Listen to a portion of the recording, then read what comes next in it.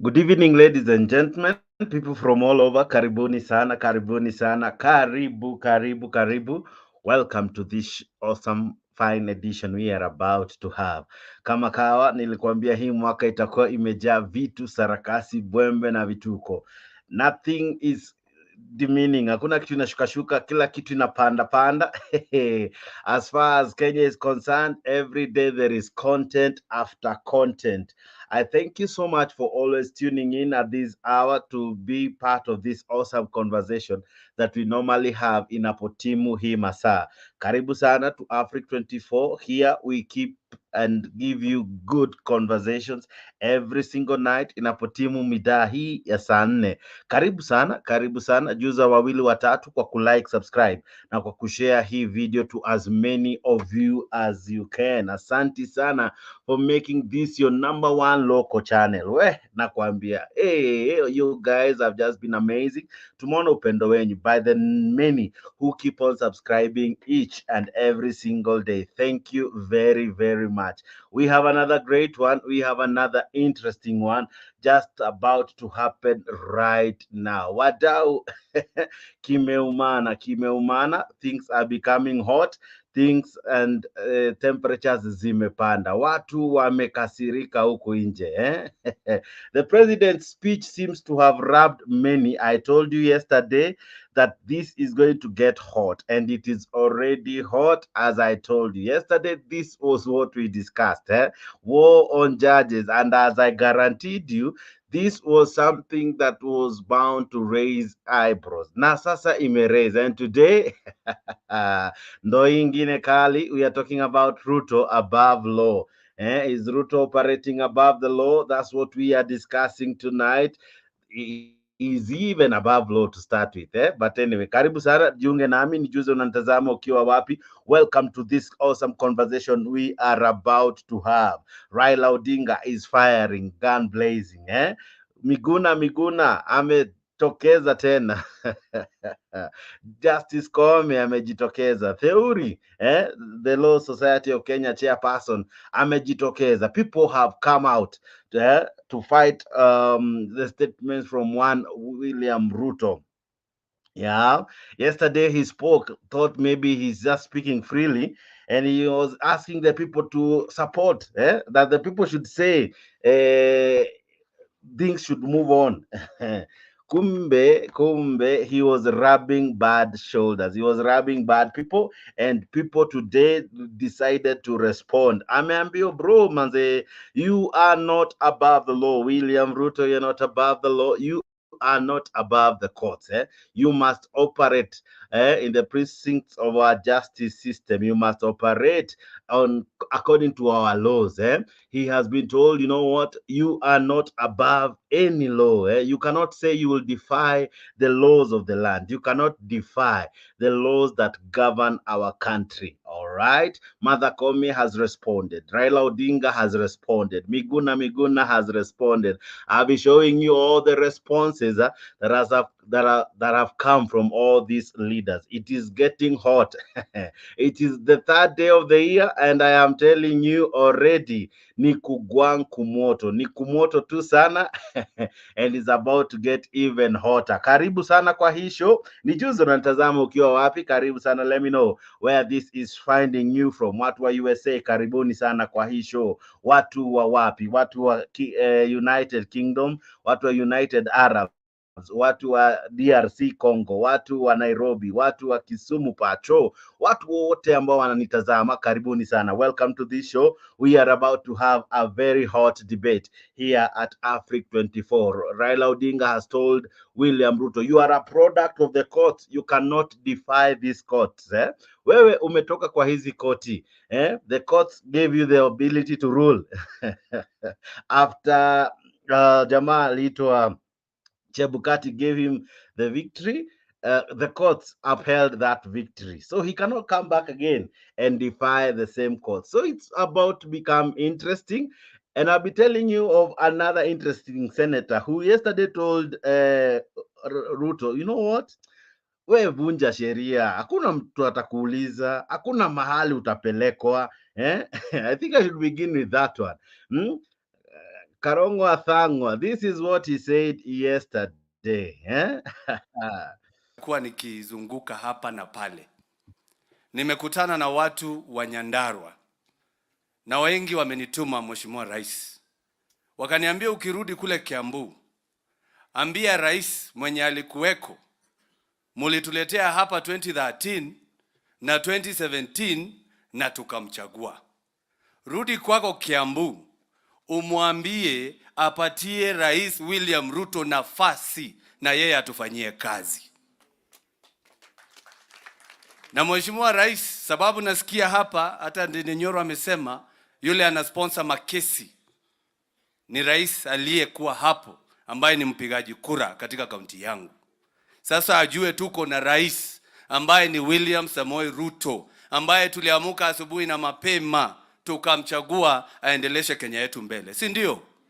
Na sasa vile niliambiwa hivyo na watu wa Nyandarua, nikaketi chini, Mheshimiwa Rais, nikajiuliza, wakati koti ambaye anataka kutumia ilitoa sheria ati yeye aachishe ma-CAS kazi sababu hiyo kiti sio constitutional, yeye hakufuata sheria ya koti hiyo.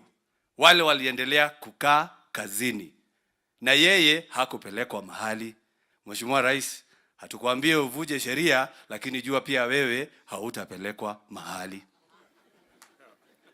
Ilifika watu wa Korogosho, Mheshimiwa Rais, koti ikaamua wasitolewe pale, lakini yeye akawatoa na hakupelekwa mahali. Mheshimiwa Rais, hatukuambie uvuje hiyo, lakini pia wewe hautapelekwa mahali. Mheshimiwa Rais, wanataka kutumia koti ndio usijenge manyumba. Mheshimiwa Rais, Mheshimiwa, mimi nakuomba tafadhali, hawa mahasla wanangoja kazi. Wewe wacha tujenge kazi, amini manyumba, na sababu wewe hautapelekwa mahali. Ya mwisho kabisa, hii barabara ya Ihithe na Donyonjeru, tumekuja hapa na Senator Medhu sababu mimi ndio mwenyekiti wa barabara. Rais alinipatia hiyo kazi. Rais amesema atajenga. Waziri our deputy president amesema atajenga. Wabunge wa hapa wote wamekubaliana itajengwa. Mimi kama mwenyekiti nimekubalia. Mwenyekiti wa environment amekubalia. Alafu mtu mmoja ameenda kotini na anaenda kwa NEMA ati hiyo barabara isijengwe. Mheshimiwa, nakwambia sisemi uvunje sheria, lakini jenga na hutapelekwa mahali. Now that was Karongo Wadhangwa who was saying, you know what, Prezo we vunja sheria, hautapelekwa mahali. Haribu kila kitu, fanya vile unataka, jenga mabarabara, jenga manyumba, hautapelekwa mahali. Anasema that the people have instructed me to ask Uhuru Kenyatta to give Ruto time to lead this country. When Uhuru was the president, he defied different court orders and he was taken nowhere. I am not asking Ruto to defy the court orders, but he also will not be taken anywhere. Karongo Athangwa. And of course, William Ruto took cue from that. And this is what he had to say, that it's time we have a conversation. And the conversation we are about to have is what? Hizi koti zimekuwa zikikanyanga projects zangu. Itabidi sasa tuwe na mjadala na watu ambao wanapeleka makesi kotini kuzuia maendeleo katika taifa letu la Kenya. Itabidi tuulizane maswali. Ni kweli ama si kweli? Yes, itabidi tuulizane maswali. Haiwezekani ya kwamba Kenya, maendeleo ambayo tumekuwa tukingojea miaka nyingi, mipango ambayo iko katika katiba ya Kenya, mipango imepitishwa katika bunge la Kenya, mipango ambayo wananchi wa Kenya wamepigia kura katika manifesto ya chama wamechagua, ati watu wachache, wawili watatu, wameenda kotini, wakahongana kotini, mpango hiyo ikasimamishwa. Barabara ikasimamishwa, universal health coverage inasimamishwa, mambo ya housing inasimamishwa. lazima tuulizane, lazima tuwe na mjadala. We must ask ourselves, ama namna gani? Yes, lazima tuulizane maswali. Na ndio mimi nataka niseme, we are a democracy. We respect, we will protect the independence of the judiciary. What we will not allow is judicial tyranny and judicial impunity. That we will not allow. That will not happen.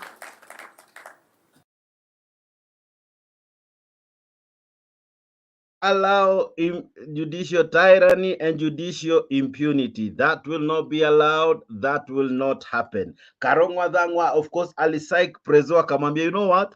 Wewe vunja sheria. No one will ask you. And today Raila Odinga came out and told him, you know, you are a product of this court. You cannot defile orders. You cannot live above the Constitution. You cannot live above the law. You must act within the precincts of our Constitution. You know, the Constitution has separated powers clearly. We have the executive, the judiciary, and of course the legislature. Some have said the legislature, which is parliament and senate, has been held captive by this regime.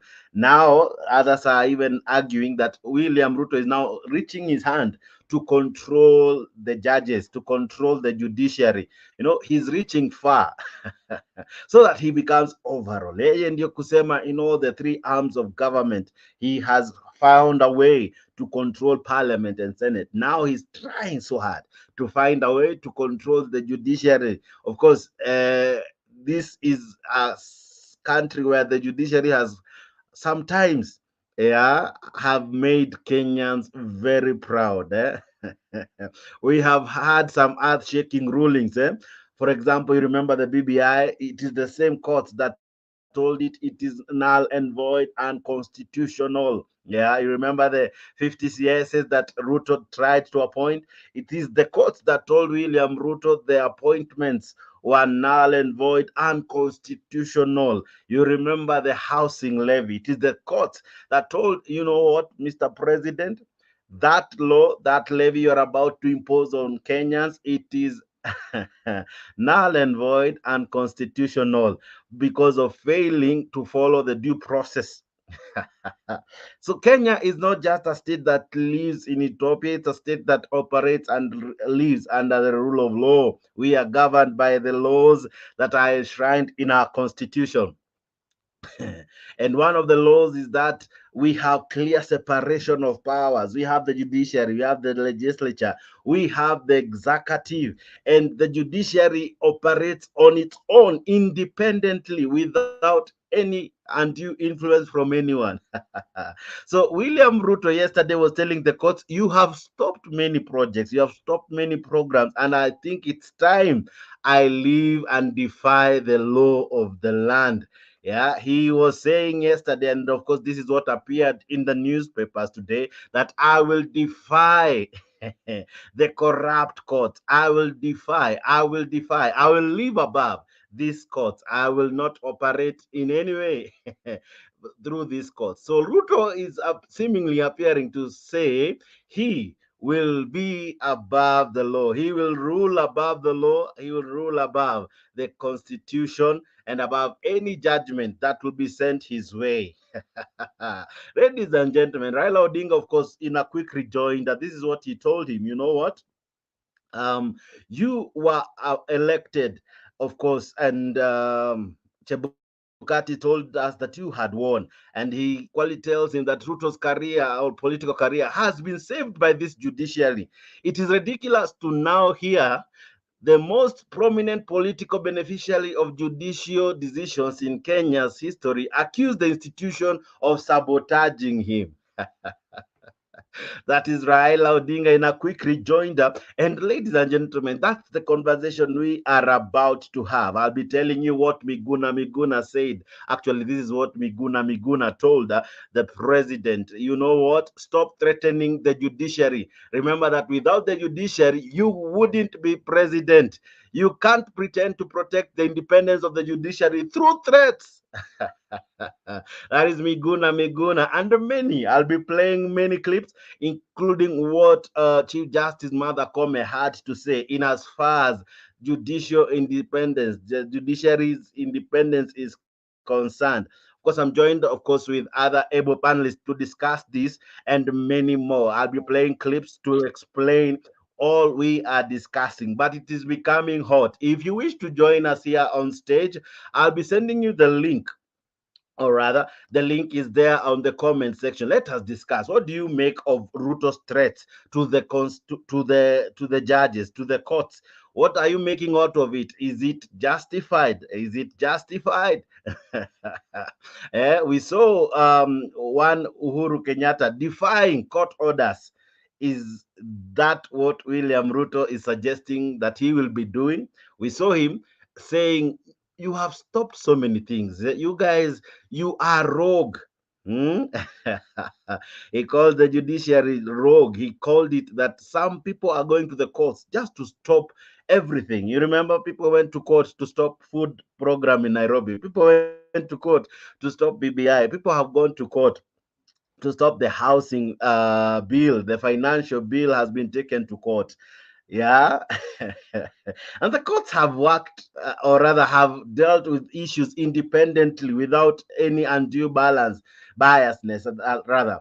And at times it has supported, at times it has rebuked, at times it has opposed, at times it has sent the government back to the drawing board.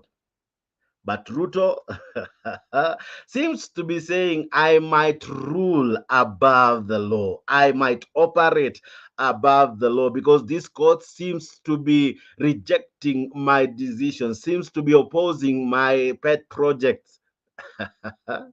so as to disrespect the courts. This is what he's saying, that I will defy corrupt courts. Are our courts corrupt? Are our judges corrupt? Of course, just the other day we saw Justice Shitembwe dethroned from being a judge. From where I sit, what do you think? What do you think? Others are saying William Ruto never supported this constitution. In any case, he led the no team. He is a man who never supported this constitution. So how can he even believe in it? How can he even operate in manner suggestive that he supports it? All right. Interesting conversation we are about to have. But before even I bring all the panelists that I have with me today, allow me to play you some few clips, even as we put this show running. Asante sana. This is Afriq 24. Consider subscribing, and thank you very much for the humongous support we are receiving from you wonderful people. And this is how we kickstart our show. Welcome to this conversation. President William Ruto has come under heavy attack over yesterday's threat to deal with what he called rogue judicial officers. Chief Justice Martha Koome, as well as Azimio leader Raila Odinga, blasted Ruto over his remarks, terming the sustained assault on the courts as a path to anarchy. The CJ, in a hard-hitting statement, defended the judiciary, calling on the president to respect the rule of law and constitutionality. Raila, on the other hand, castigated the president for overstepping his mandate and told Kenyans to remain vigilant against sliding into the dark days. KTN's Imanuto opens our bulletin with that story. We will protect the independence of the judiciary. What we will not allow is judicial tyranny and judicial impunity. Just a day after launching a scathing attack on judiciary, calling some judges corrupt, Chief Justice Martha Koome has come out guns blazing, firing salvos at the head of state for what she called setting the stage for anarchy in the country. In a statement sent to newsrooms Wednesday evening, Koome said, and I quote, "Declarations of corruption in public events and activities without corresponding procedural reporting mechanisms exposes an institution such as the judiciary to public suspicion and distrust." She adds that, quote, This trend, if let to continue, will break down the governance structures set up by the Constitution, exposing Kenya to anarchism as opposed to democratic reverence and the rule of law. Koome adds that attacking judges and judicial officers who made a decision in the public undermine all the values of our constitutional order. Koome then directed President Ruto to seek redress at the appellate court if he is dissatisfied by the decision of the lower courts. The CJ adds, and I quote, "When state or public officers threaten to defy court orders, the rule of law is imperiled." And on corruption allegations, Koome advised that any concerns regarding misconduct or corrupt acts should be channeled to the Judicial Service Commission. The statement by the Chief Justice was also echoed by the Law Society of Kenya, which has organized peaceful protests against the attacks on the judiciary. We call upon all our members of the Law Society of Kenya, starting next week, to don purple ribbons throughout the week and join in peaceful protest countrywide. It is imperative that as the head of state, he must comply with the Constitution where he has evidence of corruption within the judiciary. We are reminded of a saying in the African setup that before a hyena eats its children, it always accuses them of smelling like goats. The condemnation from the bench and the bar was also supported by the Kenya Magistrates and Judges Association, which called on Kenyans to stand up for the Constitution and the independence of the judiciary. The outrage from the judiciary also received the support of the opposition, as the Azimio la Umoja One Kenya leader Raila Odinga also joined in the fray. Having captured Parliament, Ruto now wants to intimidate, subdue, and capture the judiciary. We want the judges not to hear cases against his policies, dismiss such cases, or always rule in his favor. Odinga cautioned the head of state against taking the country back to the dark days when judges were persecuted for handing the executive unsavory orders. Kenyans know we have seen days when judges got transferred, sacked, or even got poisoned for delivering rulings that did not favor the state. Ruto wants to return us to that era of terror. Others who have blasted President Ruto over his remarks are senior counsels Bar, who said the statement must be condemned by all law-abiding citizens. Emmanuel Toh, KTN News, Nairobi. And President William Ruto's had his... All right. Ladies and gentlemen, the president has been told, you cannot operate above the law. This is a man who has come out to say, I respect the courts. But where? Justice said he has the sword. He was given the sword. He was given the mantle to lead the country. He said the sword was not to slash skuma wiki. Haikuwa ya kukatakata skuma and all. Ilikuwa ya kufieka watu. Now, amekuja akisema, I will not listen to you judges anymore. Nimewasikiza for quite some time, and the best you're doing ni kusimamisha tu miradi yangu, right? And of course, Raila Odinga had issued a report, or rather a statement. I'll be playing it just now. Equally, I'll be playing a I'll be showing you what on Twitter, or former Twitter, now X, Miguna Miguna has been saying. Of course, kuna watu wamesupport, others like Ahmed Nasir, what he's saying. Anamwambia, Ruto, as much as I would support you defying these rogue judges, the best way to do it is to buy your way to justice. I'll be showing you that and more. But zaidi yote jiunge nami kwa this conversation we are about to have. Allow me to still make you understand what we are discussing by bringing you to board on this clip I'm about to play. Now, President William Ruto's declaration of defiance of court's decisions unmasks a history of a checkered relations between the president and the principle of the rule of law. Well, the president's political career is dotted with instances of blowing hot and cold on the rule of law and authority of law courts, with Ruto either praising or condemning the judiciary, depending entirely on how favorable or unfavorable the court decisions appear to him. Well, Brenda Wanga walks down Ruto's history of a love and hate relationship with the judiciary and the principles of the rule of law. When President William Ruto was sworn into power, two instruments were handed to him, the Constitution and the ceremonial sword. Critics are making hay of the fact that the new president did not lift the Constitution as symbolism require and instead held aloft what critics now call his tool of preference, the sword. Kwa sababu si mnajua nilipatiwa panga pale, nilipatiwa sword kubwa hivi. Kwani mnafikiri hiyo sword ni ya kukata mboga? Si ya kufyeka wakora hawa? Ndawafyeka kabisa. From public threats to use authority of the sword, President Ruto's impatience with court decisions and due process has been escalating in the past few days, and the president is now seemingly pointing his sword in the direction of the judiciary. What we will not allow is judicial tyranny and judicial impunity. That we will not allow. That will not happen. Ruto's latest attack on the judiciary on the basis of corruption allegations going against the tone assumed when he took over power in 2022. During his inauguration, the president was all about advancing the judiciary's independence. My administration will respect judicial decisions while we cement the place of Kenya as a country anchored on democracy and the rule of law. And even before that, when the Supreme Court determined him the winner of the contested presidential poll, President Ruto was singing the judiciary's praises.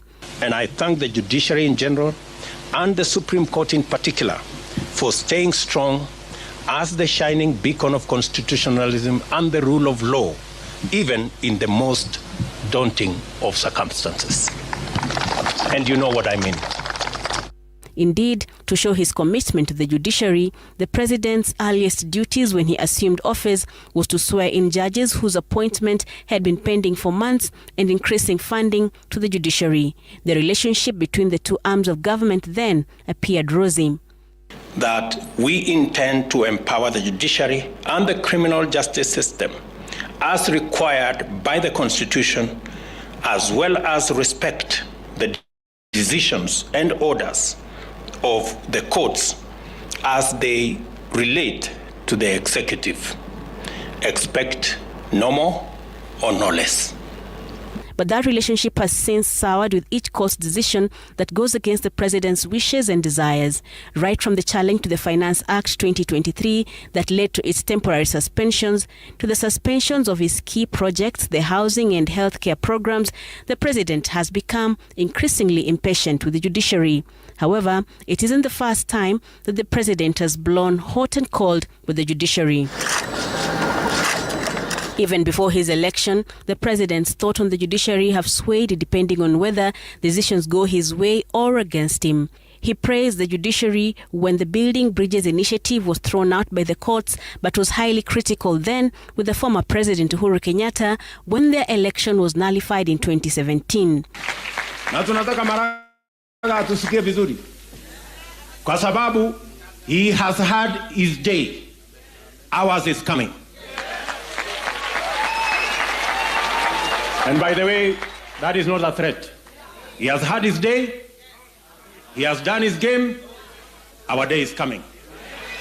That disdain for the courts, when they don't favor him, extended even outside the boundaries of the country. Ruto was equally critical of the International Criminal Court, the ICC, when he and former President Uhuru Kenyatta were charged there. Now, with him at the helm of the country's leadership, critics argue that the trend of attacking the judiciary and defying court orders amounts to the sharpest decline on official accountability and regard to the rule of law since the advent of democratic rule in 1992. Brenda Wanga, Citizen TV. A president who once said, you know what, Maraga, after the nullification, you have had your way. Now we'll have our say. He came out guns blazing then, right? When BBI ilianguka, he was the first one to give a presser. celebrating the judges, celebrating the courts for upholding the destruction of BBI. Now he knows that the housing bill is a matter in court. Actually, tomorrow, I think the courts will decide if the 10 days that are on 10th, if that stay order will continue. And then before the end of this month, it will give a final ruling on the same. That is the Court of Appeal. So as to know kama hii housing bill itaendelea ama haitaendelea.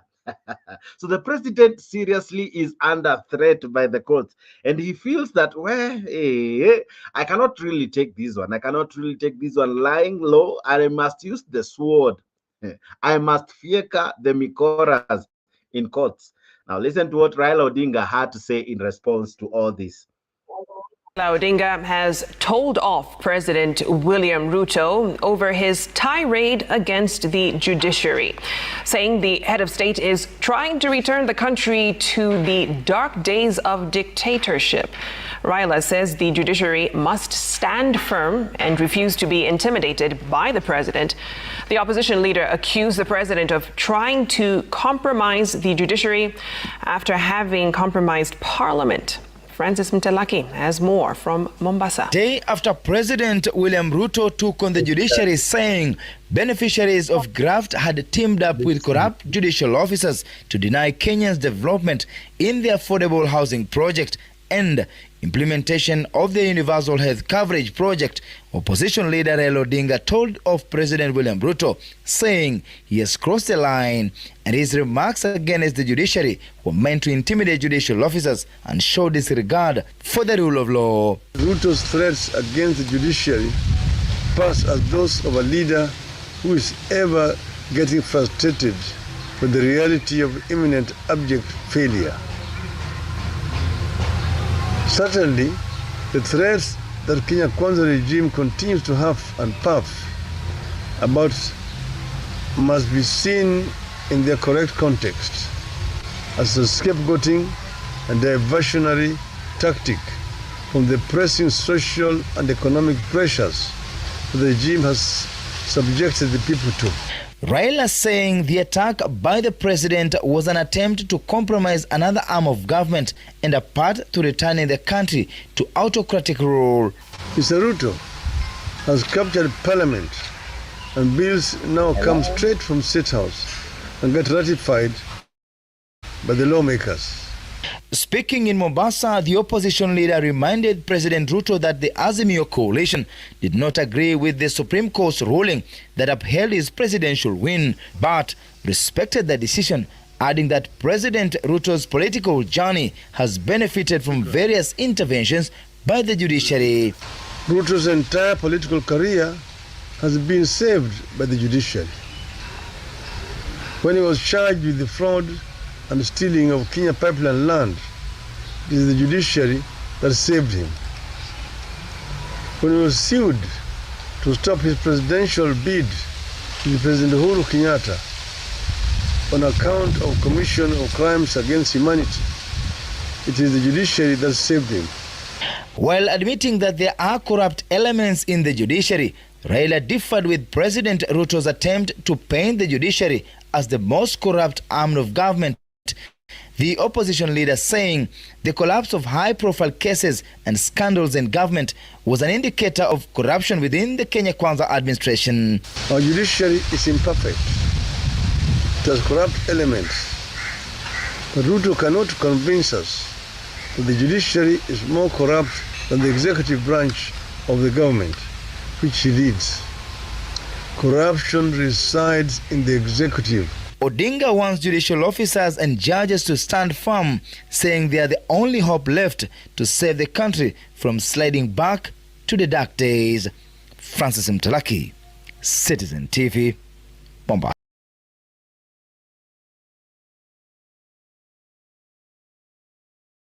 Oh, sorry for that, ladies and gentlemen. It's about to get hot in here. Lakini kujiunga nasi kwa studio si ngumu. Kupitia link ambayo nimekutumia hapo kwa Mtembei TV, Afriq 24, Jex Digital, Leo TV, Leo Nyabaya, True TV and many channels ambazo unaona hiyo message. Hiyo ndio link unatumia, unajikuta umeingia kwa studio. Unafanya vipi? Unaguza tu hiyo link, inakupeleka direct kwa StreamYard. Hapo StreamYard unawasha mic, unawasha kamera, unaandika jina, alafu unajikuta umekuwa kwa hii show. Karibuni sana wadau wa ndugu watazamaji. Welcome to this conversation we are about to have just about now. What do you make of William Ruto's sentiments yesterday?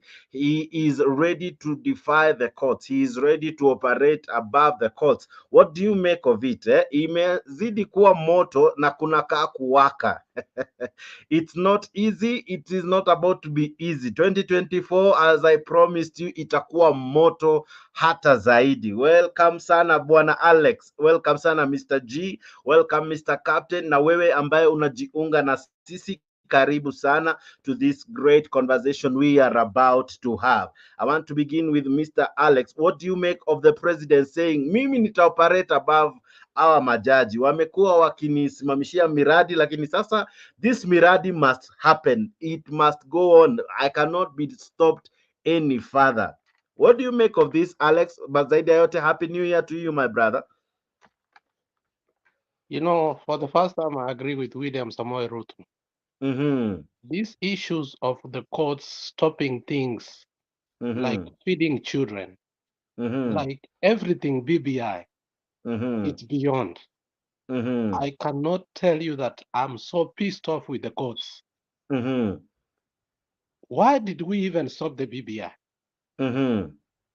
Why are we stopping the children feeding program? Why are we stopping so many other things that the manifesto of the president is supposed to work? For the first time, I agree with William Samoei Ruto. Because, look, the courts cannot keep on denying the president to do his manifesto. That was his manifesto. He campaigned for it. Those who vote for it, bought it. And we cannot allow the courts all the time to keep on just kila kitu wanakataa.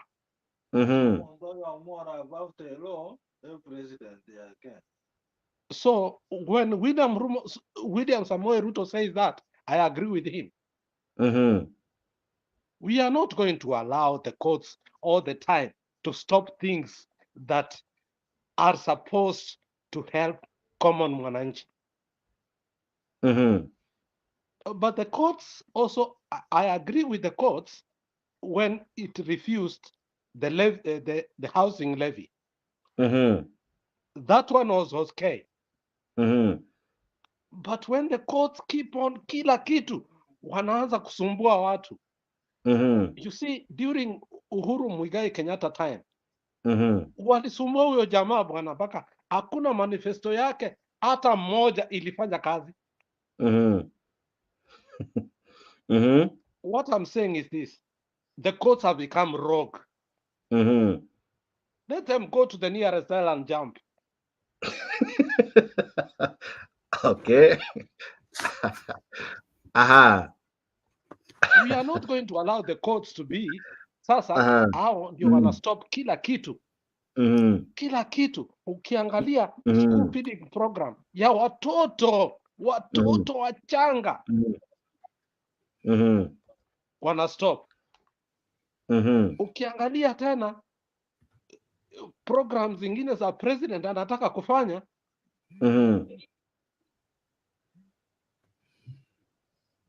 I can hear you. Anaitwa bwana Alex. Alex seems to be agreeing with the president. What is your take? Do you agree with the president that easy courts zimekuwa too much? They are stopping everything. So how will he even operate? Atafanya aje kazi? Kama miradi yoyote ambayo anataka kufanya, kama kazi yoyote ambayo anataka kufanya, watu wanakimbia kotini. I'll be playing what Jeremiah Kioni said. I'll be playing what Wamoshomba said. I'm telling you, this has raised a conversation. And actually, William Ruto said, it's time we have this conversation. So it is already playing according to what he wanted. Well, it's interesting. Karibu sana wewe ambao unatazama. I see Cornelo Chuka Kondani, Mr. G, Mr. Captain, and of course Alex. Now, Mr. Captain, what is it? Thank you, Jex.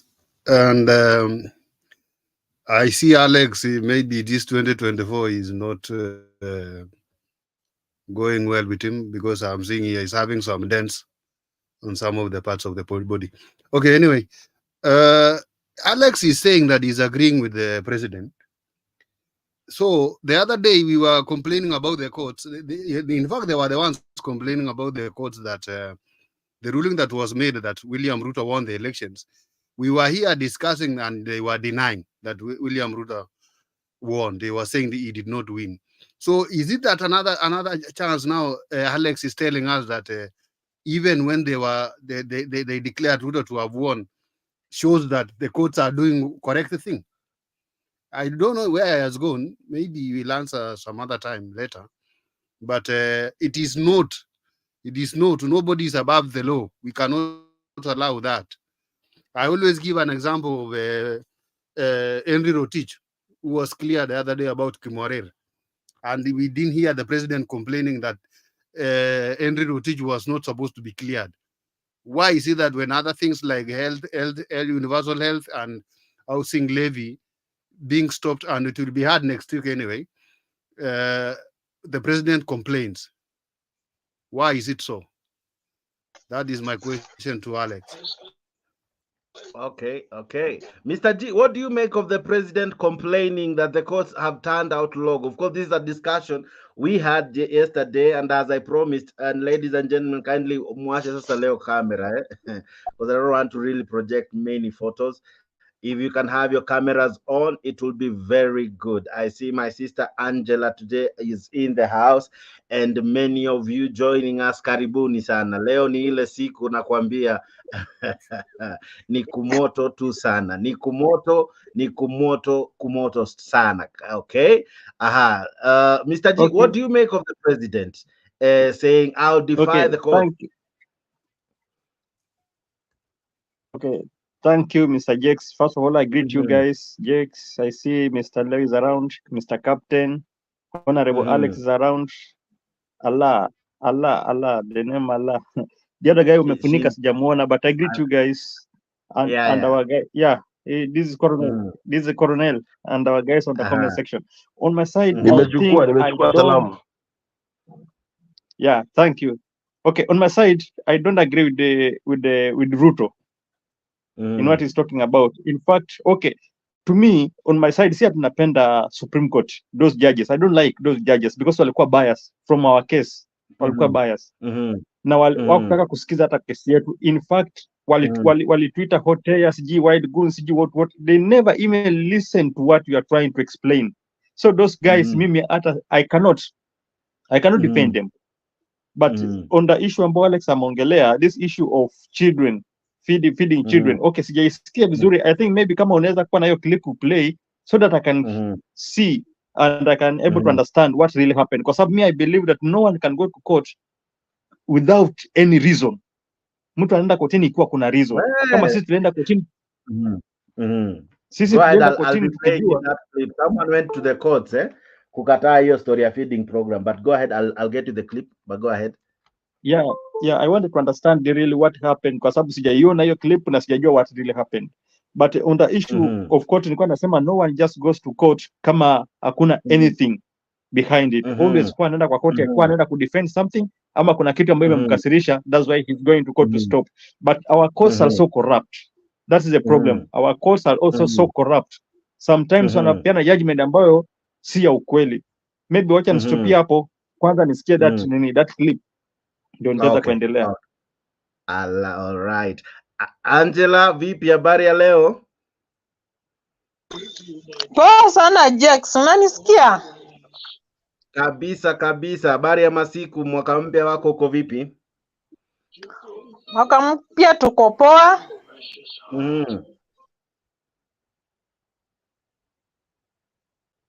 Endelea. Mi nashukuru Mungu niko mzima, Mungu amenifukisha nikiwaona nafurahia, isipokuwa ni Sakayo wetu tu yamekuwa kichwa ngumu zaidi ya kila kitu. Okay. So wewe unakubaliana na venye anasema? I think yeye hataki sasa kufuata sheria, hataki kufuata uamuzi wa mahakama. Unakubaliana na yeye? Mimi sikubaliani na yeye. Anakosa mwelekeo. Amekosa hekima, amekosa maarifa ndani mwake. Anatumia kifua. Na unajua hata inafaa like wananchi wakilia, anafaa kuwasikiza na akumbuke ya kwamba hao ndio walifanya akawa jinsi alivyo. So, iwapo atatumia kifua pia na sisi tunalia, Mungu atatumia tu njia yote ile kumshusha yale madaraka yake. 2027 si mbali. Yeye wacha amee pembe, amee kifua, amekosa mwelekeo. So sometimes nakaa chini najiuliza, who normally advises Ruto? Nakaa chini najiuliza nikiona akona kina Musalia na kina Wetangula, kina Nahumicha, and so on, nakaa najiuliza, are they reasoning or they just wake up and say something yenye wametaka kusema? Hadi nashindwa, hadi kuna mtu anasema ati we are back in Moi eras. Moi eras was somehow good. Wakati wa Moi ungesikia mafuta ilipanda lakini ilishukishwa saa 7 ya mchana, kila mtu ameshukisha mafuta. Kama wananchi wangejua sana, lakini yake imesidi. If anafika to a next and anasema koti iko chini yake, yeye ako juu, then what do you expect next in this Kenya of ours? That's why the other day I told you that tutaamka tu kesho unasikia wa China wamenunua Kenya mzima, mnafaa kuhama and you have nowhere to go.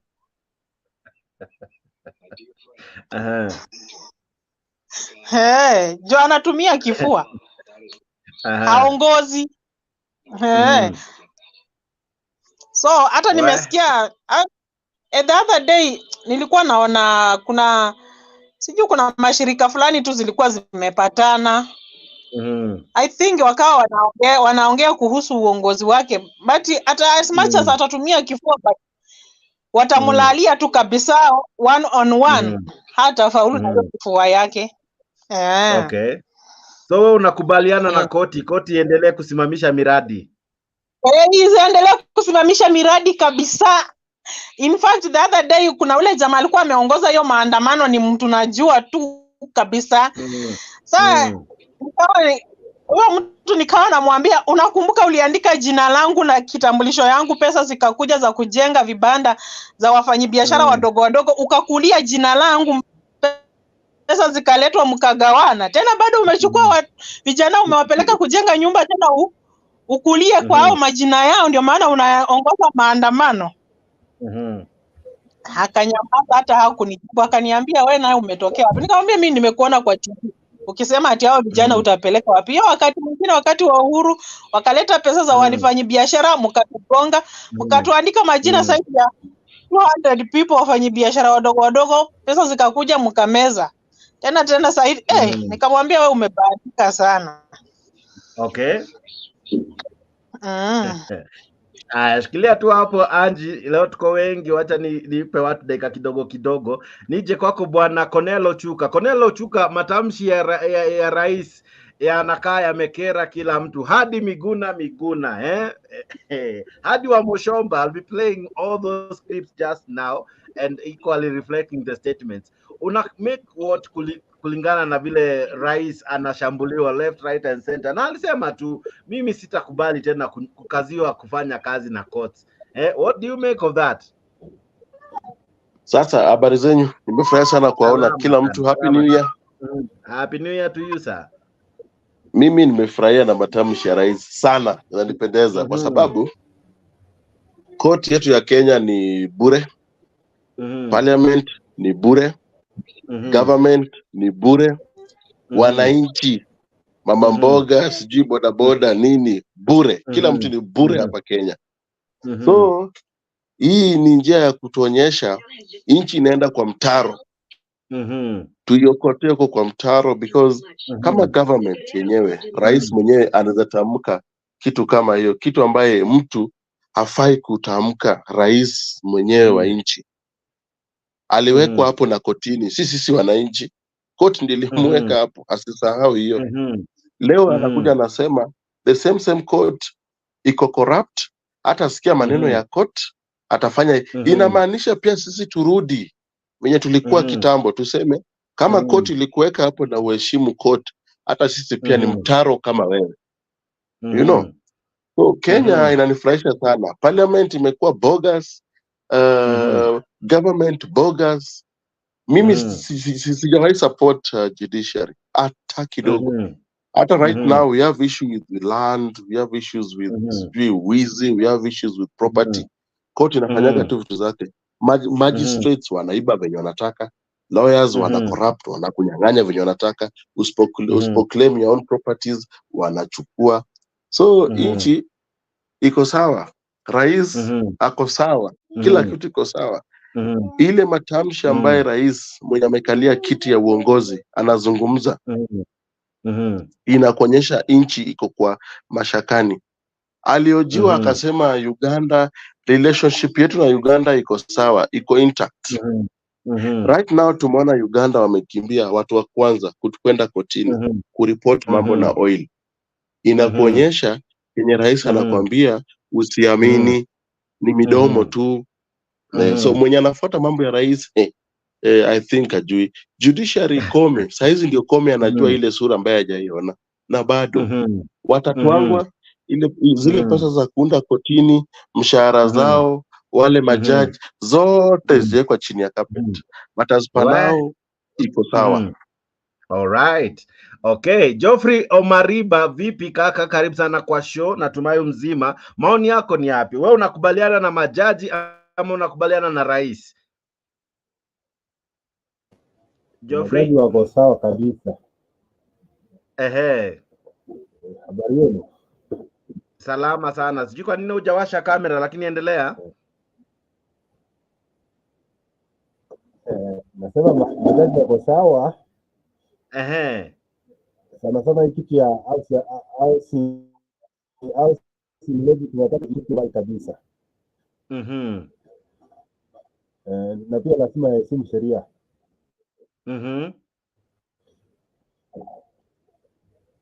But bwana Geoffrey, kila mtu anakimbia kotini, anasimamisha mipango yote, atafanya kazi aje bana we?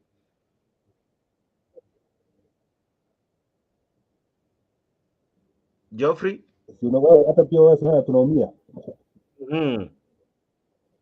Yes. Huyu jamaa ongea na nguvu bana. Kwani atakula? Geoffrey, ongeza ka sauti kidogo, mimi nakusikia lakini kwa umbali. Ongeza sauti kidogo. Watu wakikimbia kotini na kila kitu, rais atafanya aje kazi? Amekunywa dawa ni sauti nini? Geoffrey, sauti vipi kaka? Geoffrey? All right, as I'm working on Geoffrey's end. Yes? Hello? Yes, nakusikia. All right. Bwana leo kitu anaongea. Najaribu kuona vile nitamsaidia pande hii ya studio. Bwana leo Alex, leo uko na ukali, kwani uko na kesi kotini na bado majaji wanakupatia mention na hawajakupatia hearing? Wamelipea zote. Wewe ni kama uko na kesi, umepewa mention, sasa unatafuta hearing. Anyway, happy new year. I can see jamaa anaongea point nzuri, lakini anatulimit. Lakini nitajaribu kusema vile amesema. Nguvu tumsikize kwa sababu tuko kwa debate. Haya bwana, leo maoni yako ni yapi? Allow me wish you happy new year na ni wasalimie hapo Jex, namuona Mr. G, captain mwenyewe, ala huyu najua ni Angela, namuona dada Stella pale, Ashley pia leo amepatikana, na Geoffrey Omariba, Cornelo Chuka, long time hii mwaka. Happy new year. Happy new year, hii mwaka inaonekana ni mzuri. Ingawaje watu Na watu wametuwekea wawashe kamera ni watu waone wameweka wadau. kamera inakaa ni kama ni audio bwana. Hizi sura zenu inafaa tuzione. Ni mwaka mpya. Wacha tuone sura wadau. Good. Okay. I like it. Very good. Anyway, Sasa mnatuonanga kila siku hapa Nyabaya na hata Mungu tupea sikukuu. sikukuu ndio kusema nini? Wacha tuendelee na show. Let's because most of us are seriously waiting to hear what you have to say. Let's continue with the debate. This is what I have to say. What's happening on leo? This is what I have to say, Mr. Jex. I have to say that for the sake and for the record and for people to learn some lessons, President William Ruto is a product of judiciary. And number two, it's time for judiciary to learn. They are the ones who made William Ruto the president. Now it is their turn to realize that Kenyans were right. Sorry. Kenyan, I was muting Captain Kakumute Pole. Okay, Kenyans were right when they were trying to convince the Supreme Court that William Ruto is not the right person in that office. But they defied that and they made him president. And now it is their time to experience. It is called choices have consequences. So it is their time now to feel.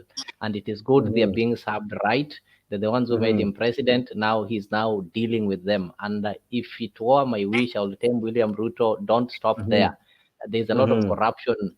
Can you clear all these magistrates, send the DCI, send the SST and all these agencies until they toe your line? They have to learn and they need to know people.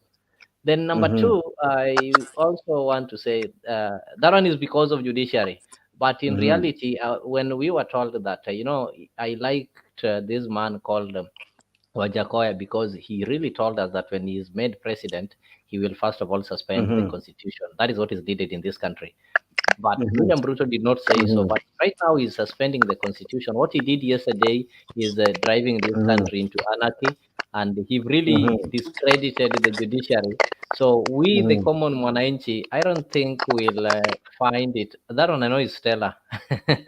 I don't think we'll find it easy to go to these courts. If the head of state have told you is a court in the Bandia, and it is not the first time.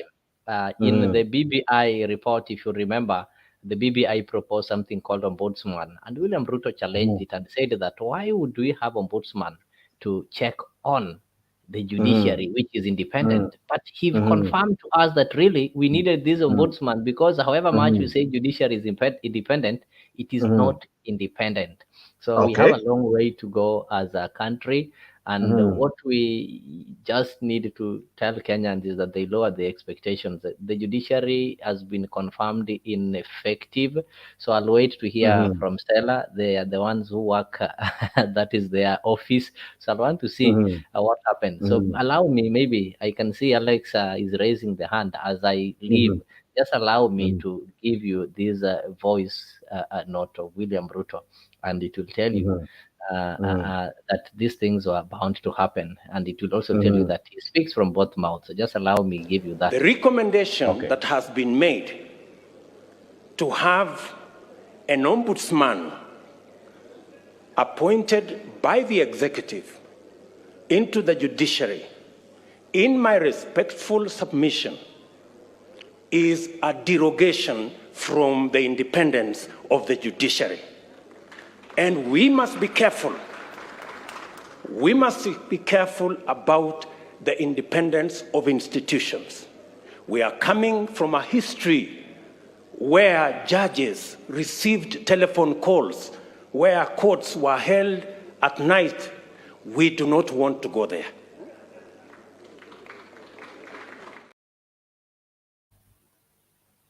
All right. So we don't want to go there, but now he's driving us there. Thank you.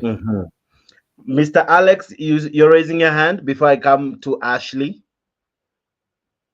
I agree with the president because the courts have become rogue. If you look at what they are doing right now, everything they are disagreeing. If Kenya, everything we disagree, Mr. Jakes, where are we going to go? I'm saying I'm agreeing with the president.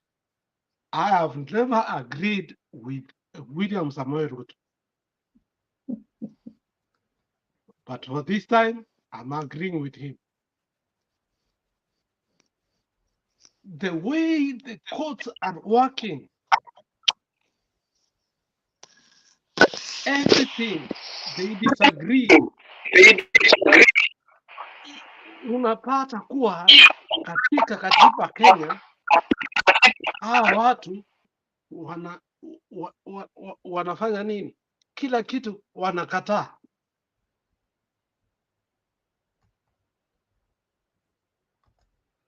Kila kitu wanakataa. Ukiangalia katiba BBI wanakataa. Ukiangalia katika vitu zingine wanakataa. Sasa hawa watu wanatusaidia nini?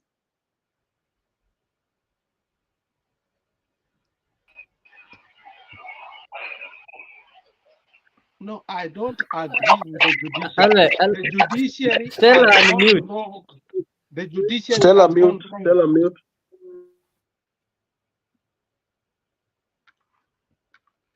Not me. Tuendelee maneno mengine. Actually, what do you make of what the president was saying? Stella, I'm trying to mute you because your end has serious echo.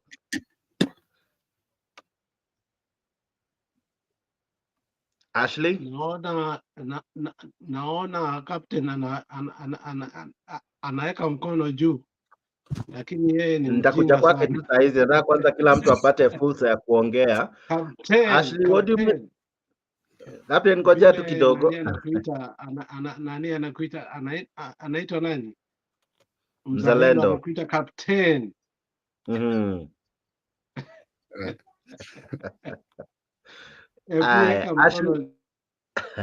Ashley, what do you make of what William Ruto seems to say? I'll defy the court orders. I will do now what I want to do because these courts are stopping everything I want or I intend to do.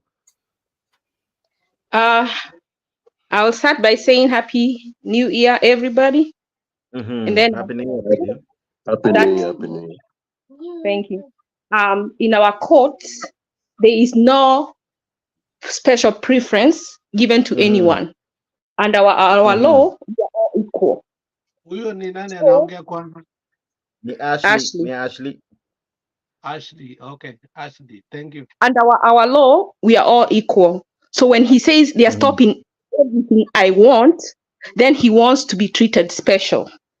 Because when he goes to court, he's just like every other Kenyan that goes to court. And the thing is that he has a special, you know, like there are people who are given, like teachers are expected to be morally upright. You know, there are people in society that pastors are expected to live to a certain standard more than other people. The president is supposed to give us confidence in the institutions that we have. When it is the president that is making us not confident in the institutions that we have a real problem.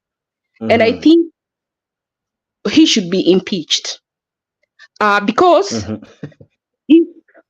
if they've gone to court, if he wants to disobey you say the president should be impeached? Okay, write your notes. Let me finish, please. So if he wants to disobey as a Kenyan, then what he's telling Raila too, he can disobey that they passed that Ruto was elected president. Now, if tomorrow we come and do a coup and he's removed, he cannot go and say it was the people's mandate. Because under the law that he's supposed to be you can't have it both ways. You either respect the law, whether it is wrong or right, and wait at that such a time when what you want can go through, or go back and look at what you want. Is it just? Is it legal? Because most of the things someone is talking about BBI, it was unconstitutional on so many grounds. Alex knows better. even when you go to do a referendum, you have to bring each bill separate. You can't couple them. You can't put them all in one basket. He knows better than that. He knows. So when it was unconstitutional. If they went and they want all those things that they wanted in the BBI.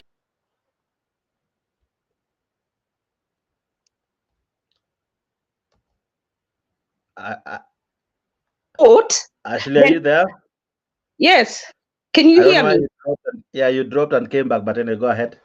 If Ruto wants to disobey the court, then even if someone wants to go and remove him, he cannot claim that he was constitutionally elected. So he has to decide if Kenya will live by the rule of law, including himself, or we will live outside the law where we do what we want, what we feel is right, and what we feel is just. Because how many cases has the DPP dropped? Why hasn't he complained about all this money that has disappeared from the government? Jakes, you have asked if they are stopping everything he wants to do. Those are not basics. People have said they are hungry. Money has been stolen. Nobody has prosecuted people from COVID millionaires. If those are the cases that were being dropped and he was mad, everybody would support him. His policies, the things that he wants, are not what the majority wants. And if we would call someone like Okiya Omtata here, he would explain to us how they are not constitutional. All he needs to do, work within the confines of the law and the Constitution, and I don't think the courts would have any ground to stop him. But he wants to operate outside of the Constitution that he was elected within. He says he wants, and he's legally mandated by the Constitution to be the president because, according to him, he had the majority. So if he wants to quote the Constitution, it's just like he's doing the Bible. He wants to quote the Bible, but he doesn't live by the law and the word of the Bible. So he can't be half-half. He can't be lukewarm. If he goes against the law, then we can also go and remove him against the law, and he cannot come and claim that he was constitutionally elected, because once he throws it out, we are going to do the same too. Yeah. Alex, what is it? So before Alex, maybe I just want to add on what Ashley is saying. Ruto thinks that the Kenyan Constitution is a Bible where you can just choose it. You know, the Bible, God gives you a will to choose to obey or not to obey, with the promise that if you don't obey, there is a punishment in life after death. But the Constitution is not a Bible whereby you are allowed to choose whether you want to obey or not to obey. It is obvious, and it is in black and white. You have to obey. Talking of that the projects are being stopped, no project is being stopped unless it is illegal. You cannot steal people's money. This is an example. I'm not saying you've stolen people's money. You cannot steal people's money to build a school. That is illegal. Whether that school is important or not important, as long as you've not followed the right procedure, it has to be stopped. There's this issue of the school feeding. I think we'll get an opportunity to talk about it. Thank you. Okay. All right. Alex, what were you saying? I had a question to Alex. Just one moment, Captain. Alex. Oh, now. Yes, I can hand out the question. Okay. Yes, Mr. Captain, your question.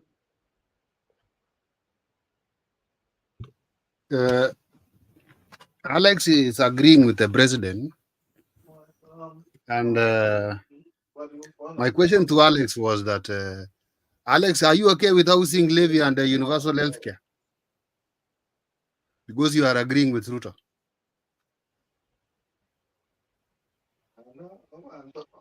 Keep the universal elsewhere. The problem is this thing that has been developed. Leo, allow them to respond. I'll give you some time, Bona Leo. Yes, Alex. Okay. Let me nimelewa kidogo. And I can see that, and I'm actually worried about that. But anyway, yeah. Dex. Now I'll give you some time kidogo kunywe kahawa na ulambe asali. then I'll have Hapana, you. sikunywi kahawa. Nataka niwaambie Because leo ukweli. Hapana, mm-hmm. sikunywi But I kahawa. wish you was really sober to do that. Mm-hmm. No, sikunywi kahawa. Okay, so what were you saying? So kitu nilikuwa nasema ni hii. Unajua huyu mtu anaitwa Ruto anasema ukweli saa hii na ukweli wake. Wow. Now, guys, allow me.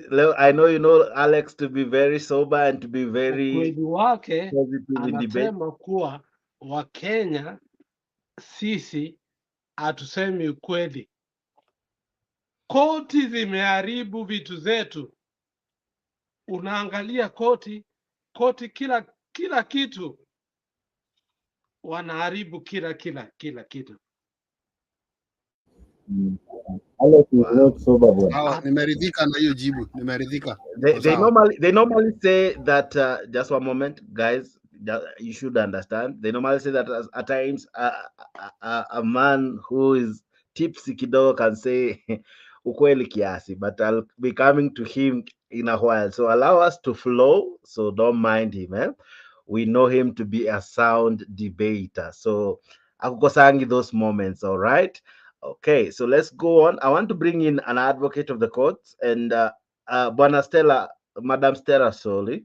What do you make of what President Ruto is saying? Of course, he took a cue from what Gatangwa advised him yesterday. Gatangwa, the senator of Kiambu, told him Uhuru defied court orders na hakuna mahali alipelekwa. Pia wewe ukidefy court orders hakuna pahali utapelekwa. And everyone now seems to be fighting William Ruto. But what is the truth that happens in the court? Do we have a fair justice system? Stella?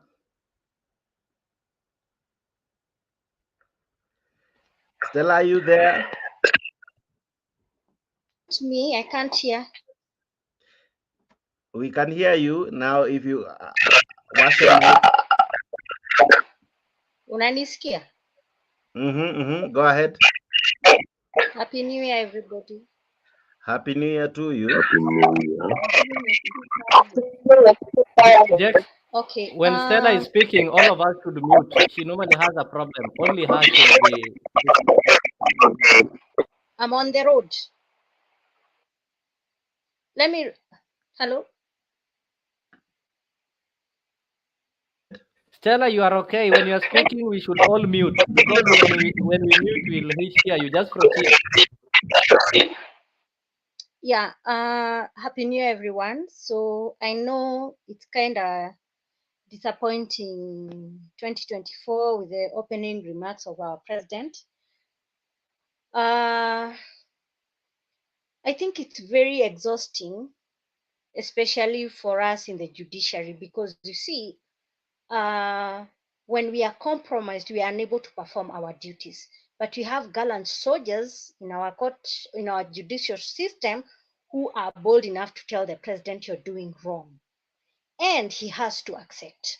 So I heard someone saying that the court is trying to sabotage of what the president is implementing. Do know that the court and also the people who are filing those matters, they've gone through the due diligence, but the government itself and also the advisors of the president did not go in a proper legal structure. In quotes, we say it as a legal framework. The things for the housing fund and the NHIF, everybody knows, yes, this thing was touched through our throat. It never went to a legal process. It doesn't have a legal framework. And also, even you saw the orders that the public participation never was not conducted on doing such things.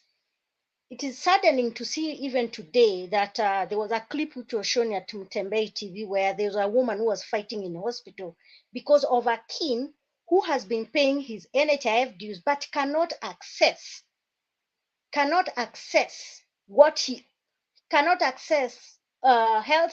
health, what do you call health, whatever.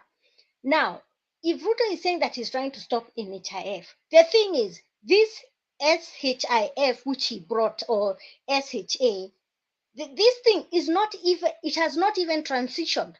If you see, even people are complaining to date, they cannot even access hospitals because NHIF has been made to be appealed. So we don't know where this money has gone to.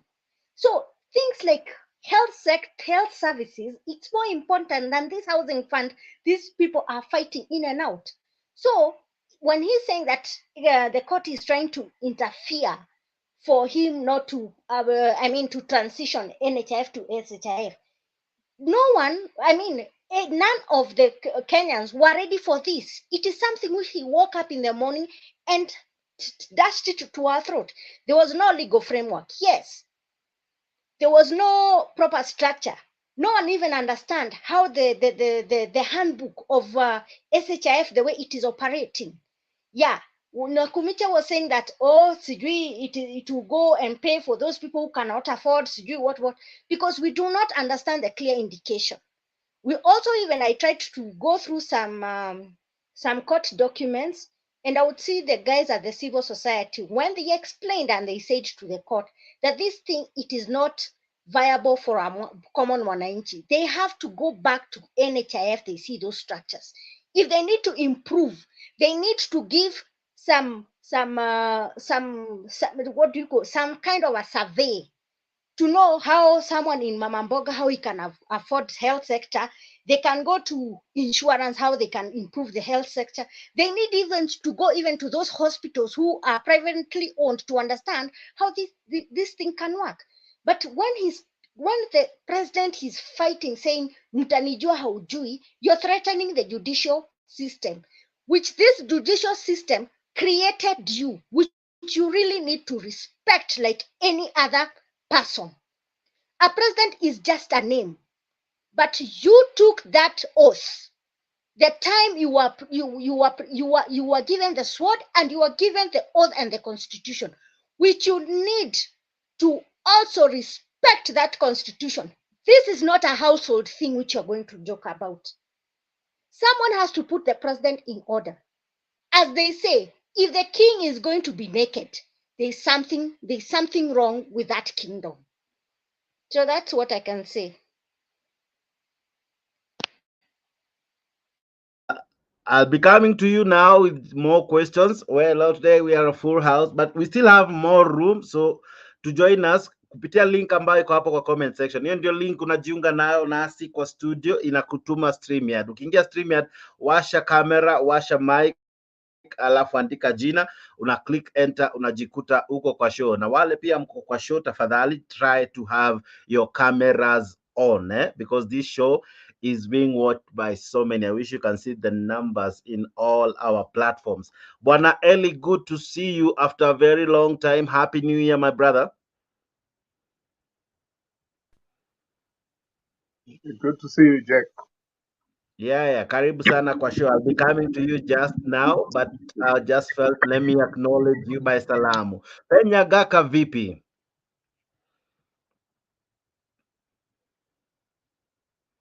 Bwana Pena, you there? Yeah, salam. Yeah. What do you make of the president and the remarks that has come? Because everyone seems to be angry by the remarks and the sentiments made yesterday by the president. Of course, we tackled that quite a bit, Jana. But what do you make of the response from Raila Odinga, Miguna Miguna, Martha Koome, from Gadoni wa Moshomba, from Jeremiah Kiyote? I'll be playing all those sentiments just now. But what do you make of their responses? They are saying that this is the making of a dictator. This is how they begin. That is a true picture of democracy, kwa sababu kila mtu lazima azungumze yale ambayo anafikiria. The president said exactly what some of us have been saying before. When they realized, when Asmio realized that the parliament wouldn't be doing their job, they went to the courts. And of course, the courts in Kenya have been corrupt for a long time. It is not now that when we remember when they ruled for Ruto, then the Asmio brigade was attacking the court. Nobody said anything then. But now that Ruto has said anything, now all the new people have woke up to the arguments of what they are talking about. But the courts, to be honest, I mean, some of us have been arguing a lot about what Justice Odinga was ruling, but Odinga was ruling against the government of the day, but he was using the book. He was using the Constitution so that we can support him even if he's ruling against what some of us believed in. Like in Sasa, Ruto just expressed the views of a lot of us because the courts have been used to he ran the elections for. He won the elections for promising that he would build houses, he would do this, he would do that. He won the election. But now they have gone to court so that they can stop that. And he was just expressing himself. And everybody, Miguna, everybody, that's the beauty of democracy. You have to stand what everybody has to say. They have a right, and I could tell you that right to the end of anybody saying what they have to say, even if it's Ruto. James, I told you I grew up in the court system, and you cannot always agree. Be very proud of what the court says. What the court says today, it can change it. You can go to another different jurisdiction, and they rule otherwise against what you ruled before. So the court is not uniform. Any uniform court is the military court or a dictatorship court. So that we have to be very proud of what the court of Kenya is doing. But those judges that are corrupt, they will have to be dealt with. You too. Yeah, All right. All right. Bwana Eli, what do you make of the president? Is he now turning rogue? He has accused the courts of being corrupt. But many are saying that this is a man who has been built by this court. He was handed power by the court. He cannot now come back and say these courts are corrupt. Yet they are the ones that built him. What do you make of his sentiments? Is he a man who wants to operate above the law? Thanks, Jax, and thanks to everyone there. Number one, I don't recognize the regime, so I'm actually people like Ashley, who previously, like yourself, Jax, were supporting and still supporting this Kenya Kwanza. You were fans of this regime during the pre-election time, and you knew what you were doing, you corrupt the system was going to be. Not to say that Raila's side was less corrupt, but we know how elections were manipulated, and here he is now talking about a judiciary system that manipulated the elections results. So I'm happy to cry. In fact, I'm very happy he's talking the way he's talking, because what he's just confirming is what Kenyans already know, that you see, Ashley ameshakimbia hapo because she knows exactly. No, she's coming back. She's coming back. Honestly, and then they come here telling us, as if now they've become, I don't know what. These people are the ones who are torturing us with senseless talk about Ruto this, Ruto that, how it changed the country. I don't even feel sorry for them at all. In fact, the more Ruto instills fear for me, and I'm not saying this because I'm abroad, because I come to Kenya often, but the more I think it wakes Kenyans that there are a bunch of politicians that are just there to screw us all. So let's learn the hard way. The World Bank is behind Ruto, the IMF, all the international Bretton Woods organizations. They're the ones who are behind all these housing policies. We know this. They're the ones who are telling him about taxation policies. We know this. He's as conservative as most of the Western cartels that are driving this force about instead of borrowing or instilling discipline into paying back loans from Africa, we need to start thinking about punishing people by raising taxes. I think that doesn't make sense at all. The man stands there in front of people, and people, in fact, you could see from, I hardly watch Ruto, by the way, but this statement when he made it, is it yesterday or 2 days ago, people were hardly clapping. I mean, there was a slow clap. You could see that they were very, very upset by his ignoramus attitude, But I still thank what he said, because it just confirms what Kenyans pretend not to know, that the judiciary is very corrupt. Ruto himself has a major stake as one of the biggest insurance investors. So when we start thinking about healthcare and all manner of insurance, Ruto is involved in that as a private investor. So there's nothing shocking there. I would like to say that what we're doing here is we're expressing our democratic right. Yes, Penny Nyagaka is right. I don't have to condemn him because he's a Ruto supporter. That democratic right is now the final frontier, where if Ruto touches that, then Kenyans know what to do.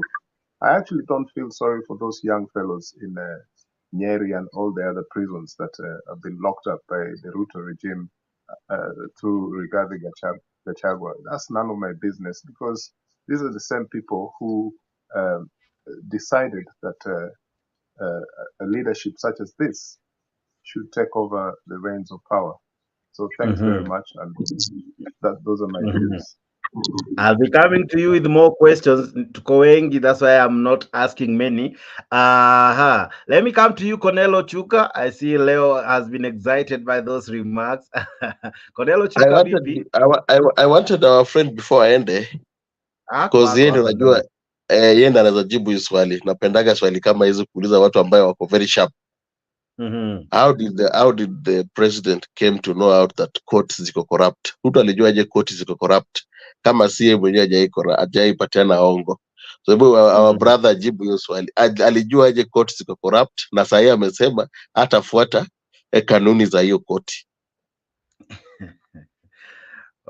Sasa hiyo yeye amesema kwanza hata hakubaliani na hii yeye hakubali hii ni serikali, so I don't know if he's able to answer, but you can answer as well, Bwana Eli. How do you think Ruto knows that the courts are corrupt? As I said to you, I came here to laugh, but I'll keep the laughter on pause, because I'm actually enjoying the drama of what's going on.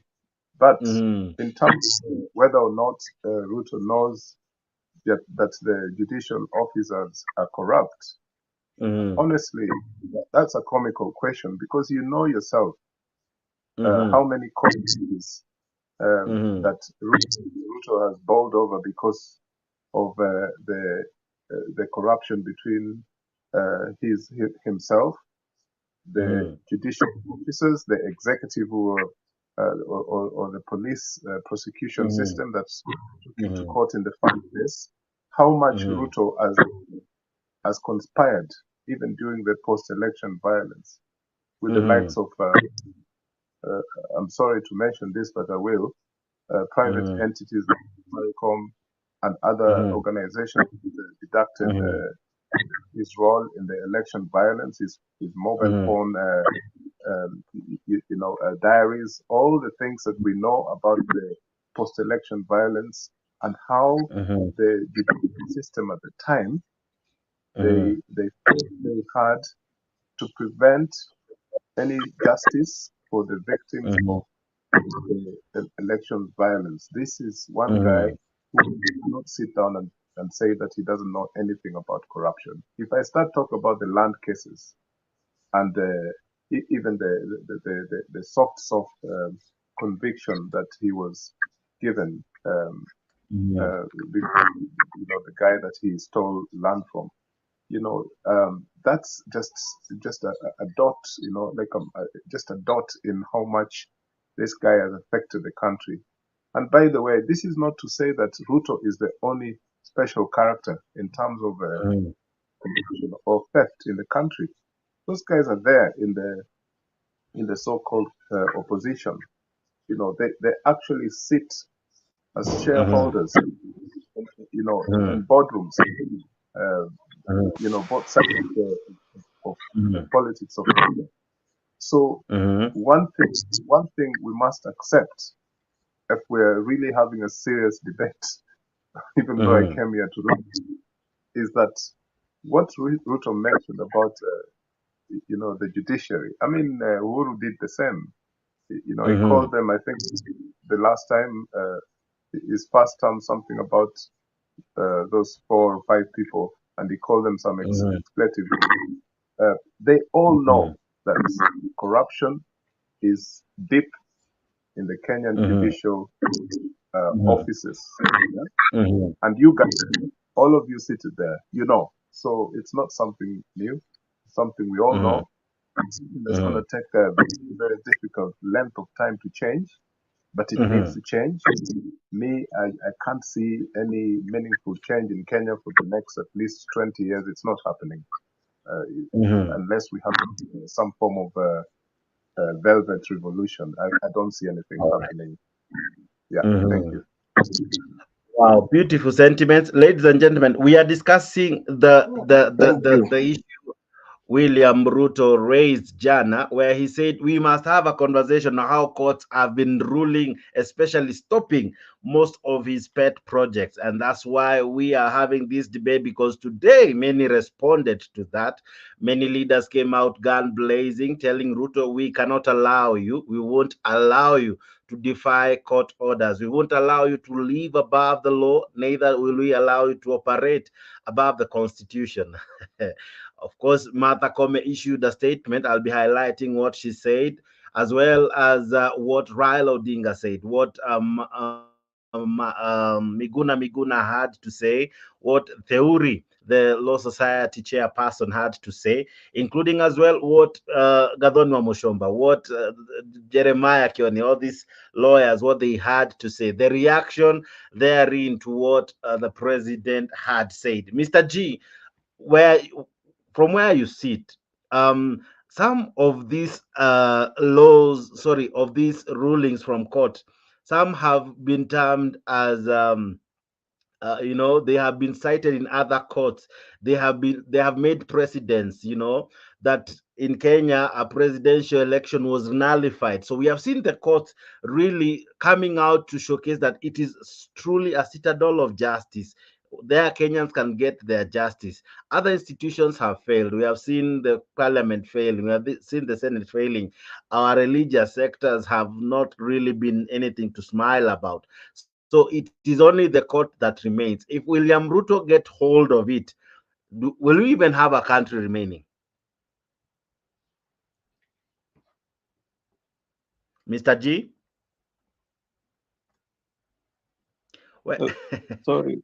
Yeah, Mr. G, silale bwana, endelea.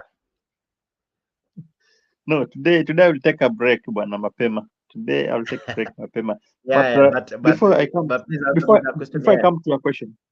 Yeah, before I come to your question, I had a question to Colonel, but I wanted to know first before I ask the question if he's the one for the airport. I'm a CA. Ametoka, Colonel ametoka. I had a question to him. He's still there, but go ahead. Oh, I had wacha tungoje kama atakuja nitamuuliza, but today I wanted to take a break kidogo. But go ahead, go to my question, then finish with Ochuka. Okay, let me first speak something that Ashley alisema before I come to your question. Ashley alisema kuwa this president need to be impeached, but I can tell Ashley kuwa impeachment will not work at the moment, kwa sababu the guy ashanunua, amechukua parliament yote ameweka kwa mfuko. So there's nothing that can be done in the parliament, and if it is impeachment inafaa ifanyike kwa parliament. So parliament cannot impeach this guy. Huyu mtu amechukua wabunge wote ameweka kwa mfuko. Amechukua and everything. Sahi amechukua everything is work, and he's the person who controls anything. Akitaka anything ifanyike, yeye ndo anasema. Akitaka anything ifanyike, yeye ndo anatumana mpaka kwa parliament. Parliament cannot make a decision. Sahi they cannot make a law. They cannot do anything. He has to control. He has to say something. Nao wafuate. Wasipofuatwa, unaona wameitwa tena pale, wameitwa State House. Wanaonywa. So what I can just say ni kuwa on the issue of impeachment, hiyo tusahau. The only thing that can work at the moment sahi ni revolution. We need to talk about revolution. Now revolution inafaa iwe somebody who is tough. Baba is tough, but Baba haizi fanya that revolution at the moment, kwa sababu Baba ni mtu ambaye hapendi kuona kukiwa na fujo kiasi, but revolution itakuwa na fujo, and that is something that can work for us kutoa huyu mtu. But tukisema mambo ya impeachment will not work. So to your question, Jex, ulikuwa unauliza nini? No, that's the problem. There's something alikuwa ananiuliza, nilikuwa nimepotea, nimerudi. Haya, sawa basi. Sasa wacha tuanze basi. Muulize ndio nikuulize. Niulize. Okay, Colonel, are you the one from the airport? From the airport? Hiyo sitajibu hiyo, nitanyamaza.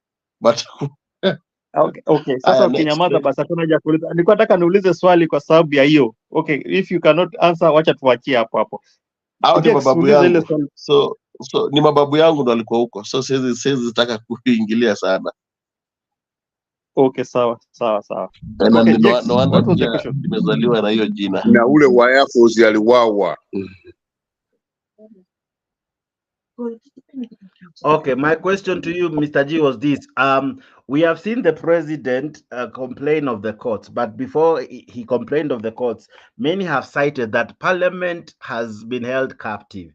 Our religious institutions have been held captive.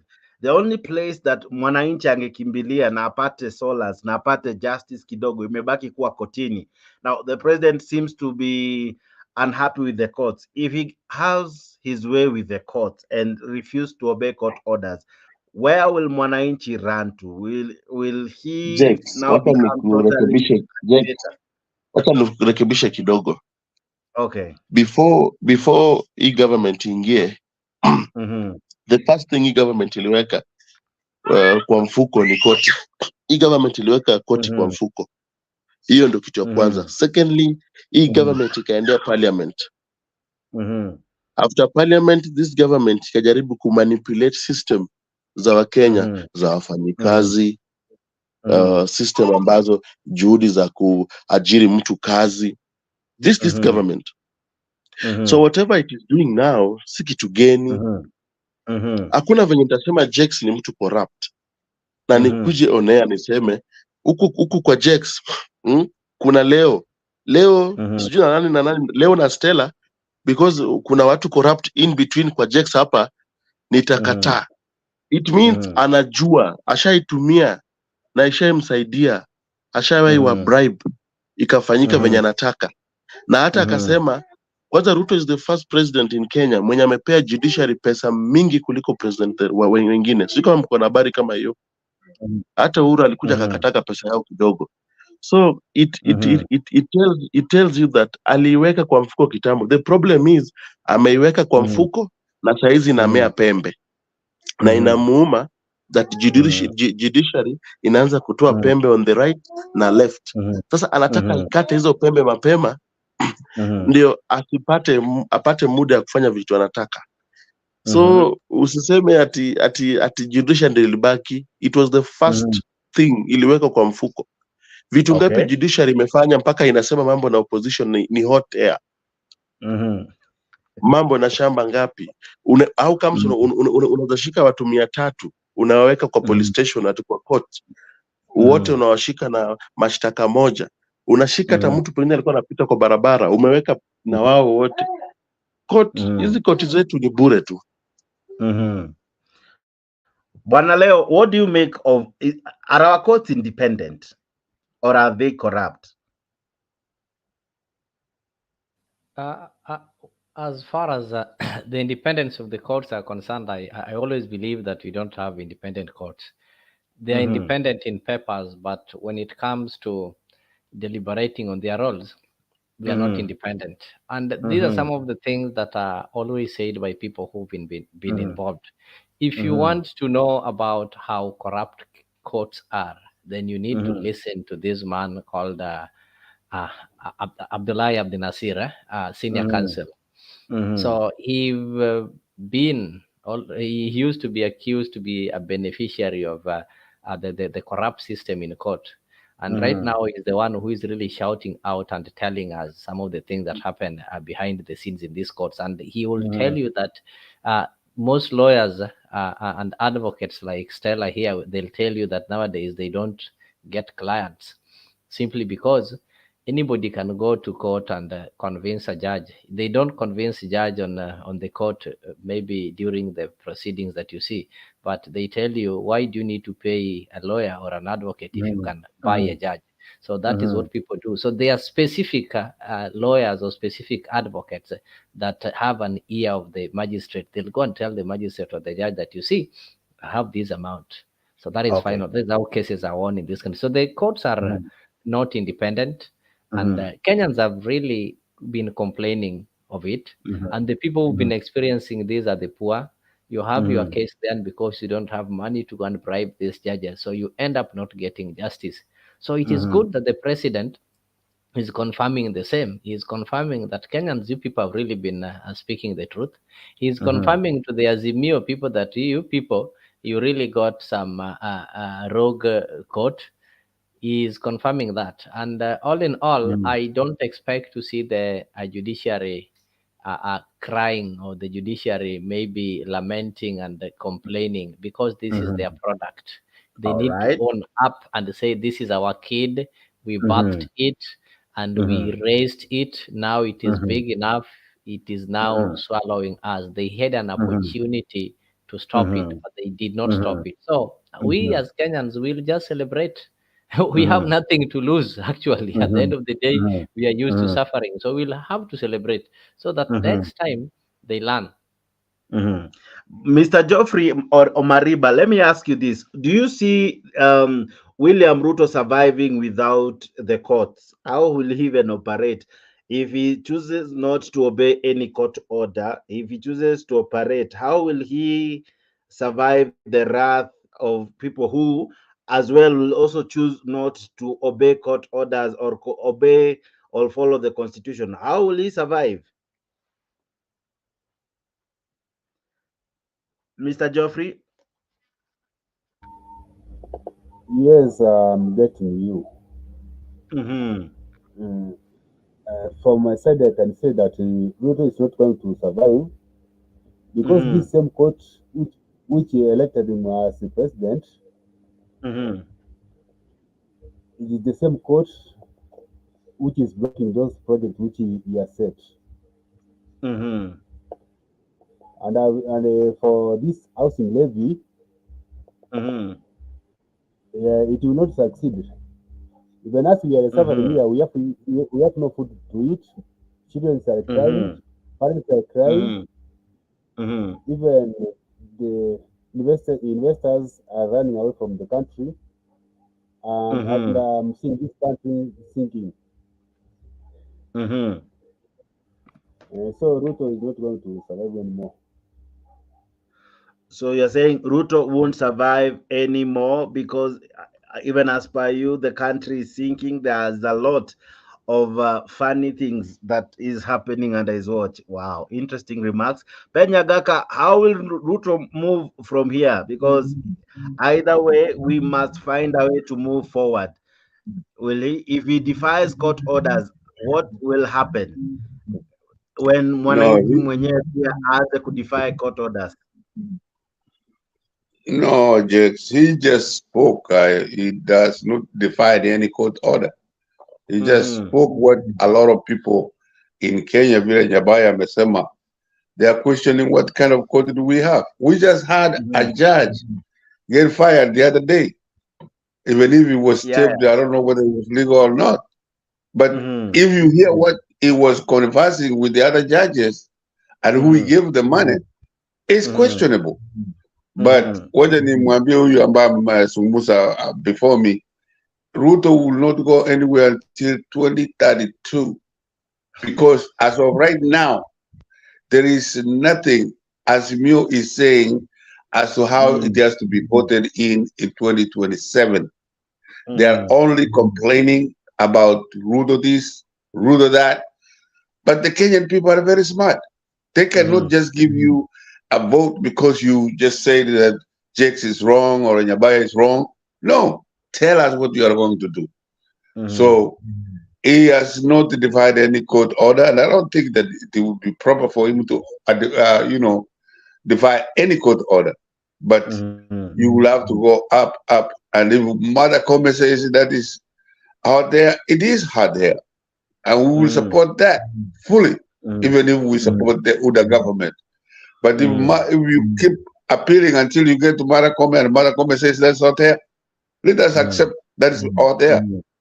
Lakini, with all the plans that we ran for, the elections and Uda won, if they are trying to implement it, these gentlemen are going to court instead of telling us what to do. That's what a democracy does. A democracy, for writers information, is to have to sit out for the next 5 years. Other countries are 2 years, 3 years, but in Kenya it's 5 years. And like I said yesterday, from 2025 to 2026, everybody will have to love us in Kenya so that we can win the elections. And all the cost of living will have to come down. Because anywhere in the world, when there is a change of a regime, it is very difficult for that regime to even win any election. Anyway, it's not only unique to Kenya, it's everywhere in the world. That is exactly why Uda refused that we go to a referendum. No, they will lose hands down. They go walk in there knowing that they're going to lose. All right. Now, Kenya Rebel, is this a statement from William Ruto signifying a man out to defy the rule of the land, a man ready to operate as he feels, as he thinks?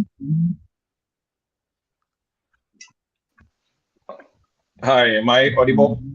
Very.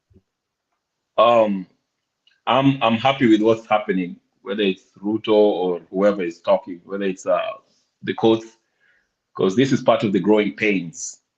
That shows that we are actually growing, because during Moi days, the courts will not pronounce it, or they will not offer their opinion on anything about their conflicts with the president. I just wanted to correct a few things. Not correct, but address. When Leo says Ruto is a product of the courts. Ruto is not a product of the courts. Because the courts don't declare anyone president. It's the IEBC that declares who the president is. The case was taken to the Supreme Court, the highest court of the land.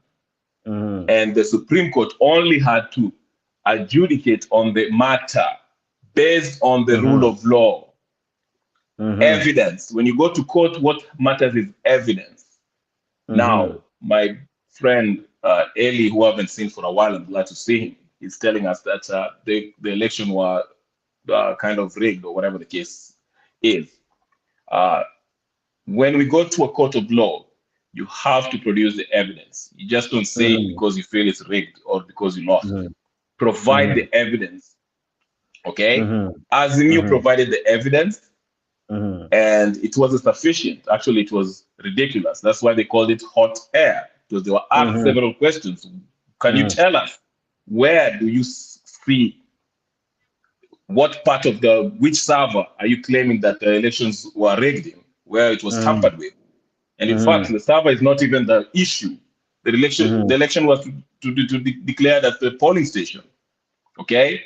So when Leo says that the Ruto is a product of the Supreme Court, that's ridiculous.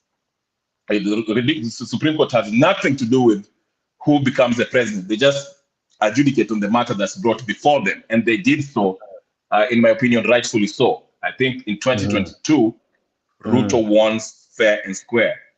Now, I didn't vote for Ruto. I didn't vote for Raila. I think they're both colonial puppets. And also one thing, this whole idea of saying, I had also earlier, wacha nigwaruze kidogo, my brother, I haven't seen him for a while, so mpaka nigwaruze. saying that, you know, he doesn't feel sorry for those youth that were complaining or whatever, that Gachagua arrested or whatever the case is, because they chose this government. No, they have the democratic right to choose who they saw, they deemed as a better candidate. They were presented with Ruto and Raila Odinga, and among others, Wajakoya and so forth, and they chose Ruto. Now, does that mean that they should agree with Ruto in everything that Ruto does? No. So don't say that, oh, this is what you deserve because this is who you elected. That's not fair. Just because you elect somebody or you voted for somebody or you campaign for someone doesn't mean that you have to support them in everything that they do. So we should stop this mlimpigia Ruto, so feel bad for this, feel guilty about it because you know ametupeleka hapa sijui ati Ruto. Everyone has a right. In their eyes, they use their judgment and they saw that Ruto was better option than Raila Odinga and his financier Uhuru Kenyatta. So let's not whatever. But anyway, to answer your question, Jakes, I'm just going to say that to me, I think it's a good thing.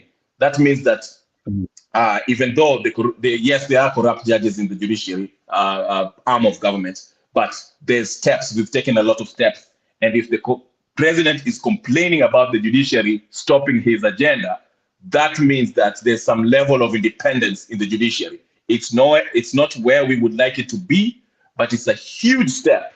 And it started with Maraga, who I think is a national hero, who stopped that drunkard from railroading us. And it's the same thing is happening with Ruto. So I'm happy with the courts. I'm happy with the courts. And the more Ruto complains, that's a good sign. That shows that there's independence, some level of independence in the judiciary. Thank you. All right. Now, Madam Stella, let me ask you this even before I come to Ashley. Madam Stella, let me ask you, with what Miguna is saying like this, that stop threatening the judiciary. From where you sit, the sentiments that came from William Ruto, were they really a threat to judiciary? Were they sentiments that may make judges feel threatened, especially when they are making rulings that may not seem popular with the government or from where Ruto is? Stella? Stella, are you still on the road? All right, before Stella comes back, Ashley, same question. Is this a threat to the judiciary? Now, if it's a threat, how do the judges really perform from here, and how do they make it that they don't rub the government the wrong way? I don't think that they should worry about rubbing the government the wrong way. They should just do their job.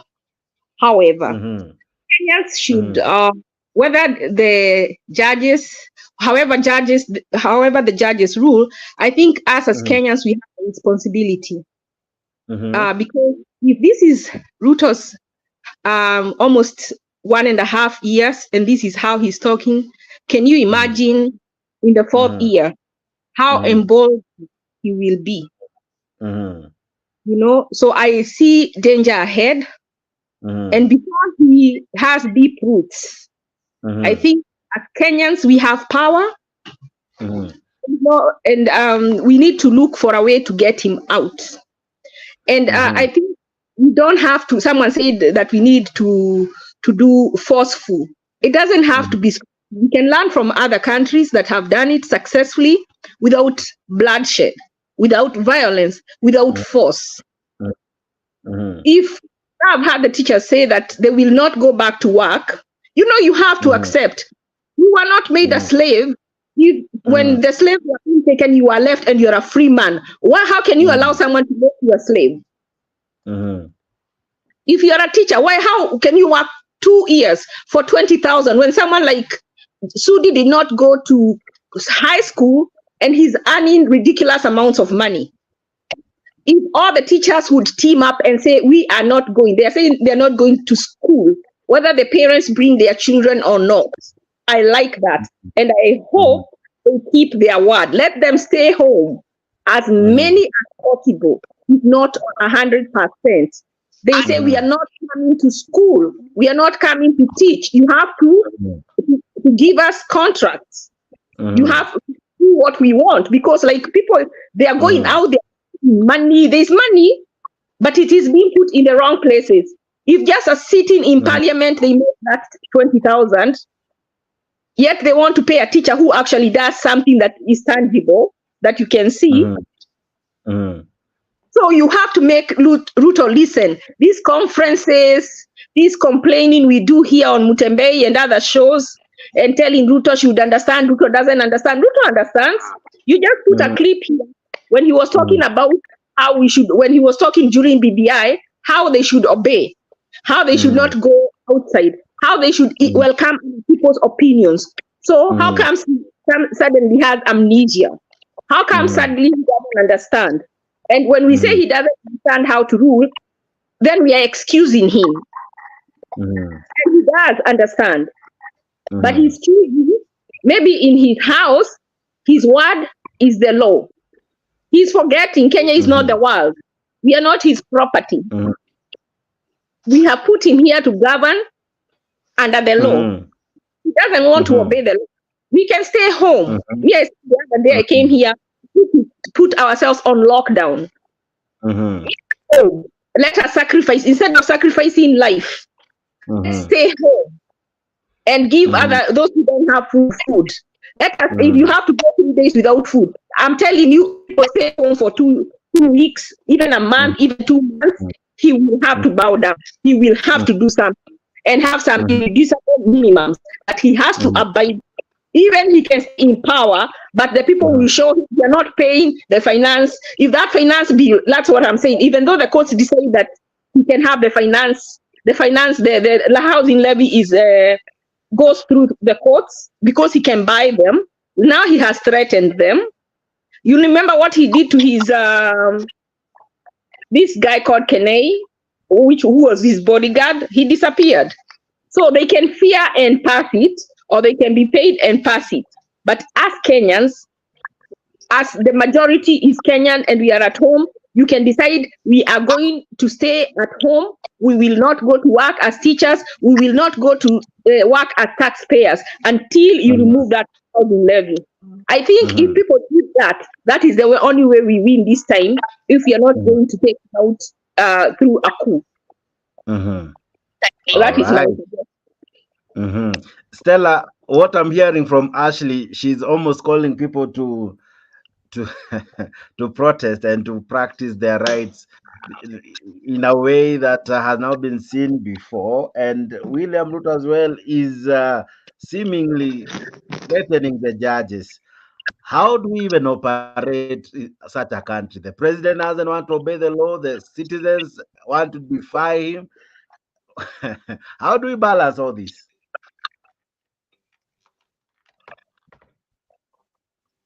Stella, I can hear you. There's one thing about. Go ahead. You can hear me? Yeah, I can hear you. Go ahead. Jakes, you can I hear can me? hear you, Stella. I can hear you. Go ahead. You see someone like, yeah, that's what I was saying. You see someone like Ruto, you cannot wake up and decide that you're going to threaten the courts, because these courts are the ones it's the one which molded you to be. So you have to respect it. So if you had an issue with those corrupt judicial officer, you name them, you say it is judge this, judge A, judge B, so that we can understand where the judicial officers are corrupt. But you can't say the entire judiciary is corrupt. So that means he's afraid of something. And remember, when these people went to take this, they faulted the government. It's because the government decided to run the like a kangaroo. I mean, like a jungle, where he thinks like they don't have their rights. He's forgetting when he took an oath, and he mentioned that he's going to respect the Constitution, either in ill or will. But now the problem is someone who is advising Ruto, and the person who I'm going to fault is the AG.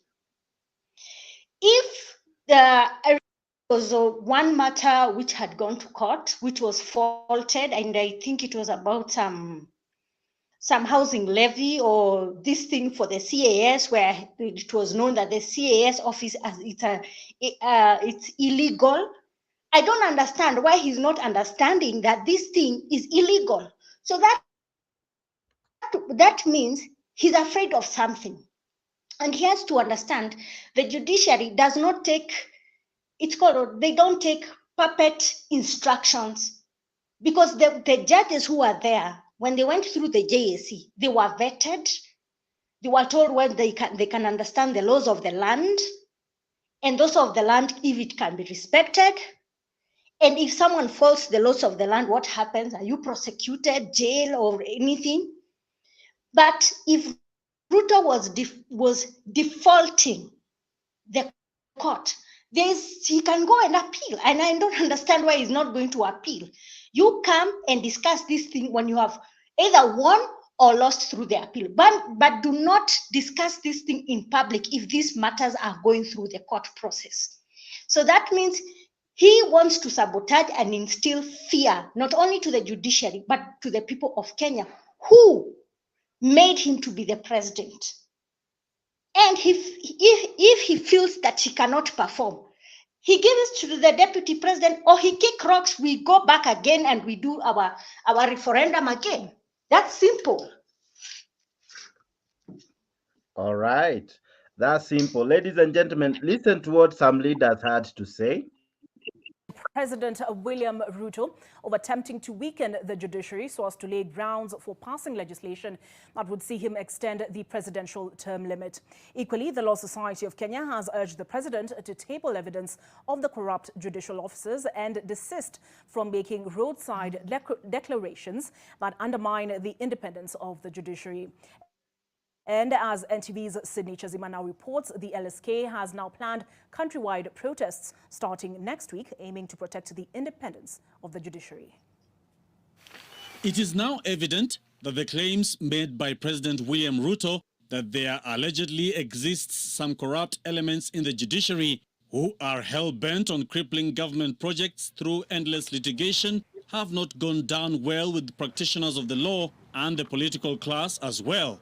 The Law Society of Kenya has already issued a call for mass action to its members starting next week. The Law Society would be organizing a countrywide peaceful demonstrations where we will read and affirm the oath that each and every one of the advocates of the High Court of Kenya took to protect the rule of law, the independence of the judiciary, and the Constitution that we have. The president was on record claiming that the Kenya Kwanza administration's flagship projects were facing unending litigation, going as far as stating examples of the Housing Levy Fund and the newly introduced Social Health Insurance Fund. According to Ruto, the numerous court cases have sabotage written all over them. That decisions that have been given by the judiciary have been procured through corruption. Yet he is a beneficiary of a decision that has been made by the judiciary. It basically is an oxymoron. It is something that is not making sense. But amidst the claims by the president, the political class opines that there is more than what meets the eye. Jubilee Secretary General Jeremiah Kioni claims that the president has set his sights on a bigger picture that may include amending the constitution to increase or scrap the presidential term limit. His intention is to demean the judiciaries in the eyes of the public for the reasons that he has something he wants to achieve, which is unconstitutional, and he does not want the judiciary to raise a finger. I am completely shocked that what I had my president say yesterday came from him. You know why? Because I campaigned with my president.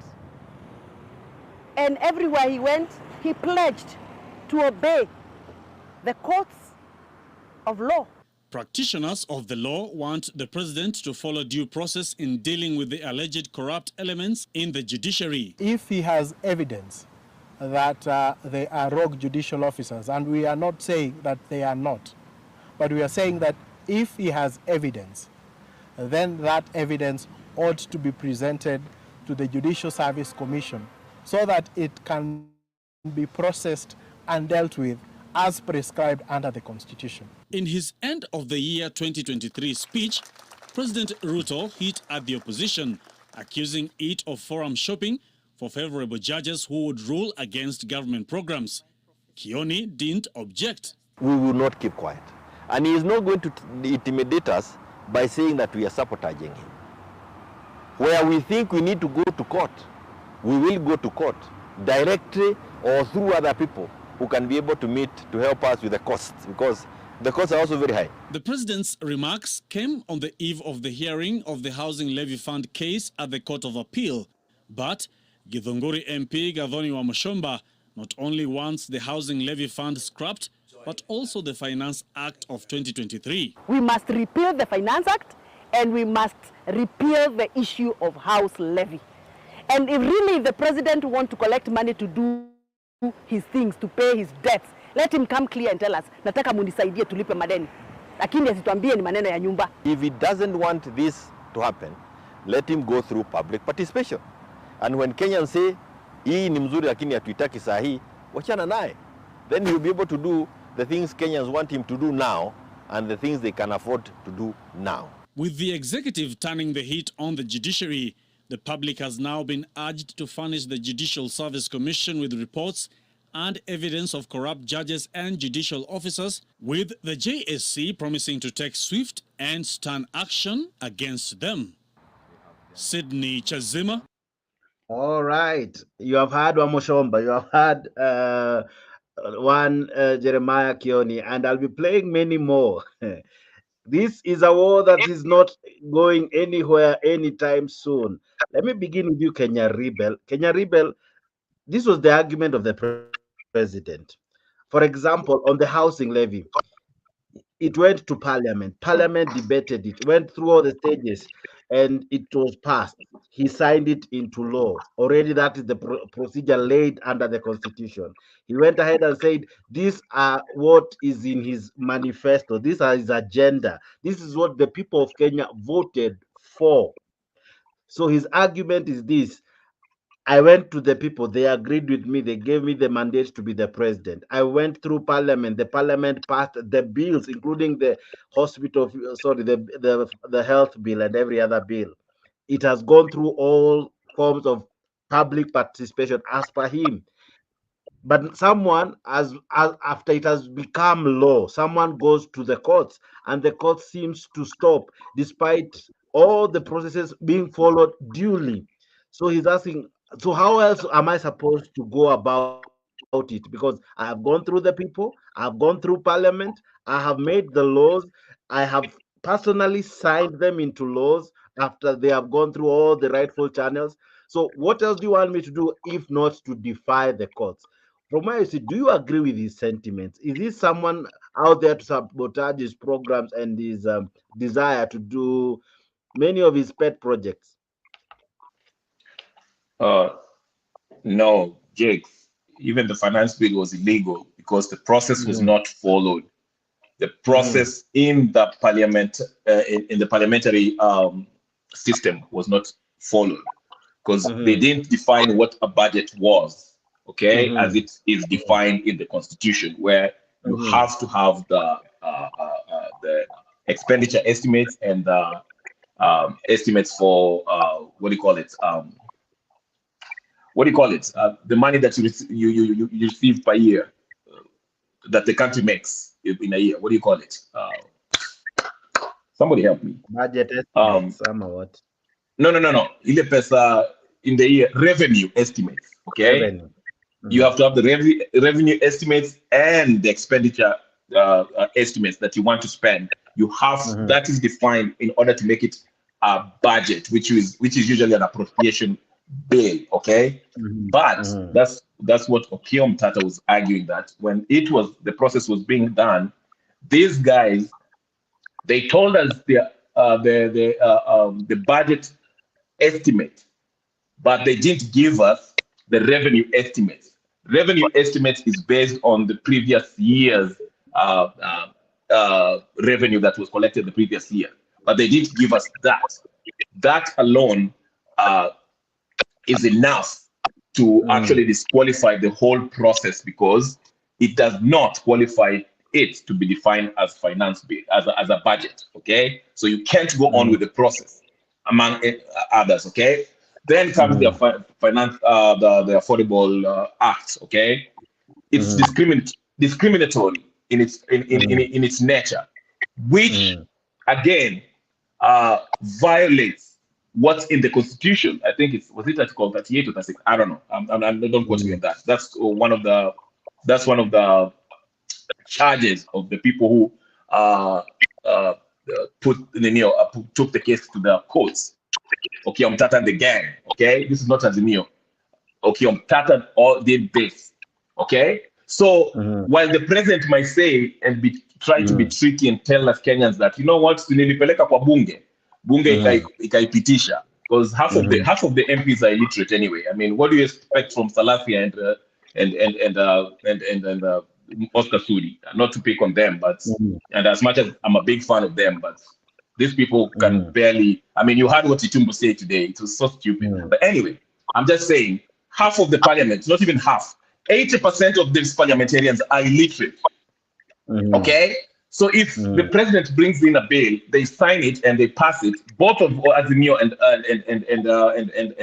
Kenya Kwanza, of course, the Azimio will, some of them who have some sense will reject it. Okay, but they don't understand the process. So the president says, will tell us, hey, it's bunge ilipitisha. So what's the problem? But if you get to the nitty-gritty of what is defined in the actual bill that is passed, which is unconstitutional, that is what Okiya Mtata is challenging in the court. And that's what is bringing back this, and is frustrating the president. The president is like, you know what? They're trying to sabotage my policies and whatever, but the things that is passing that the parliament actually signed on are unconstitutional. And that's why we have to get a clear understanding of the role of these three arms of government. Okay? The parliament can actually pass something that's illegal, that's unconstitutional. It has to, somebody in the parliament or outside the parliament who's paying attention can take it to the courts, the judiciary arm of government, and have it struck down, not passed as law, because that is the arm of the government that deals with disputes as it relates to the constitution. Okay, that's why I get so frustrated with people like my friend Leo Nyabaya when he says judiciary is a product. I mean, Nani is Ruto is a product of the judiciary. Judiciary has nothing to do with the declaring the presidency. Okay, they were not doing Ruto a favor by declaring him a president. They only ruled by the evidence. Them upholding the election, you want to say has got nothing. So what if they didn't uphold the elections? Would he be president, or people would have done something otherwise? Can you just? Okay, let me help you. Thank you. That's a good point. Anyway, even though you are showing your ignorance, upholding a case does not mean that they're not doing Ruto a favor. That's what I'm trying to say to you. Okay, if you go to a court right now, okay. This is what happened. And was IEBC doing him a favor? Nyabai, listen, please. If you want to learn, please listen. Can you listen? Thank you. IEBC, as per the Constitution, is the institution that is given, tasked with the sole mandate of actually making sure this election process is done according to the law, which means transparency and all that good stuff. Okay. And that is the body that will declare who won the election. Okay? So they declared Ruto as the winner of the 2022 elections. Then the conman Raila Odinga and his psychopathic followers, they were not happy about that. I knew you had to go there. I knew you had to go there. But actually, no, let me finish. No, let me finish so you can get the point. No. This thing was disputed. Respect my time. No. Leo. Okay, finish up. Okay, the IEBC, that's the body that conducts the election and declares the winner. They declare the winner. Raila Odinga felt that this process was not transparent and they broke the law because they were saying they were rigging. And he followed the right channel. He went to the judiciary for this so that they can actually adjudicate on the matter. He was asked, obviously, if you go to court, and I'm sure you've gone to court in your can you please, Nani, please, Jakes, so I can finish. They looked at we can hear you. We can hear you. I'm about to finish. I'll be brief. So they put in a petition. They put in a petition and they were told they brought in their evidence. Okay, because if you go to a court of law, what matters is evidence. Kupiga makelele kwa barabara will not help you. Go with the evidence. They looked at it.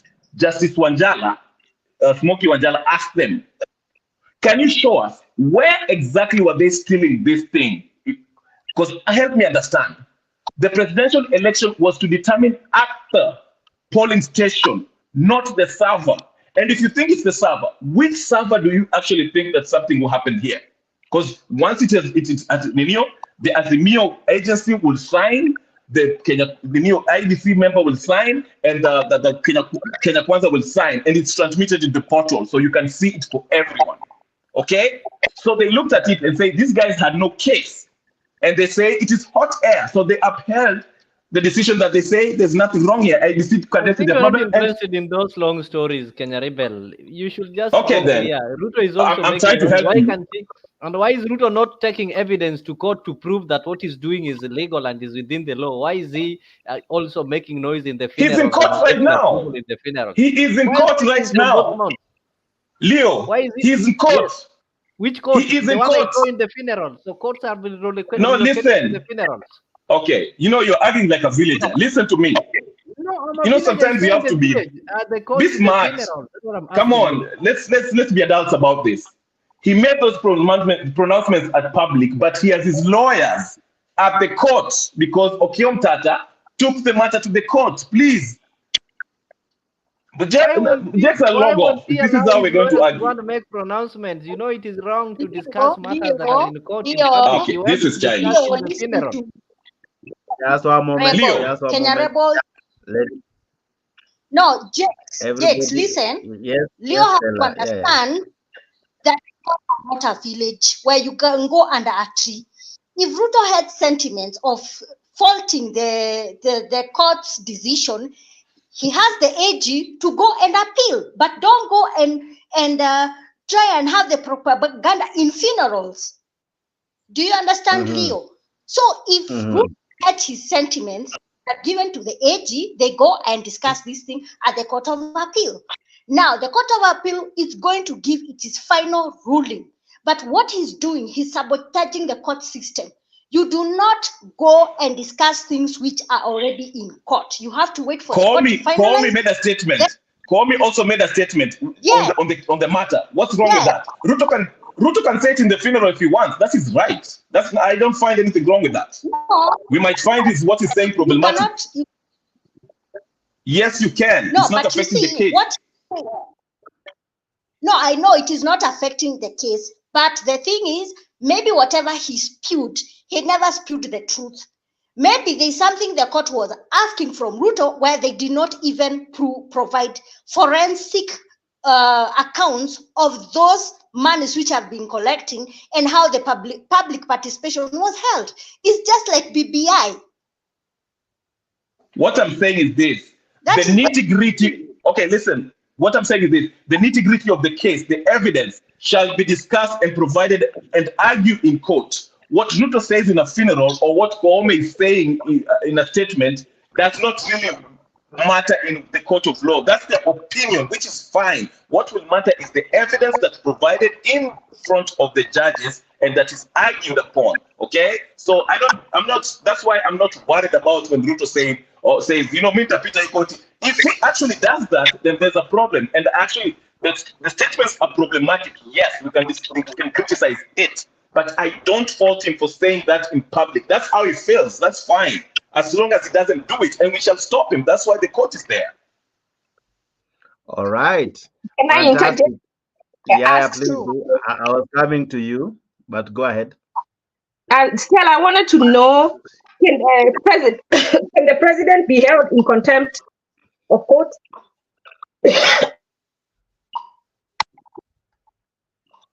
Yes.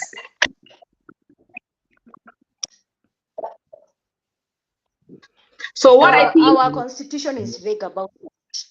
No. What I think it's no, what it's I not. vague about it.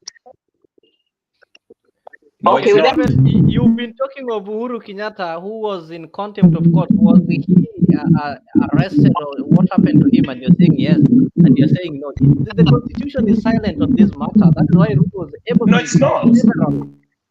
No, it's not. I'm not defending Ruto. I've said he can be held in contempt. Remember, Practically impossible on papers. Remember, it's very practical. So this is what my suggestion was. You see, we talk a lot, we complain, we hold Uhuru meetings. shot Justice Mwita's bodyguard. Uhuru shot him to death. That's the difference. Shot him to death. How clear can it be? No, let's. You started shouting. Let's talk things we know that we have facts about. And I'm telling I you, do have facts.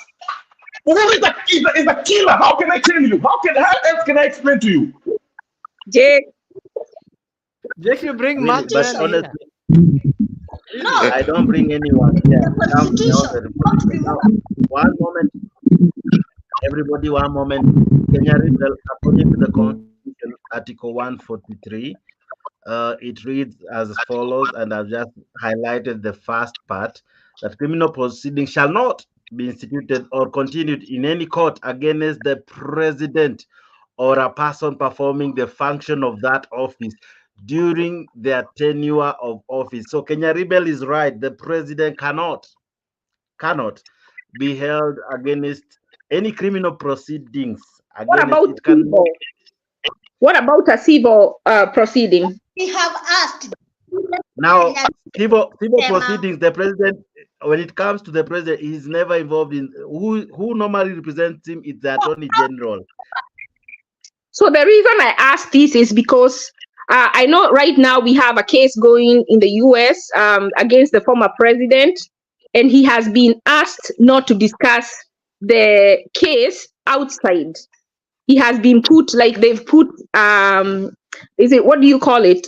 Something like he can't hold or something like that. Gag order. That's a gag order, but what do you, Yeah, the US has a different constitution. The US has a different constitution. That's a different case. The US is constitutional republic. We are a constitutional democracy. There's a difference. So that's why I asked Stella about the constitution in Kenya. And before we amend the constitution to increase or to add offices, we need to do constitution to safeguard our security, our constitution, so that the president can stay within the confines of the law. And once he gets outside of the constitution, then he should not be protected by that constitution. Those are things that we, the people, should do. One thing I've noticed about Kenyans is that the people seem powerless, yet we are the majority. I want the donkey to get so tired, they don't have to wait for Raila. Raila is comfortable. They don't have to wait for anybody else. They need to rise up. Whoever is president has to fear the people, and he has to try to please the people, not our leaders, not our judiciary, but the people, not the outsiders, but the people themselves. How do we do this? We have to demand it. We have to demand it. And that's why personally, I think we can put ourselves in personal lockdown. We go on lockdown. We are not going anywhere until you do this, this, and this. And next time before they talk, they will think about us. We have to let them know that we are here. If they say we are going to spoil the economy, we say the investors are going to stop coming, let them stop coming until we fix our country. I see Bwana Eli is really excited, and he said he came to really laugh. So far, what is the joke on us, Bwana Eli? You know what? First of all, I have to just confess here that I'm on my second day of COVID, so I'm fighting COVID by watching this, and I'm not very well. I'm not 100%, but All I'm right. strong enough Sorry. talking and stuff. Anyway, I would like to lift or withdraw my comments I gave earlier about some of the youth who were arrested in Nyeri. I don't wish anybody, that bad luck or being incarcerated in some cell over 200 people. So, and also I have to back it up by saying that I'm impressed by some of the new language that Ashley is using.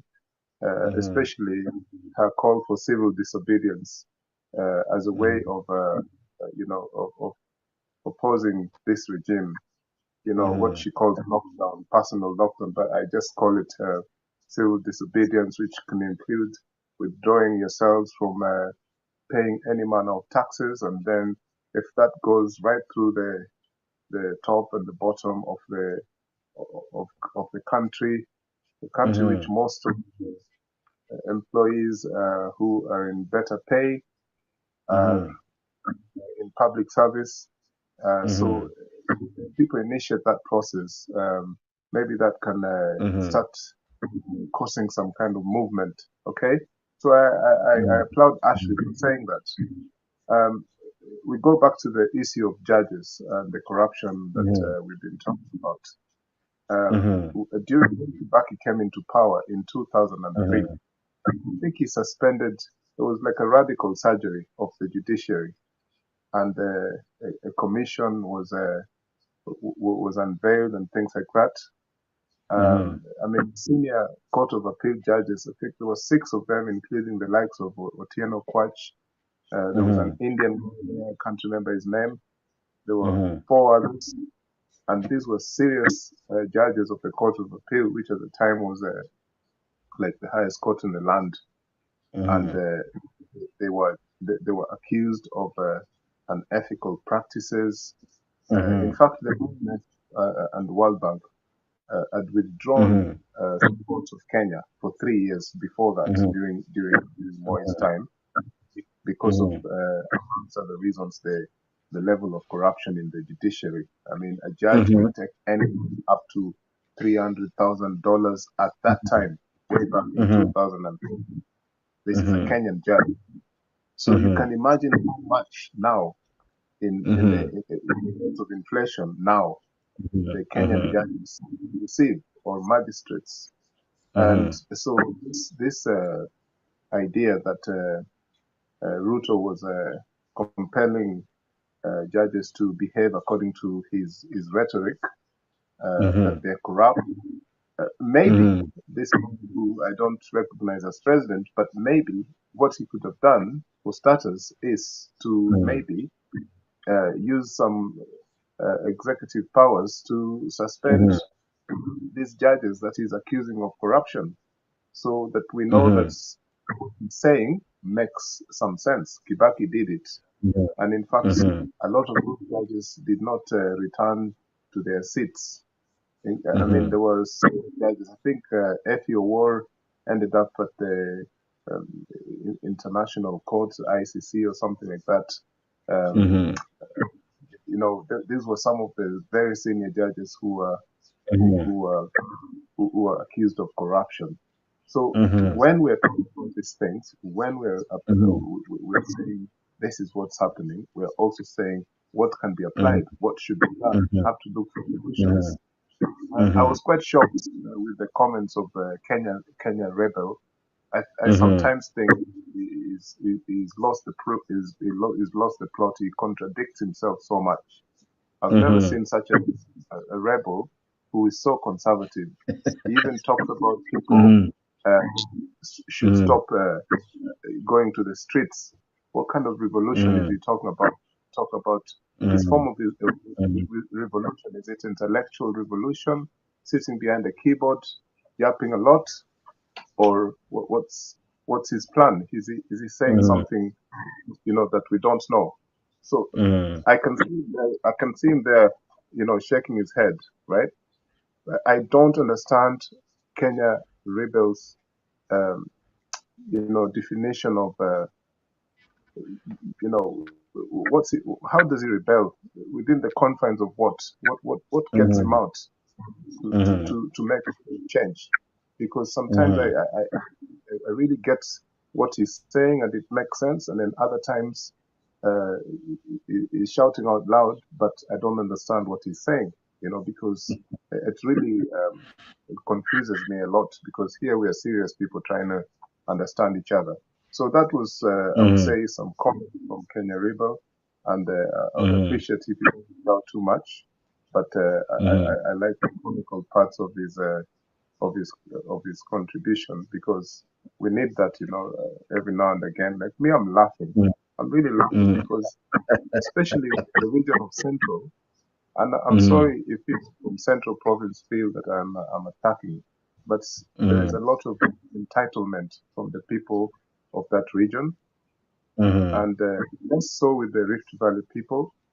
The people in the Rift Valley don't really know how to hide their entitlement. It's too obvious, things they do. You see it in the context of jobs, even the jobs that Ruto purports to be taking people abroad. A huge chunk of this young is coming from Rift Valley. It's so imbalanced. I've had reports from people, officials who work at the airports, and they talk about this openly. You see, going back to the judiciary, the last point, okay? When the judiciary is corrupt, there's no democracy that is complete. There's no, a lot of things are affected on a daily basis. I wish I could say this more eloquently in Swahili, because it would be even better for us to understand this, because we're using a foreign language to talk about these things, and some of the reasons we have barriers of communication, because each one of us is defining things in our different ways. But I wish I could have that context in Swahili so that I can express myself even better about what is actually ailing us now. We know what the problem is. We need to look for the solutions. The guy wants to go the Kibaki way and institute some kind of extrajudicial means. I don't know how he's going to do it. Let him do it. So thank you very much. Now, Leo, I want to leave you, Dogo. I want to ask for like 15 minutes. I'm coming back. But as I'm doing, just one moment, Kenya Rebel, just one moment. I want to leave Leo in charge for a minute. I want to ask you to respond to what you had raised earlier, and I think it's quite important for this forum. You talked of an ombudsman, and of course, the president, when he was the DP, seemed to be opposing it then. Do we need such a person to check the judiciary so that there could be some truth in what the president is saying? Some people can decide to truly frustrate whether something is good or not, whether we have followed the law duly or not. Some judges may choose to be rogue, because if Justice Shitembo is anything to go by, a judge can be rogue, and maybe we don't have ways of proving it at the moment, but maybe in the future we can be able to discover that kumbe some rulings were made because of either incentives, corruption, and other dealings that derailed the government, or anyone who had an idea that someone felt that were rubbing them wrongly. So do we need an ombudsman? So I want to bring you, Leo. Even as I leave you in charge for a few minutes, I'll be back with more sets of questions. But remember to bring in Akina Stella, Ashley, and of course, don't forget Mr. Oriba and Penya Gaka. I know you have the ability to add more people. So go ahead as I step out just for a while, but I'll be back. Equally, Ashley and Stella, let's try to see if we can have a debate on an ombudsman, because it's one thing to say they are rogue or they are not rogue, but who checks these institutions as well? Because the other question also will be, who will check the president when it turns rogue, if we want to have an ombudsman? So Leo, go ahead and equally consider Kenya Rebel, Mr. Lee, and everyone else. And you who is joining us, asante sana for making time to be part of this show today. I see many are still tuned in. Asanteni sana. we go on with the conversation. But I just have to step out for just a few minutes, but I'll be back. Mr. Leo, go ahead. I think what you've asked is a good question. Just as we get Kenya Revolutionary maybe to enlighten us, is just to say that the role of ombudsman is normally to investigate and file complaints against influential individuals in government. There are some positions that are so influential, like the positions being held by the judges and the magistrates.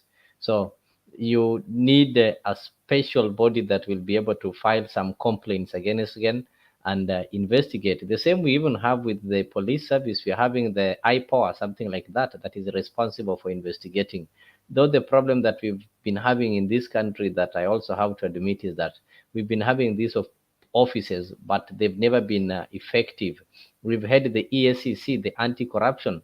They've never been effective. So maybe the members here will be able to tell us what should be done so that these offices can be effective. We have the office of the EAC, and these officers, I don't know, they normally submit their loyalty to the appointing. Is it the appointing a body that is the problem? Because if you're appointed by the president, it's obvious that in most cases, unless you are somebody who's principled, save for people like PLO Lumumba, you will always have to dance to their tunes and follow their directions.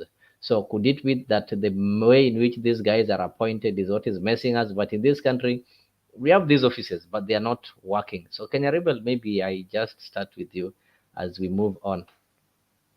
For the judiciary, there's a Judicial Service Commission that takes care of that, checks the judiciary. That's number one. Number two, who checks the president? It's supposed to be the parliament and the Senate.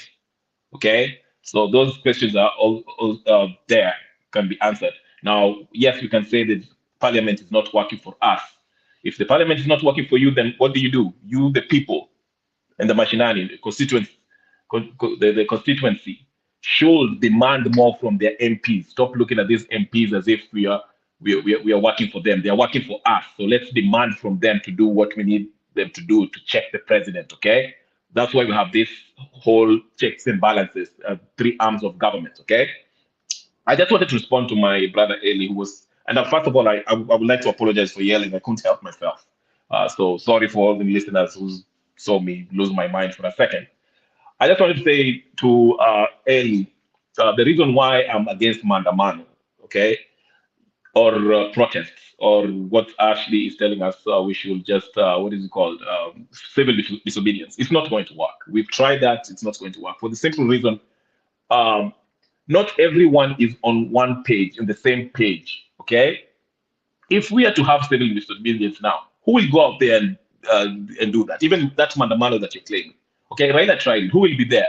It will only be the folks aligned to, right? First of all, number one, people are waiting for Raila to tell us, okay, Raila tell us to go to Mandamano. Then he'll tell us to go Mandamano. A few people here in Nairobi, there in Nyanza province, a few in Mombasa. Ruto will send his deadly forces and it will be thwarted, as we saw, okay? So I'm saying all Kenyans, the majority of Kenyans are not in the same page. The Rift Valley, people in Rift Valley, yes, they are not happy with Ruto, but they don't want to see him go. The people in Central Province, yes, they're not happy with him, but I'm not sure if they want to see him go, okay? So there's so many, Coastal Province, Eastern Province, they're not happy with the economy, but does that mean that they're ready to go out in the streets and let him go? No, they're not in the same page. So while some of us are frustrated, especially on the opposition side, we might say, we want this guy out. It will not work. He will thwart it. We saw it. Raila tried everything. Remember, he was saying that they were going to exercise their power directly as the people, but the MPs still wanted to receive their salary. So it's not going to work. That's what I'm saying. So Mandamano is not going to work. Civil disobedience is not, sorry, I'm yelling. So civil disobedience will not work. So what will work? It's for us, number one, as Kenyans. This is the only way it can work. If we all are the majority of Kenyans, because everyone will not agree, but the majority of Kenyans decide what Ashley is saying, and we've agreed that that cannot happen because We are calling each other to gagas, Mara Nini, the people of Central. So we are divided. So what I always say here, and I told Mr. G, the only way Ruto can live without finishing his four years is next to impossible, but it's this: military coup d'etat with the help of a foreign entity, foreign powers like the Wagner. Kenya right now has a group called Banford. Is it Banford? It's an American version of Wagner Group that is actually training our forces in Kenya. So this is a multi-layered. They're trying to. I was just reading this today, and they're also expanding. They're trying to go to Central African country. In short, what I'm trying to say is this: any legal way that the people, we the supreme people, the sovereign people, we cannot overthrow Ruto because we the sovereign people are divided. So you don't have a majority enough who are pissed off enough to go out there and remove Ruto. That's why I'm not saying this, Madam. Mandamano will only cause chaos. And guess what will happen? After we kill each other, the leader who is leading the Mandamano, who is most likely going to be Raila Odinga, is going to say, okay, let me go sit down with Ruto and we shall agree on something. The narco nonsense. And they will agree, change the constitution, and guess what will happen? He will have his post as the prime minister and all that. You'll have a big constitution, but Wananchi will still be on the same page that they were. We saw this in 2017, okay? So that's why I'm against it. That's why I'm saying the only way is through a military coup d'etat. It will be bloody. It will be bloody. Military coup d'etat helped by the Wagner Group. Using the constitution, it will not work. That's just the real, think about it, sit down and think, there's no way you can take this guy out. He has so much influence, but you can use, what we can do is, while we are in this system, we can use people like Okiya Mtata to challenge him through the courts, challenging, get influence from the people, because now you can see, we are talking about the judiciary. Ruto is challenging the judiciary, because who started it? Okiya Mtata. He went to court and said, this thing is menial. And now we are rallying around seeing that this guy is actually trying to usurp power from all the other arms of government. So it's a step. It's not going to take him out, but it will limit his power. Okay, it will limit his power. So I hope I've answered your question, Leo. Thank you. And maybe as I bring in Stella, you're saying that there's no way that William Ruto is going to live or maybe be terminated prematurely before finishing the 4 years constitutionally, unless we do it outside the constitution, because the coup d'etat is not within the constitution. So what about this provision of a recall? Can't Kenyans recall their MPs, and through that recall, maybe even if we don't succeed in recalling, can't we try recalling the MPs so that it becomes a wake-up call to them that, okay, they've really failed in their duties, so that they can be able to perform their duties in parliament? Just if like 20 or 100 constituencies initiate the recall process on their MPs, do you think that one can't work still?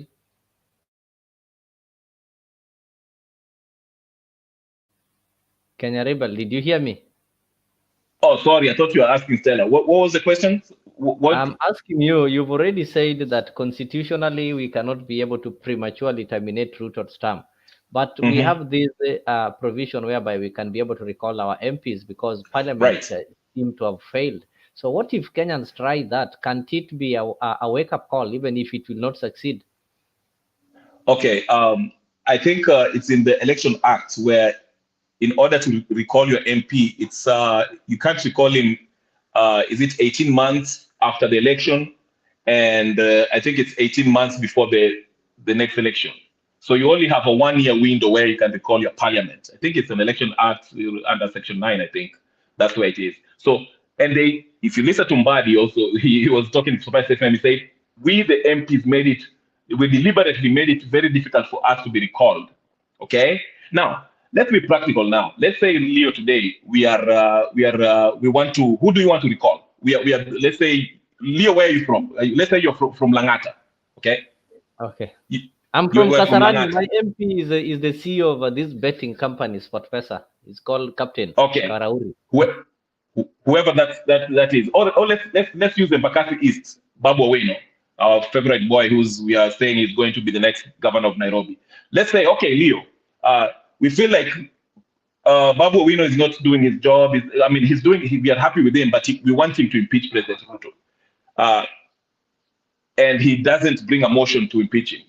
Are we going to rally people in Embakasi East and say we want to take out Babu Owino? How many people shall we actually rally and gather enough signatures to take him out? Remember, Azimio tried this too.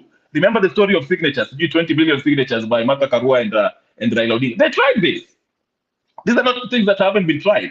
They said, oh, we have 20 million because the whole idea was to bring, I don't know how many million of signatures that saying that they want to take out, they were exercising their sovereign right as the sovereign people to take out Ruto. Now, that's why I want to use that Babu Owino example. How many people can you organize to recall Babu Owino right now as the member of the constituency of East Embakasi? Just think about it, because we are looking at these MPs. These are the ones who come to our constituency and pay for funerals and give statements and pay for people's school fees. We worship them. Are we really realistic? Can we realistically take them out? If you can answer that question, then you can answer the question whether your parliamentarian can actually move a motion to remove Ruto. Just hold it there. Stella, maybe on you. Eli, I can see your hand is up. I'll give you a minute to respond. Then I'll go to Stella because I want her to respond on something that concerns her line of duty. Yes, Eli.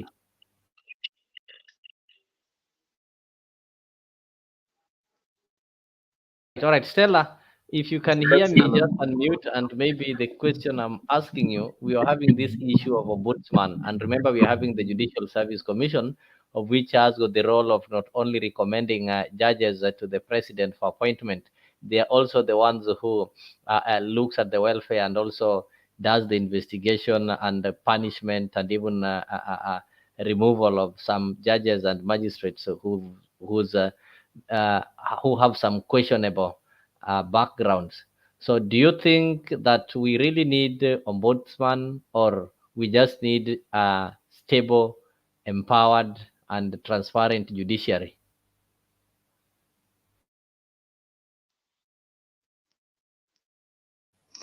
So for me, I believe we just need a transparent judiciary who cannot be bulldozed. Like our former Maraga and someone called Willy Mutunga. These were the gallant soldiers of the judiciary. But now, if we go through the ombudsman, you see some of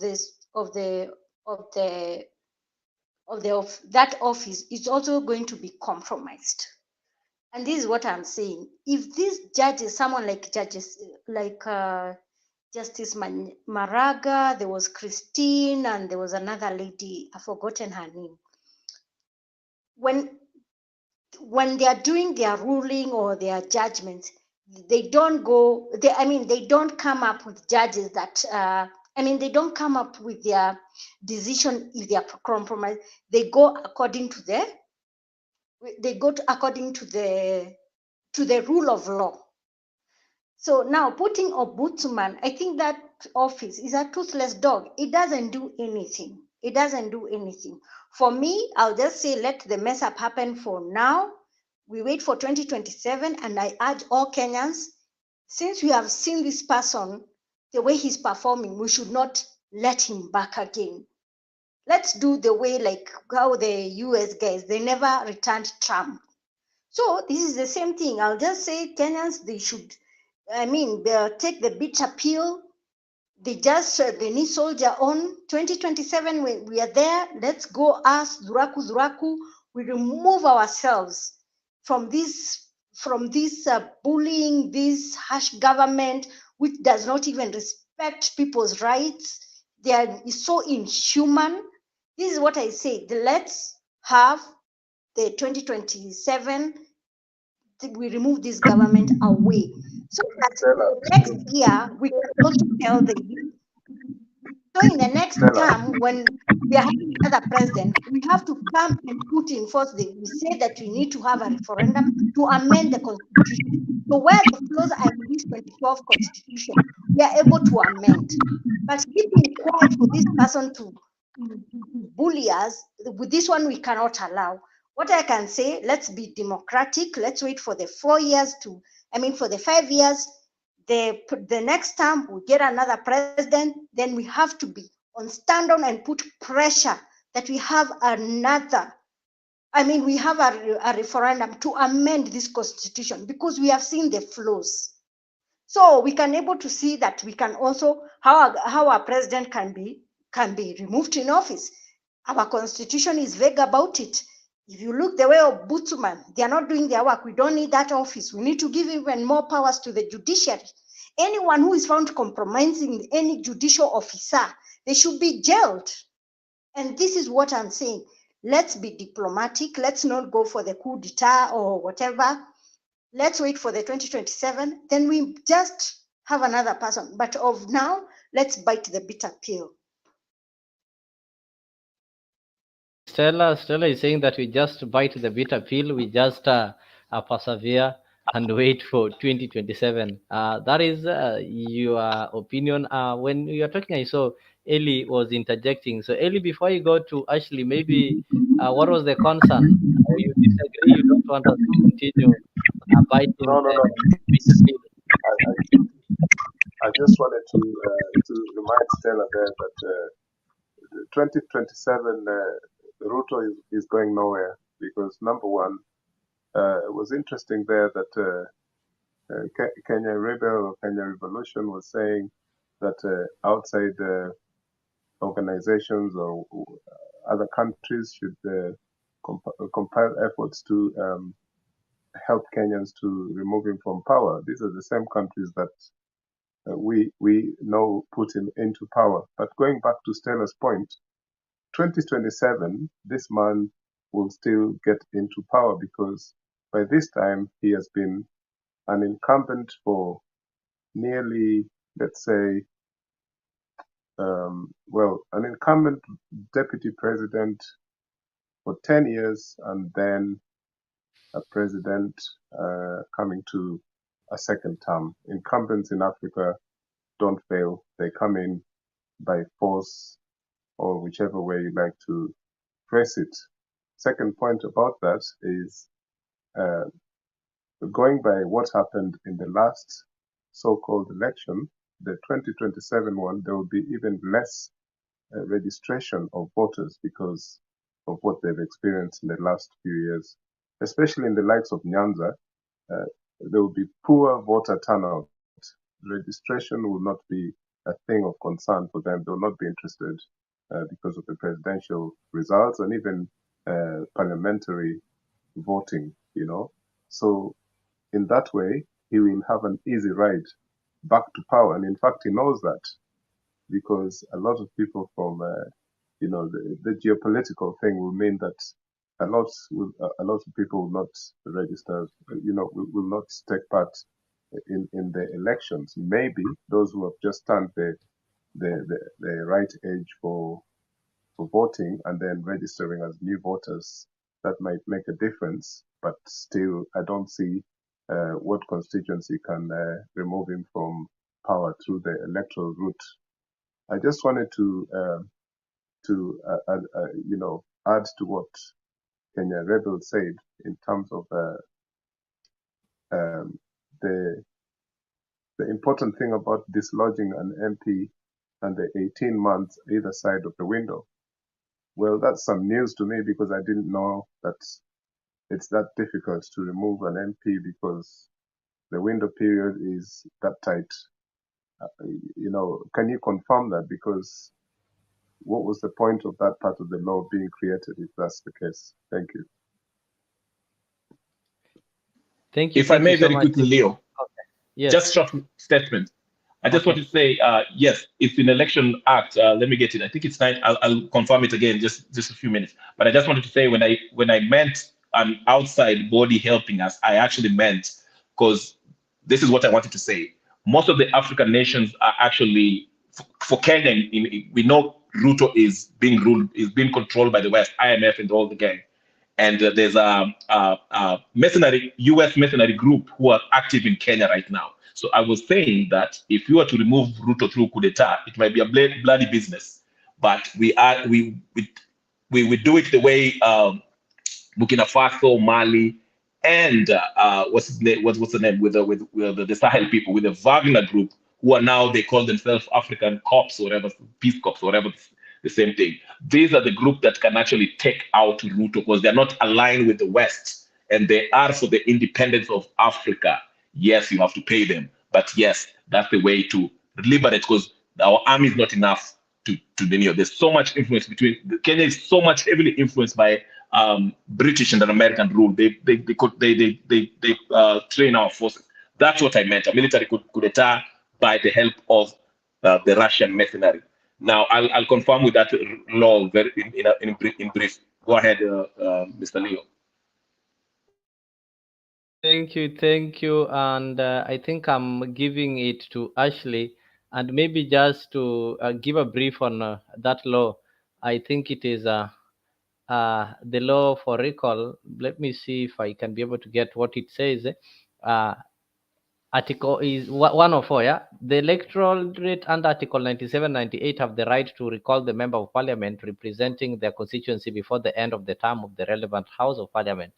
Parliament shall enact legislation to provide for the grounds on which a member may be recalled and the procedures to be followed.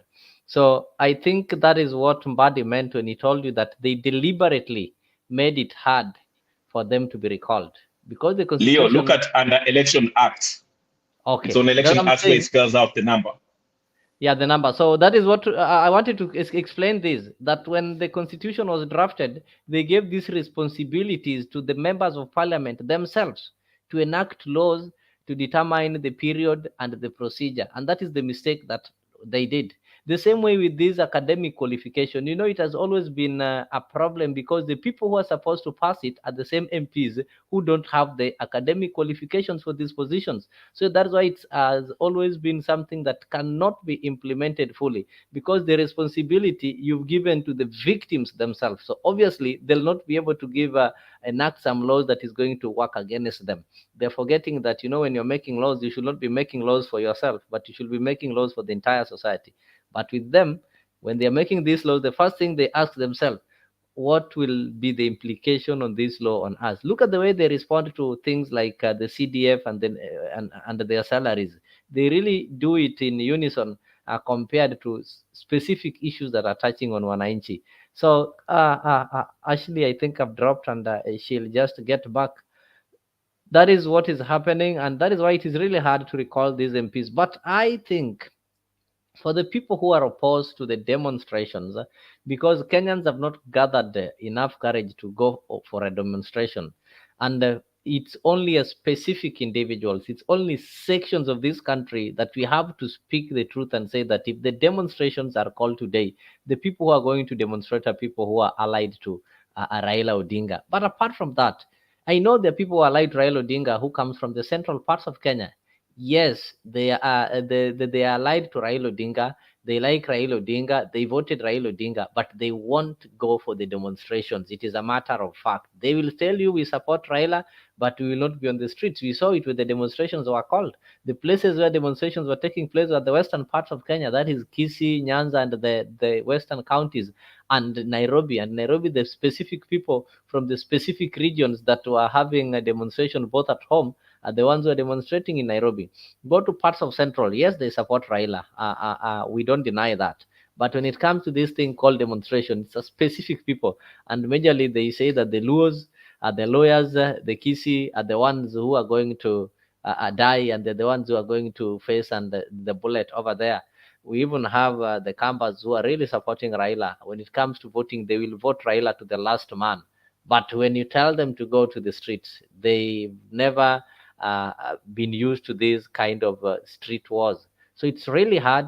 And you can see on the comment section over there, Goodia is saying that Kenya has never united. So we need to fight tribalism first, so that whenever such kind of things are called, people will think as Kenyans. But what happens now? There is a problem. Gachagua will run to his people in Nyeri and will try to tell them that how people are salivating for their government, and that is the end of it. So those people in Nyeri will now think that, okay, we are not suffering. The problem is Raila wants this government. Raila wants nusu mkate. You see how they do it. So whenever there's an issue that Kenyans should be united as Kenyans, these tribal leaders, they go back to their tribal backyard and try to make it an issue of communities or tribes, like it is this tribe or this person is against our tribe. So that is the problem that we're having in this country. So Kenyan revolutionary, anything that you need to add? How do we go about this kind of things? You know, we've been having all these ideas. We don't need demonstrations. Okay, the coup is really not going to be easy. I think the kind of the soldiers that we're having and the kind of the training they undergo and the kind of discipline they have, and based on the historical things like what happened in 1982, it's really hard to get somebody who would dare try even think of coup in this country. And it has not been possible. I don't know how the countries colonized by French find it easy to have some coup d'etats. Maybe that is something that historians can be able to tell us, how they find it easy. But these other countries like ours that were colonized by British, it's really, really, really hard. I don't know how they trained us. Maybe we can come up with some ideas of presenting our grievances and ensuring that things get better. So Kenya revolutionary, still on that, what do you think is the way forward now that we've been told judiciary is corrupt? Actually, it has been confirmed by the president. We've seen the parliament cannot operate. We've seen the executive is the problem. So all the three arms have failed. So what is the state of the common mwananchi? What can helpless Kenyans do? We are having 4 years to the end of Ruto's rule, so that we see if it will be renewed or he will have to be dropped. So what can you tell Kenyans to do right now? I have always argued that the opposition, they can capitalize on the situation by not doing what they're doing, but reaching out. Let's say, for example, the Central Province, who were a major voting bloc to Ruto's government. Instead of calling each other together and blaming them for voting for Ruto, how about you reach out to them? Okay, those are the people you should be appealing to. The whole point is this: in a constitutional democracy, we are the sovereign people.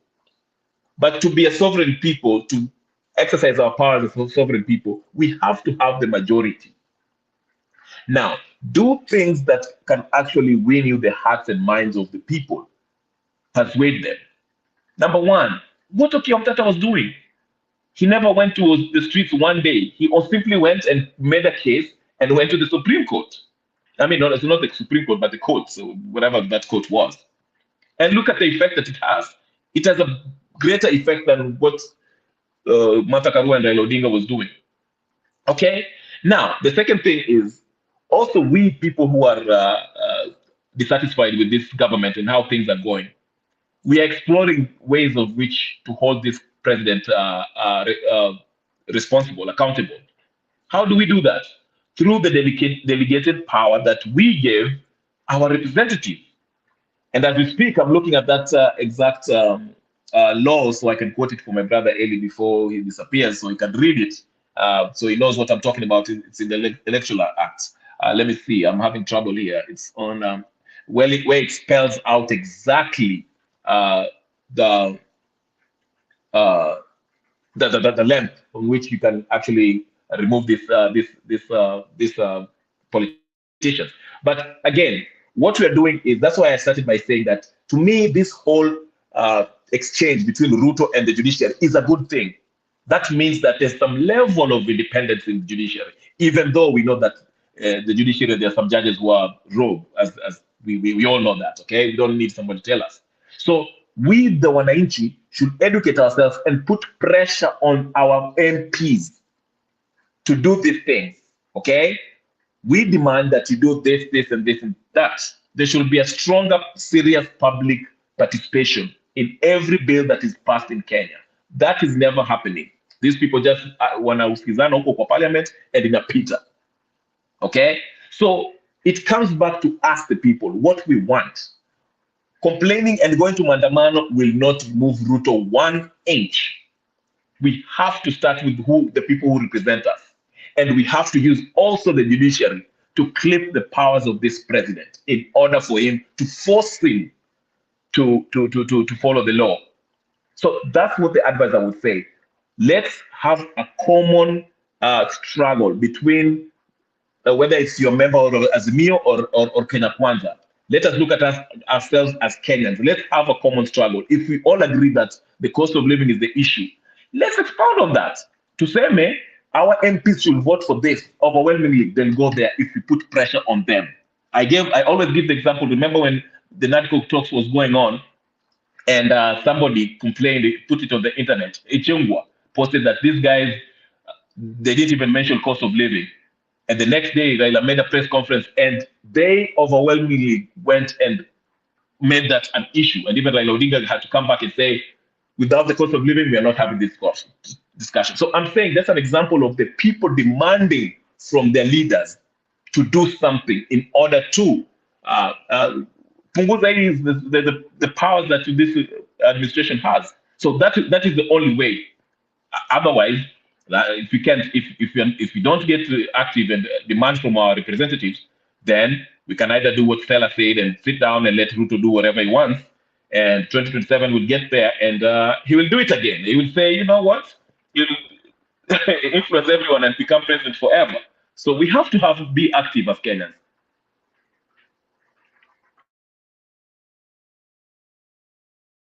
Meanwhile, I'll find you the law, the exact place. It's in the election. Try looking for it. Try looking for it. Somebody is telling me, Leo, you asked and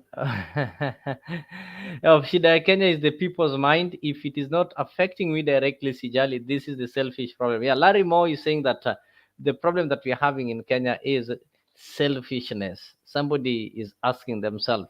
That's when people are saying, help. I'm not going to school. I don't have somebody in my family or in my house that is going to school. Why do I get concerned with the fee? Ruto akipenda kuongeza fee, aongeze. Somebody is talking when it comes to the matters of fertilizer. We don't use fertilizer. Why do I need to get concerned? So that's the problem that we're having as Kenyans. If it doesn't concern me, then I don't have any other business with it. So we need that ujamaa, whereby your neighbor's problem is your problem. Your neighbor's joy is my joy. So I think with that, we can be able to change this country and change this country completely instead of complaining. We are many. We are millions, over 40 million. We have the power. We cannot be controlled by only 300 or maybe less than 5,000 individuals in the country who want to turn us right, left. But the problem is Kenyans have never learned, hatujafika ile mahali pa kusema sasa punda amechoka. Just on the words of Ashley, punda anafaa kuchoka, na punda akishachoka ndio sasa hawa watu wataacha kunyanyasa punda. So Ashley, you dropped. I think you're back. I can give it to you. What do we need to do as Kenyans? Actually, what options do we have, or what hope do we have as Kenyans? We've seen the parliament has failed, the executive has failed, the judiciary has now failed. And when we talk of going on the streets, we are also told that, at the rate we are and the type of the political formations and our politics, because majorly it is still tribal, it's not going to be possible to marshal or to collect all Kenyans together and have a successful demonstration that is going to communicate. So what advice can you now tell, if you're now speaking to Kenyans, what do you think Kenyans can do together? Before I give that, I was going to talk about what Kenyari said about overthrowing the government. And I was looking at Sri Lanka, where the president was overthrown. People went to parliament, to his to the house that the president stayed, and they stormed in, and he had to run practically out of the country. I saw that clip yesterday. But the problem they got is that the prime minister, who had been there, I think since independence, is the one who took over. And they were saying he was part of the problem. So as we want to remove Ruto, are we actually solving the problem? Because who is going to take over after him? Does that person also come with problems? Raila tags along with Uhuru, who also was a person who did not obey the constitution. You see, so I don't know why people wouldn't rally behind someone like Kia Omtata, who has steadfastly always stood with the Constitution, and give him a chance and see where he can take us. But as long as we want to remove Ruto for Raila, who is also with Uhuru and the Moi and all these people who have corruption cases, it is like replacing one problem with another. My suggestion was, if we are going to remove him, I don't know how good the military is, whether they will be corrupt or not, but if the people, even with the leaders that we have, that's what I said, we have to make them fear us, so that when they make laws trying to please us. But how do we do that? It is we have to collectively agree to protest, not to install somebody else, but whether it is in opposition, whoever is in power knows that they cannot ignore the people. One thing I've realized is nobody, you see, like the way we are talking, Ruto never comes to talk to us while we ask him questions. He keeps saying, people gave me the mandate. But he lied to us. You see, like when you have a contract, the material, what is the material of like if you have a contract and someone withholds information from you, misrepresents themselves, that's a breach. And as such, the contract cannot continue. And you cannot withhold the material substance of the case.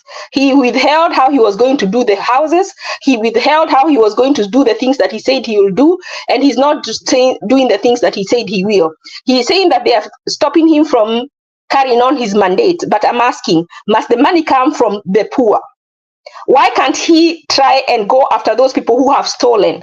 They say they know Uhuru took money. Why haven't they gone after him? Why don't they start at the bottom? Why don't they start there? Why don't they start getting money that was stolen from the loans that we got before they come to the people and ask them to pay loans that we did not profit from? And then when he complains about the judiciary, it is not only the judiciary that has failed, and the judiciary is not working for us. What most people do not understand, these are supremacy battles between Uhuru, they are political supremacy battles. So even these judges you will find, they are not fighting for the people. Don't say it's only the court that works. They've been bought by one side, and maybe Ruto was bringing the outburst because he tried to bribe them, and they refused because someone else has already got them in their pocket. When you hear him say, I have to do it, he's fighting. You understand what they are doing? They are fighting. We heard that Uhuru was going to build a city in Northland. So you see now Ruto wants to build houses. So they are fighting. These are fights that we don't understand. We just see the outburst outside. We see the judiciary siding with one side. You don't know they were bought.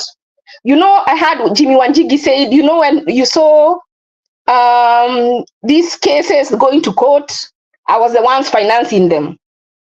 These people are financing some of these things, not for us. They are fighting within themselves for supremacy. Oh, so Uhuru now is a trillionaire. I will be a bigger trillionaire than him.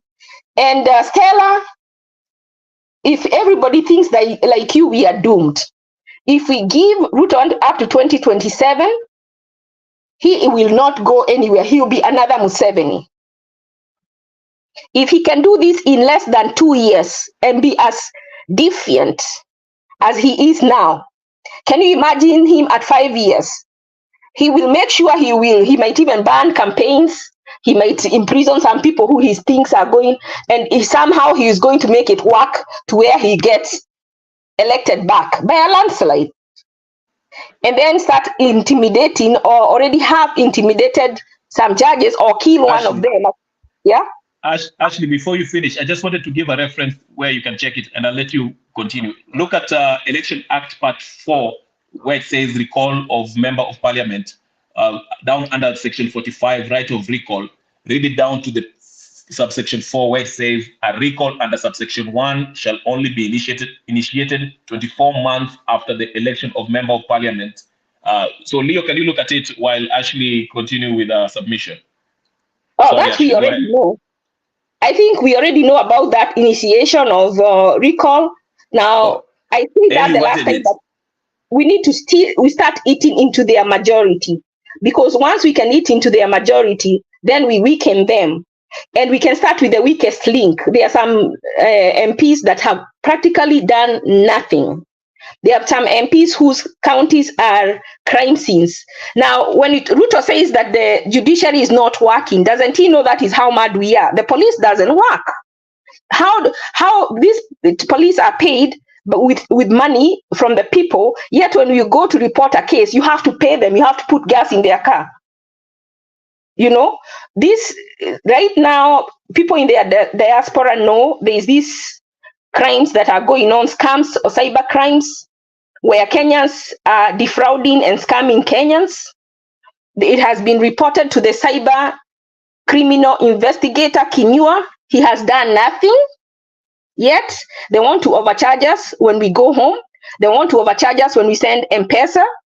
So, Ruto is not the only person whose tax money should work for. This money should work for everybody. And the thing is, there is total collapse of the institutions that we have, all of them. The hospital don't work. The other day I saw a kid, a baby who had stayed in a mortuary for 11 months because they refused to release the body because the parents didn't have money. They gave 20,000 and they still held, and each day the money was accumulating. So I am so disgusted that we are here discussing Ruto while every other Kenyan has a story to tell of how this government doesn't work. So it is not just not working for him, it is not working for each of us. What do we do?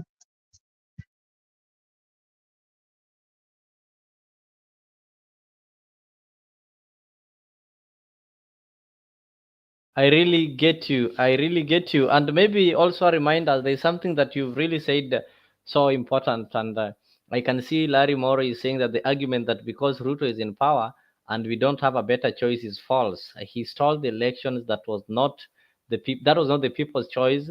Since people voted for Raila, why not give him the ham? And maybe actually just to echo what you've said in reference to what happened in Sri Lanka, it also happened in Zimbabwe when the legendary Mugabe was removed. Who took over was the deputy president, who was part of the problem. And you saw what happened after that, the same problem. So that is what is also happening in Kenya. Ruto was a deputy president for 10 years. So he decided to maybe go on the other side and started campaigning against the government that he was part of, and fooled Kenyans that he's going to provide solutions to the problems that he was part of creating. So he's among the people who created the problems that we're having currently. Though sometimes I do blame Raila, why he accepted to campaign together with, knowing very well. Yes. Even if we chose Azimio, just look at someone who would have had a key position. Remember the other they put him of Azimio to go and negotiate for Azimio. What did he come back with? 100? He came back with things that are given goodies to keep quiet. It is like the way a dog, you go to steal in someone's house and then you throw the dog some meat and they keep quiet because you gave them something to eat. So even on the other side, we have problems. That's the problem. So even if we had elected Raila, we would have problems. Starting with what we saw Kalonzo do the other day. There are people on his side I've had with criminal cases. So what I'm saying, we have criminals on both sides. And even if Raila was in power right now, maybe we would still be here complaining about him and the things he has done or he's doing. Look at someone like Orengo. He was accused of stealing money. Nobody has talked about it. Those are right-hand men of Raila. So what government would they have formed? Is my question. Look at where Haiti, where we sent some police. They killed their president, but the problem didn't go away. So apart from saying Ruto must go, who must we replace him with so that this problem stops? We are not replacing a problem with a problem and solving nothing. We have to come and be honest, being patriotic, and not be tribal. and choose a person who will fix Kenya once and for all. Otherwise, we are wasting our time.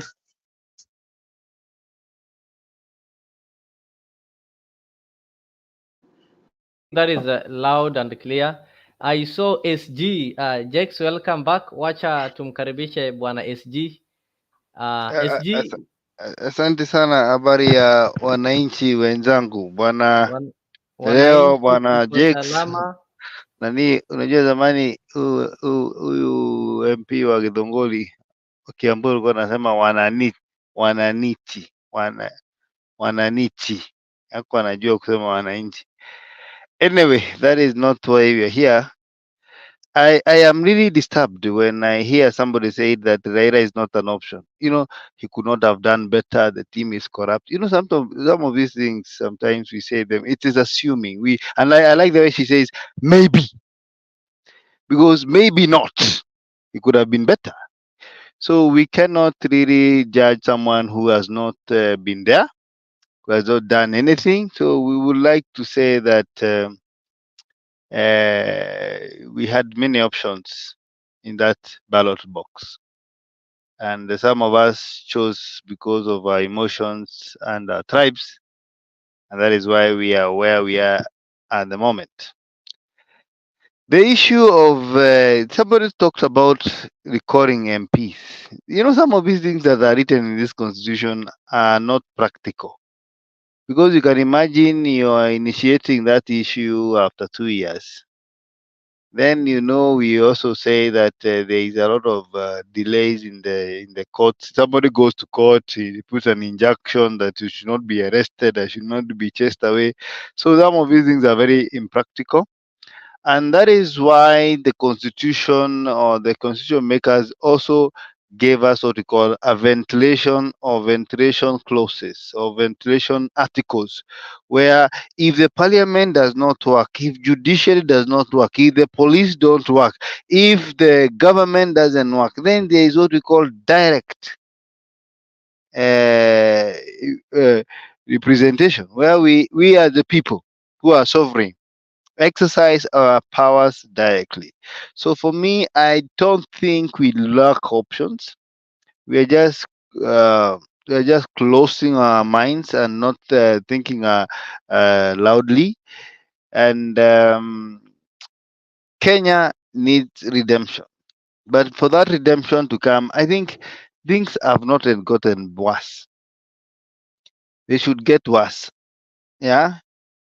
So that at the end of the day, we start afresh. Because when we started these issues of maandamano and calling people to come on the street, there are some people who told us they were going for harvesting and planting. Yeah, some people in Iroiro, I saw them saying that hey, maandamano inaharibu biashara. Unajua sisi kama watu ya biashara hatuwezi ingia maandamano, hatuwezi weka sufuria kwa kichwa, lini tunapanda sijui tunavuna Sasa kwa sababu hakuna maandamano na biashara zinafungwa, what is causing it? So we are in a situation, Mr. Leo, and this somebody has just gotten in, he should just mute, whereby we wait and see. Because the good thing is that now the judges who are on the side of the judiciary, which was on the side of a government, or they were in bed in government, now it is also complaining. I saw some people in Ruto today trying to burn tires for the first time in history. Why? It is pinching them. The coffee sector, people are crying. I saw another Mutembei clip of Meru telling us, sijui kahawa haichomwi, wale walikuwa wanaitwa Kateru walienda. I'm happy when I see these things happening, because it is until they say in English that when the gods wants to destroy you, they make you mad.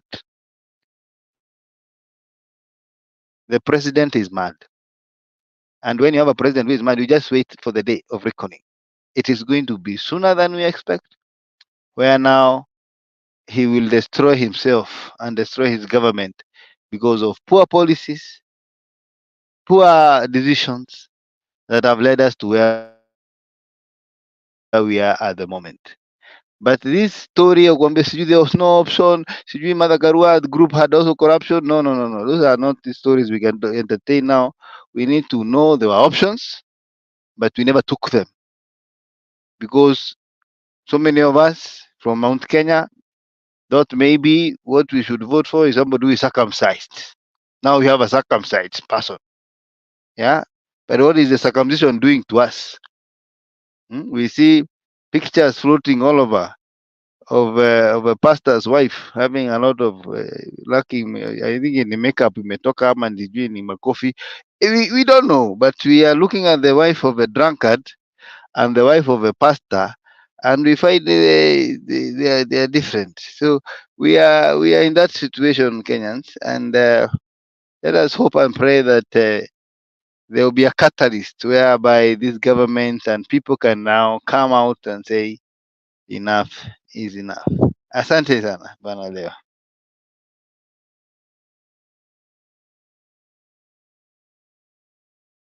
Asante sana Mr. G, SG, the Secretary General.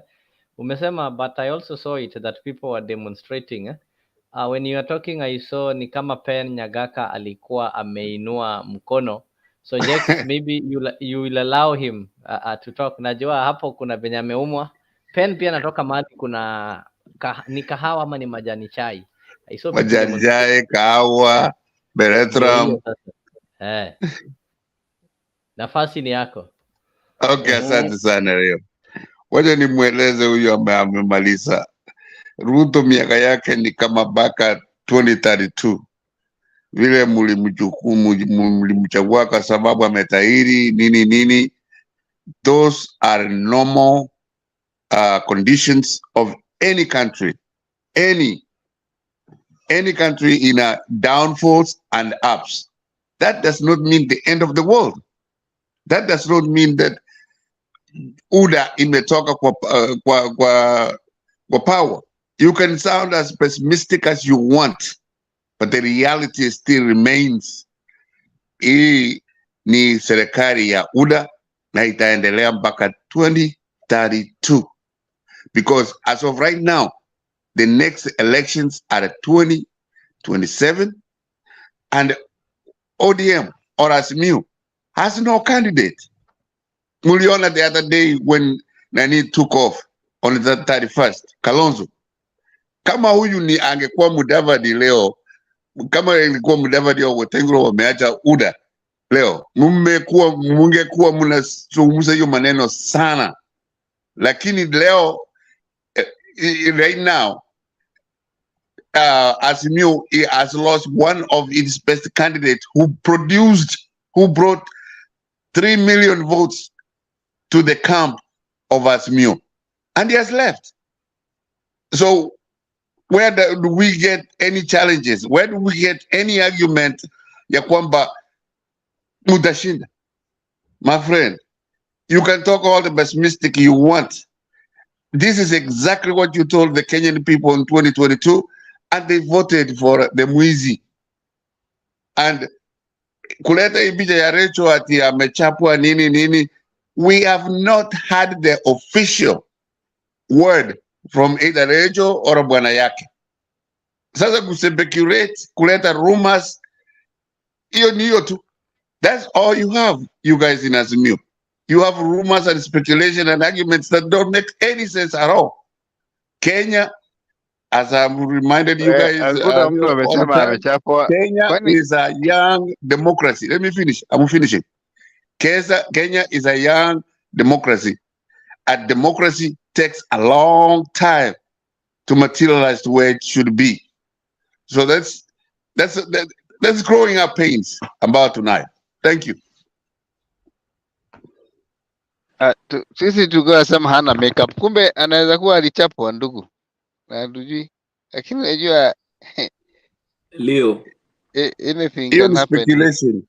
Manyumba ina maneno, hii manyumba inakuwa na maneno. Manyumba iko na maneno. Alafu kuna unajua Unajua Ruto pia alicelebrate birthday na kuna jamaa aliandika kwa Twitter kwa sababu ya zile mauongo ametupatia over the last 1 year. Hiyo birthday ni ya ukweli pia.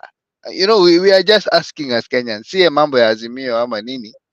We are concerned about the state of mind. You know, it's good to understand that. And then there's something somebody says sijui ati Azimio has no sijui Kalonzo aende mahali. Kalonzo has said that many years. Hata last time alikuwa amesema anasimama president na achi mtu. But as I told you, the enemy of your enemy is your friend. Whatever is bringing Azimio together and all of us, even us, we were not even followers of Maina Jenga, but we are all together because of this one enemy that is destroying Kenya called William Ruto. So if you're expecting Azimio to be disintegrate, forget it. We have one strong enemy, and therefore all of us we are going to decide who will be the president. Msituharakishe, wacha kila mtu aseme atasimama president, but 3 months to time tutatoa candidate ambaye atasimama na president na huyu president wenyu, because sisi si rais wetu na Wakenya wamechoka. Alafu lakini hata ukikuja huku kwa street, tuko Nairobi bro, na nakwambia hapa watu wanasema hata kama ni umbwa itasimama ikuwe inabweka State House, tunasikia tu imebweka, imetoa speech ahead, we will vote for that, but not the current status. Thank you. As of right now, you are 100% right, because the government of the day, when it is trying to refigure the economy, trying to take out all the monies that you were pushing up, like the dollar, yes, we are very unpopular. But comes 2027, na hiyo ndio ninakuambia mheshimiwa, we have the reality and the rumors. The rumors is the Rachel alipigwa. The reality is that Kalonzo just left and he said if he leaves for anybody, he is going home. The other day he said angekuwa mshenzi sana akikubali kuachia mwingine. That's the reality. That's from his mouth. Hiyo ndio tunasema ya kwamba wale ambayo tunafumilia maneno ya UDA ni kwamba we need reality, not the rumors. Hii rumors ambayo muna Maina Njenga, muna huyu, muna yule, what does that mean to anybody who is farming barethram or coffee or tea huko in Kisii? None. Thank you. Jake, can I jump in a little bit? Jake, please do. Please do. I just wanted to tell Ashley that and Leo, the Mugabe and Sri Lanka case are not the same as Kenyan, because when Sri Lanka and Zimbabwe, they were actually one. They all agreed that they wanted the president out and they chased him away.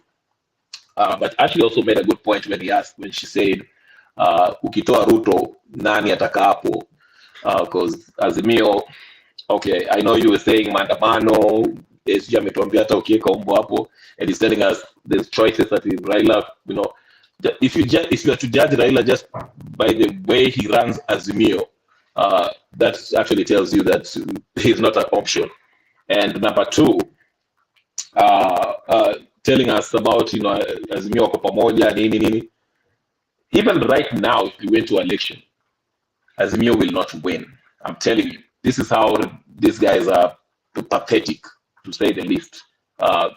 They're not focused. Wanasema wanaenda maandamano. Tujiulize, mnaenda maandamano kufanya nini? What are you going to maandamano? Remember, we went to maandamano, then what ended up? Akawacha maandamano because of NADCO, wakae chini na Kalonzo to share power. Is that why we want to go to maandamano again? So that these wakina Kalonzo wapate sijui official opposition na sijui nini. So these guys are not focused. And Ruto will ataleta kwa serikali, alafu utaona Azimio will disintegrate. So SG Maina, SG ndugu yangu, I know you're a fanatic, but the reality is Azimio is just as good as dead. They're just noisemakers. Thank you. Yeah. The point of order, Bwana Chairman. Yeah, Unajua go ahead. anasema what has shocked me as a person who is listening keenly ni kusema kwamba ati tunaenda maandamano kufanya nini? I mean, don't you read the constitution? Kwani hii katiba iliandikiwa nani? People read the constitution na don't read it upside down. Article 36 and 37 says everybody has a right to demonstrate and picket in peace. It is in the constitution. So Yes. whether you want to do I'm it the whole not year, disputing that. I'm you not see the disputing that. You are right. But what is the main problem aim? of picking and choosing what to read in the constitution, it is what has led us here. But maandamano, watu waende, watu waandamane kwa sababu ya jua, waandamane kwa sababu ya majani chai, waandamane kwa sababu ya njia, waandamane kwa sababu ya levy. It is a constitutional right. Sawa. Number two, hii mambo ya kusema ati sijui official opposition was they were going to share power. There's nothing that was proposed by your president. Yeah, and I don't think they have shared any power so far with that discussion.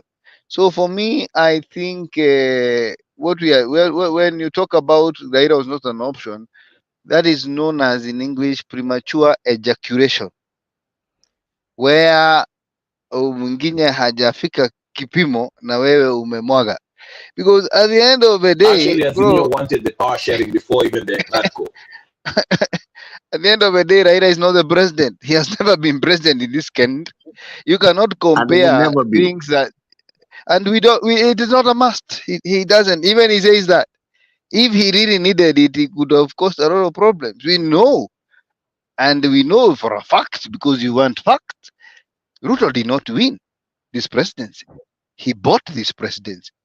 He bought Chebukati, he bought Koome, and we have evidence about that. But we cannot. We know what happened. Everybody knows in Kenya Chebukati was that brought there's by no Raila. way. There was no way. There's no way a small we could have led that in Bunge, Azimio was the majority. Even right now in Nairobi County, Azimio is the majority. In the whole country, all the MCAs of Azimio relation are the majority. How did this guy win? He won by lying that he is a Christian girl in the Bible and Psalms, but he also had carried money. And that is why you see he has no glory of God in him. Why? Because it is a stolen election. So we call it fanatic or anything. We know what has happened in this country. Is somebody buying his way to presidency, and he cannot even lead the country, despite the fact. Uhuru has more money than him. He can buy elections. He can win. How do you know? We don't know that. I think those are just speculations. I don't know who is richer than the other, but we know that everything in Kenya has a price tag. And again, you might have money, but why should he buy? And he was not even signed for the presidency. Anyway, for those few remarks, wacha niache wengine wapige siasa. All right, allow me to come in and ladies and gentlemen, what we have been reflecting on your screens are what has been said on Twitter handles of different people and different leaders. Many seem to agree, others also seem equally not to agree with the sentiments from one President William Ruto. Of course, I've been able to project what Millie Manga has said, what the man of tyranny of number has said, tyranny of numbers, Mr. Mutai Nguni, what he has said. I have projected what Aaron Cheriot has said, and many others who have been saying a lot in reaction to what the president had to say yesterday. Of course, equally, Miguna Miguna formed part of our story today. He was saying that stop threatening the judiciary. Remember that without the judiciary, you wouldn't be president. You can't pretend to protect the independence of the judiciary through threats. All right. Of course, in the same note, Raila Odinga equally said that Ruto has captured parliament. Bills now come through straight from State House and get ratified by lawmakers. Sometimes up to 2 bills are approved in one afternoon. Having captured parliament, Ruto now wants to intimidate, subdue, and capture the judiciary. Okay, Martha Koome rejoined as well, said that the GSC has noted with concern that judges and judicial officers have been subjected to public criticism and vilification for issuing court orders that are perceived to be against state programs and policy. The GSC wishes to affirm or reaffirm the independence and integrity of the judiciary as a core equal arm of government, and urges all judges and judicial officers to continue performing their judicial duties without fear or favor, among many other sentiments that have come from different people with different opinion. All right. Okay. Now, can I count? Now, I've heard from SG, I've heard from Ashley, and there's something while I was behind the tents, I heard Ashley say, and it's true that some people can be paid to cause to sabotage an idea, whether good or bad. Some people can. One time, Jimmy and Jiggy was here bragging of how he used to fund some of these um, court cases. Actually, I want to begin with you on this one.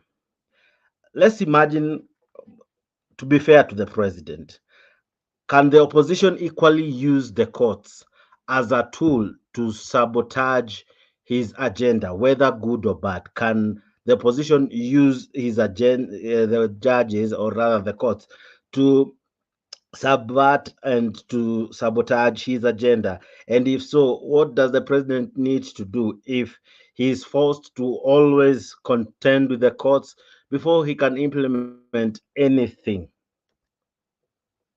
Good question. I hear there's a saying that says, "What's good for the goose is good What's for good for the gander is good for the goose." Okay, so saying that the even him, he with his MPs, you remember he's going to see who is going to vote against his agenda. So if he wants to also manipulate, then he has to let the other. You see, we have to either agree to be a country ruled by the rule of law, or a country not ruled by the rule of law. So what does he need to do? He needs to be an example. He needs to stop having the DPP withdraw the cases of his friends. He needs so the police are working for the people because they are paid to work for the people. He needs to make sure our hospitals are working. He needs to make sure those people that he is saying are sabotaging, he seems to know them. He has the instruments of power. He needs to have them brought to book. Then when he has done that, then he can complain it hasn't worked. But he cannot be doing it himself and get mad when someone else is doing it, because he is a Kenyan just like us. So if he wants to manipulate, when he's unable to manipulate, then he can't get mad because someone else has been able to do it better than him. And some people say he stole the election. Let me tell you, if he stole, he didn't do it because Raila was so righteous that he didn't try. What I believe is that both of them tried, and one thief was smarter than the other. So we either live in that way, or we become people that live by the rule of law. That is my sentiment. Where is everybody? Everybody's there. I'm just highlighting some points from people's reaction on Twitter. Now, Bwana SG, even as we near summing up, can the opposition decide to sabotage a government? Because today is Ruto, tomorrow it will be whoever. But if the courts can be used as a tool to sabotage any government, don't we need sobriety in as much as how we use our courts? Because too much of something eventually can end up being poisonous, and we might end up destroying our institutions, thinking we are building them, thinking we are doing the right thing, because this is how sometimes we might derail a country from anything. Anyone can go to court, which is their right, correct? But as well, the judges should rise above and be able to filter out what is fair, what is just. Because as much as we are saying that Ruto is bad, equally, according to law, he who comes to equity must come with fair hands. The opposition with clean hands. Is the opposition clean? Is those who going to courts, are they clean, or they have an ill motive? What SG? Before SG goes, I think you've misquoted. The Ruto that is complaining himself is the one who needs to come with clean hands. Those who going to court are going to court because he's making unconstitutional laws. I'm looking at it from both ends, because by the end of the day, as I have said, whether it's good or bad, because this is not the last time people go to court. They have gone before court in so many reasons, even others that are not really, how do I put it? Because people have gone to court even to stop feeding program. Yeah, among many other things that people have gone to court. Now I'm asking, can anyone go to court just because if you spite the government and you don't, and maybe you feel you have a vendetta against Ruto and against his regime, probably because you lost as your preferred candidate is not the one ruling, could you be equally using the courts as a tool to oppose everything? Now that you seem not to be having your way in parliament. What do you make of that, Bwana SG?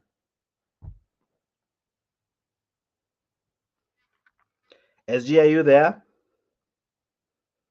All right. Same question to Bwana Kenya Rebel. What do you think? Can the opposition and many people who oppose this government choose to use the courts as a tool of, to pick out an issue with everything that Ruto and everyone is trying to bring?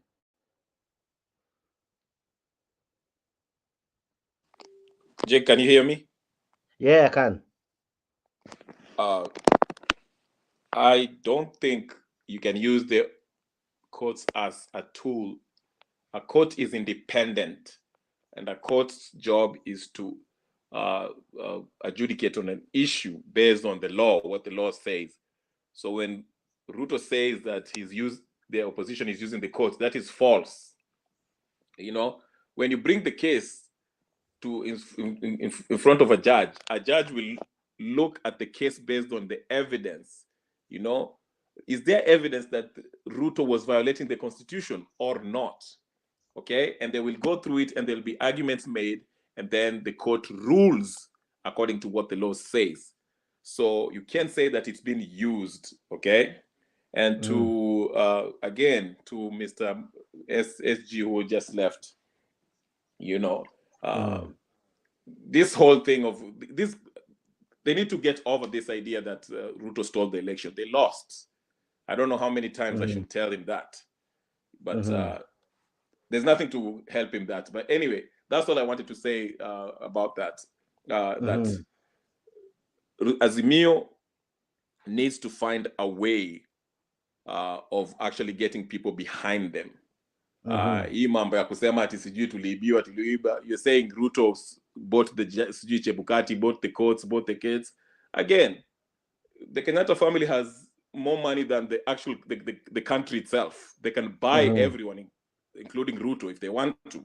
So don't come here telling us that they are trying to buy I don't know what. That's just nonsense. You lost square and fair. Go back to the people. Use sera zako. Wait for 2022. If you want to impeach him, try to impeach him through your MPs and get the MPs who are aligned to you to try to impeach him. Do something like that. But kukuja hapa kutuambia sijui Ruto aliiba, sijui he's not anointed or whatever, you're wasting everybody's time, including yours. Anyway, that's all I have to say. Bye. Bwana SG, the same question I had asked you, I still pose it to you.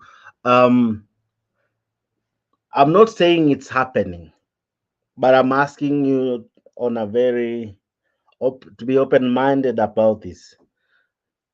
Maybe someone has noted there's a weakness, there's a link of weakness in the judiciary, and they have decided, you know what, we cannot have any other way to stop this government. So the best we can do, we can use our courts.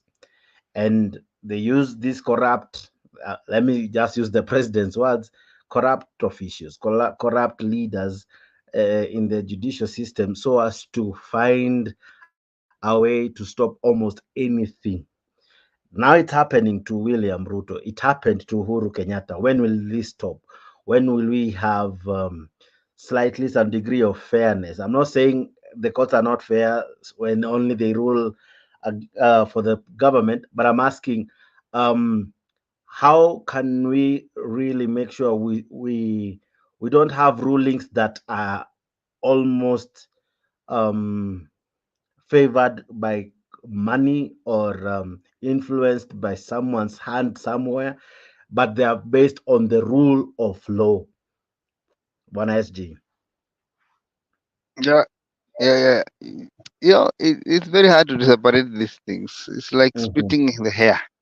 And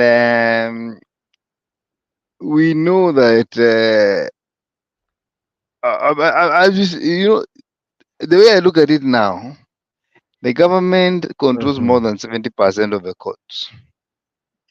Correct. And 30% are people who maybe cannot be controlled by the government. So they are, you see, these are human beings. These are Kenyans. They live within us. They know the problems. They are the same people who go to the supermarket with us. Unaenda na magistrate anasema sukari ni 500. Akienda kuweka mafuta pia ama kulipia mtu shule anaambiwa help haiko. Anafika mahali anasikia ala mafuta ni 212 per liter. So anaangalia anaona vile KCP, maybe hata kuna magistrate sister yake ama brother yake mtoto wake alikuwa na perform 400 500 420, alafu hii regime ikammakia akakuwa na 212, ama alikuwa ende alliance akaenda hii shule iko Kazozweni. Those are things that are affecting the judges too and the police. So for any normal person, any person will have his own persuasions, whether he's given money or not. There are people who are in judiciary are staunch Azimio. There are those who are staunch Kenya Kwanza.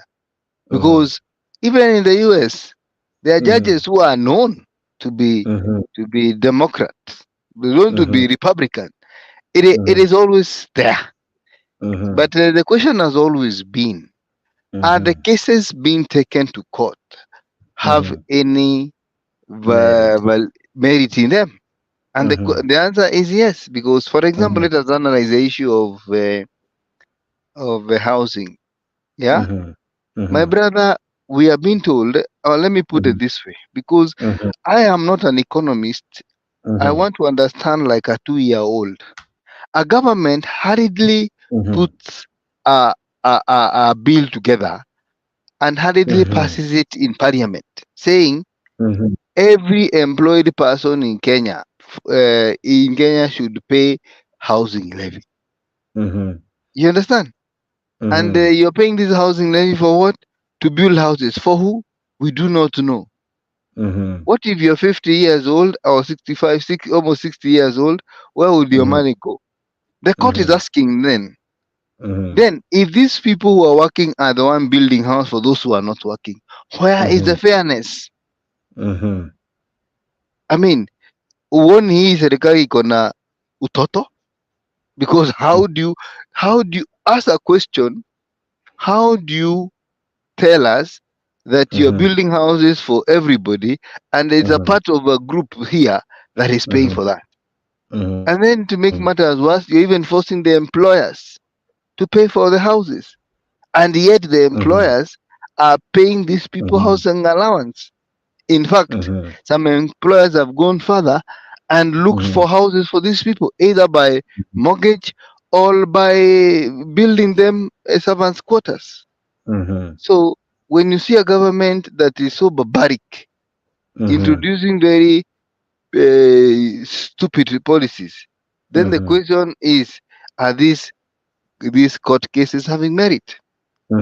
So when you look at the housing, for example, those housing issue, it is bad and stinks to the highest heaven, because it is not yet pure. It is a good idea, by the way. From my where I sit and what I believe that we need a housing policy that it is having good proper public participation and people give their views and then it is well analyzed so that people know that if I go to the website and apply for the house with this amount of money, then my house is reserved. You understand what I mean? Rather than where you are saying we don't know who will get the house, when will get the house. Sometimes we are told the reason why there is housing levy is just because it is creating employment. Then we get out from employment, we are told it is for the people who are the slums. My brother, what is what? You understand? So we go and look at the case. And I told you the other time of Jeru Gedai who said that anybody can go to court for anything. It is important to go to court because what we do in court is arbitration. It is somebody who comes between two people who are having a dispute and tries to understand where the dispute is coming from and creates a way forward or gives a way forward on the matter. It is okay to go to court and claim that you're the owner of KICC. You're the owner of the sun and the moon. You can go and tell the judge that, but the case will proceed. People will come with the evidence. If you have the title deed of KICC, it will be checked. If it's an original one, then the court will say, surely you are the owner. You take the KICC and go with it home. You understand? So when you see a president so threatened by the courts, or then you see there is a very big problem because we can now see this guy is being exposed. He was actually the problem in Uhuru Kenyatta's government.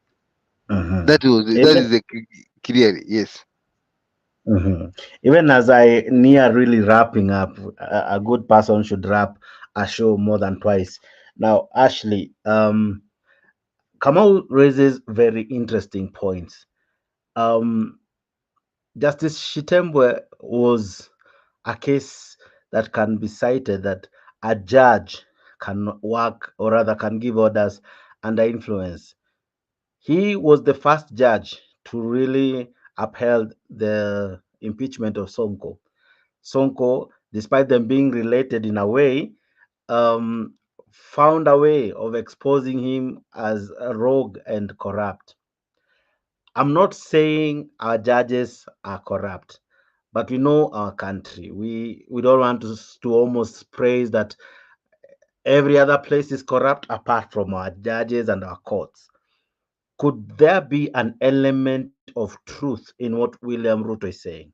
And that's what I'm just simply asking. Could there be an element of that? Probably somehow, people can team up to seriously oppose and put stoppers on anything, any project, whether good, whether it has gone through all the rightful procedures, or even it had the entire country participating in public participation. It had everyone giving their views.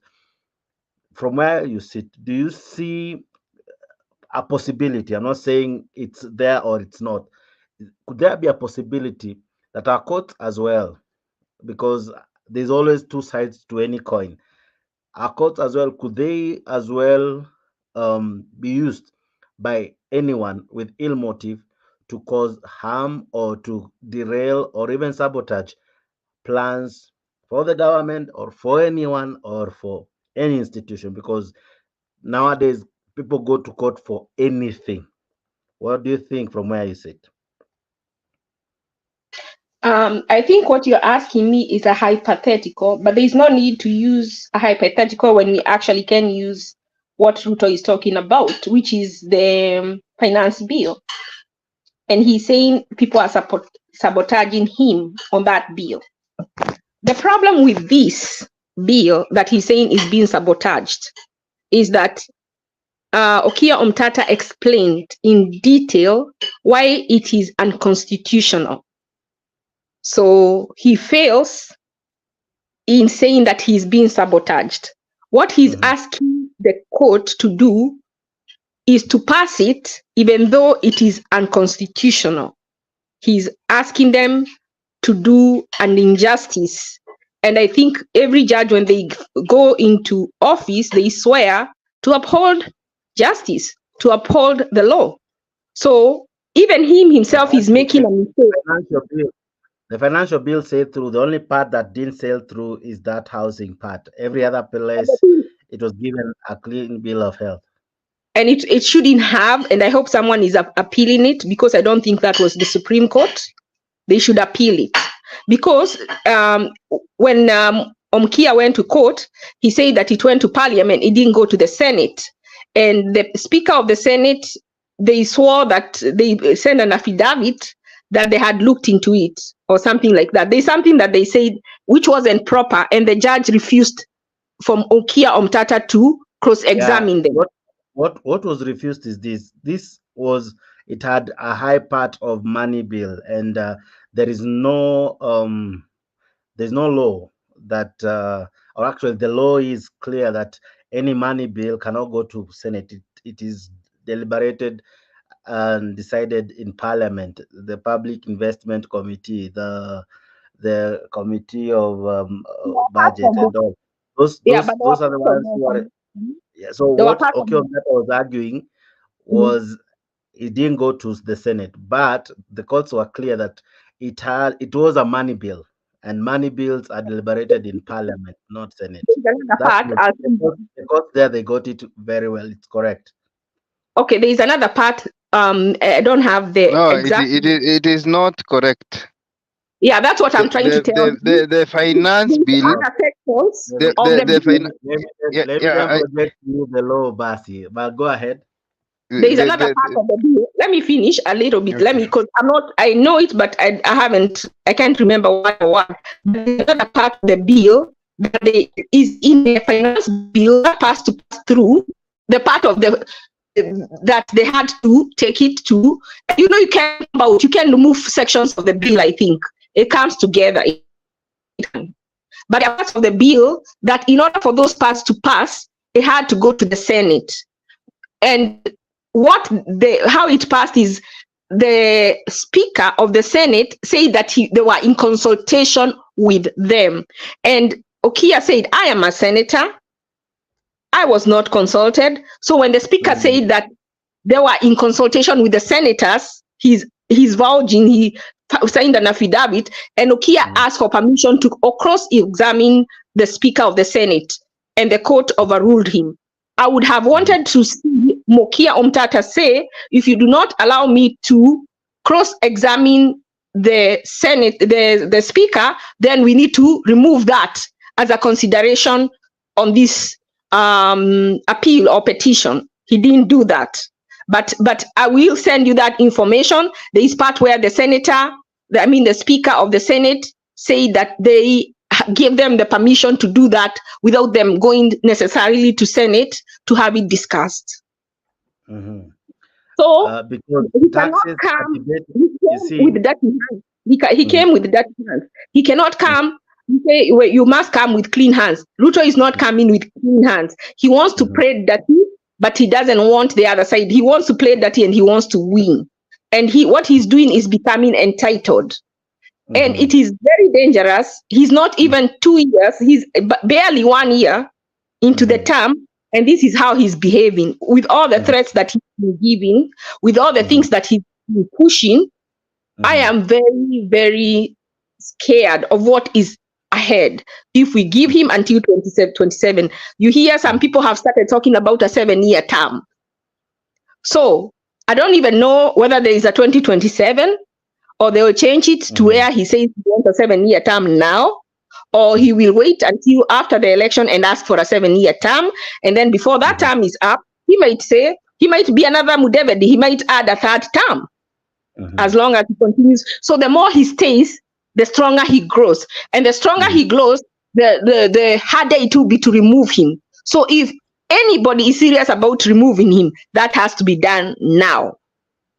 So what I was saying, the last thing I'm going to say is about that. Someone said that the civil disobedience cannot work.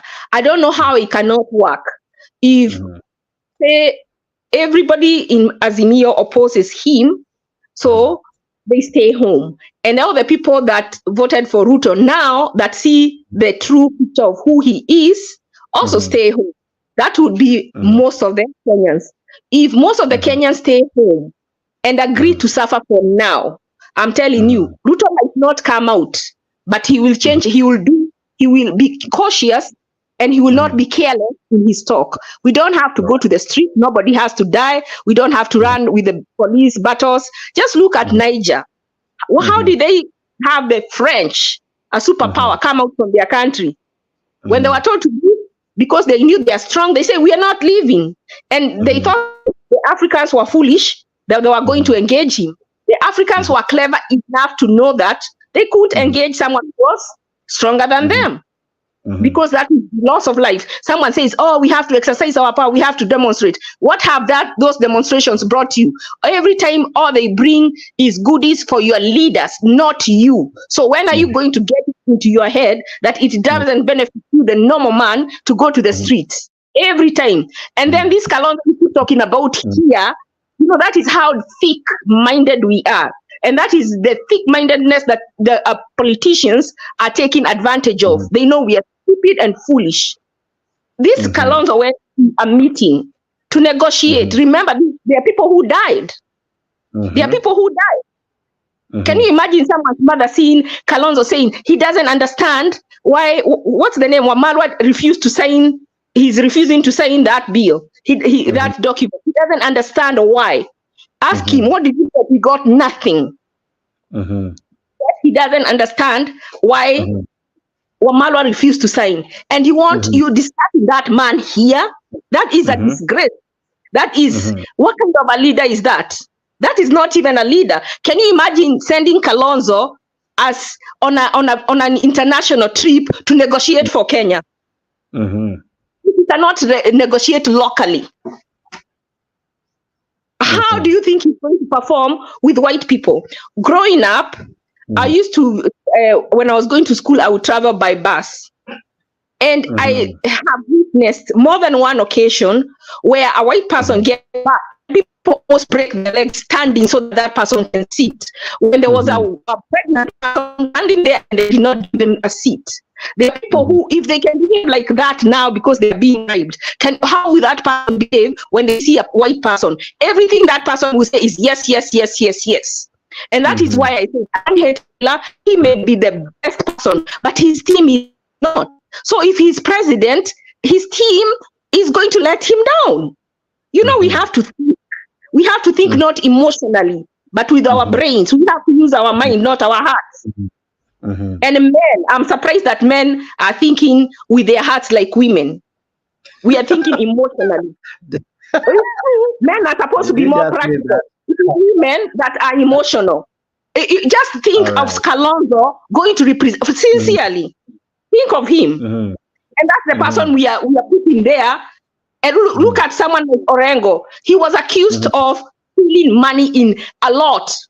We didn't give anybody, he was not put through to see, is it true or was it a lie? Those are people that are surrounding Raila. So if he won, those are the people he would have given ministries. Don't you think would have the same problems? And then someone said, he has never been president, so we don't know. Don't you know that you can look at someone's history? When you go to, why do you think you ask for a bill, good conduct, when you're looking for a job? They want to see what kind of a person you are. You want to see how has Raila ran ODM? How has he ran Azimio? It has not been democratic. It is his way or the highway. What makes you think that when he becomes president, he will change? Actually, he will be more emboldened. Now he has the sword too. So he will do what his precedents, the people behind him did. And when you complain, they'll say, why are you complaining and you let Uhuru do this? Why are you complaining and you let Ruto do this? So that is why I'm saying, if we look at character, we have to judge from their past. And that is why I keep saying Okia Omtata has proved himself. Even now he said even they tried to bribe him and he said, I am not taking any bribe.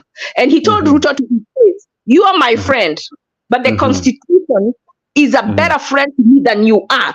What other leader are we looking for? And I'm telling you, someone has said here, we have to go down before we go up. I told a friend who is not a Kenyan, and they said, you have to be like Rwanda before a real leader can come, because right now you only have vultures, you only have cartels who are interested because of all the money that is in government.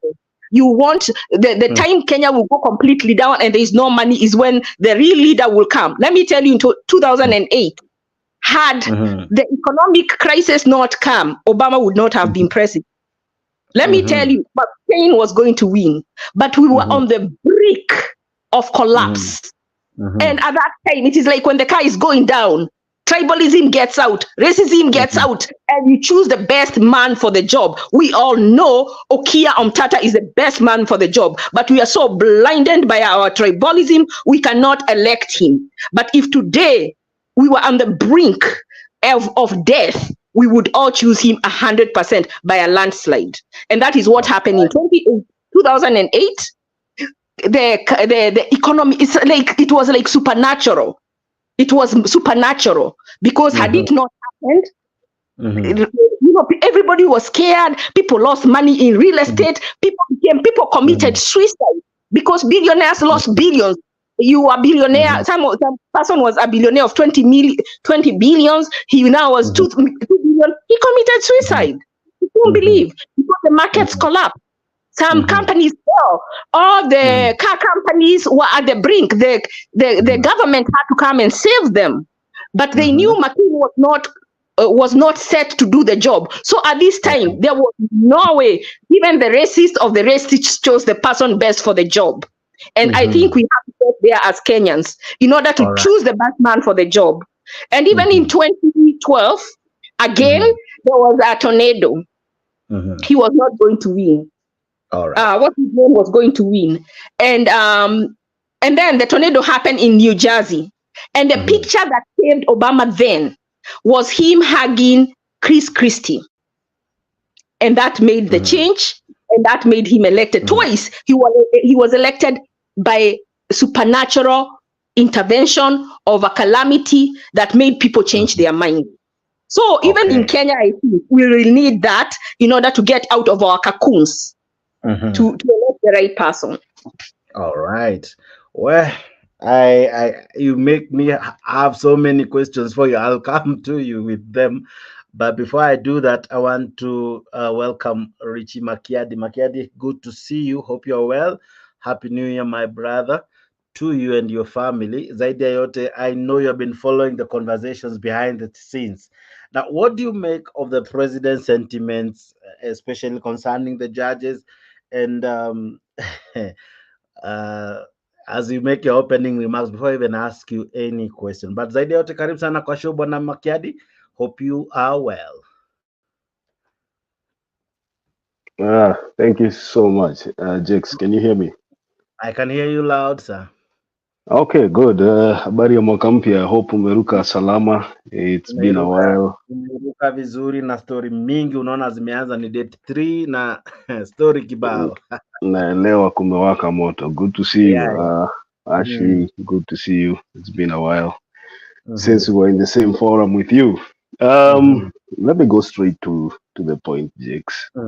I think I was listening to what SG, my brother ambaye ametoka sahi hapa, was talking about. And you know, as Africans and as people who are religious, we have one problem. We have been lied to so many times with people who believe that they are the chosen ones, people who are so, you know, religious that they can make a case before God for you. 2022 elections, people had a choice. I think SG made it very clear here.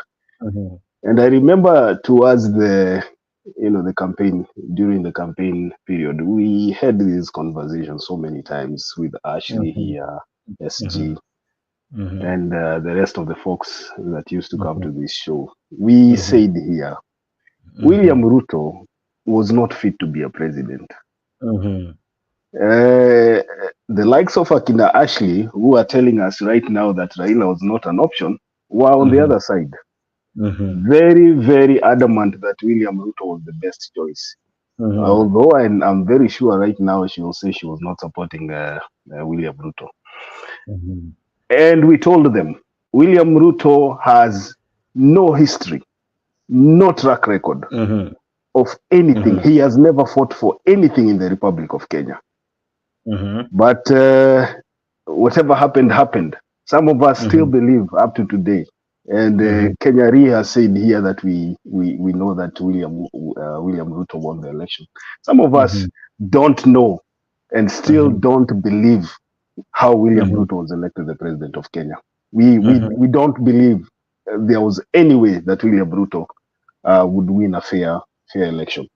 We will start arguing about why William Ruto is the president right now, but that is a long story for another day. If the commission came out and 4 commissioners said they do not know how the election results were tallied and they do not know how the chairman came up with those figures, then who are we, the voters, people who are outside, who are we to dispute what the commissioners, the people who worked for the IEBC themselves said? Who are we? We had choices. We had Raila Odinga on the ballot. We had William Ruto on the ballot. We had Wahiga on the ballot. We had other people. I don't know, this guy Wakubuta Banki sijui kama alikuwa kwa ballot. I can't even Wajakoya. We had Wajakoya on the ballot. I don't know if we had any other person there, but I remember those 4 people. They were only 4. They were only 4. Thank you. And people went out straight, looked at the ballot paper, those people who voted, and voted for William Ruto to be their president. Now, we are looking at 1 year plus a few months down the line, and the country is in a disarray. The country is disastrous. Things are not going the way anyone on our side expected them to go, because we felt like now that William Ruto is the person who has been crying, from morning to evening, that he is the person who held Uhuru's government in place.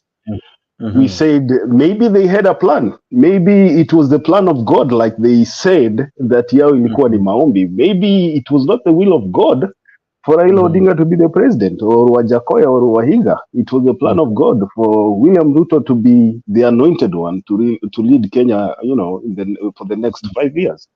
Now, we have a government right now in place that is looking for scapegoats and blame games throughout. This guy was the sweetheart of the judiciary. He came in, alikuja na mbwembwe. Kitu ya kwanza alifanya ni kuappoint the 7 judges ama ni ngapi. And people, the judiciary was happy. The 6 judges. The judiciary was happy. Wakapewa ile walikuwa naita judicial sijui nini fund. Bilioni sijui 4. They were very happy. Now that the judiciary is making decisions against William Ruto, it is no longer the honeymoon period. They are back to fighting each other again. And we are sitting on the side and saying, wacha kimlambe, because we cannot have double standards. Actually, you said it very clearly. We cannot have double standards that when it happens to favor William Ruto, it is okay. But when it goes against him, it is not okay.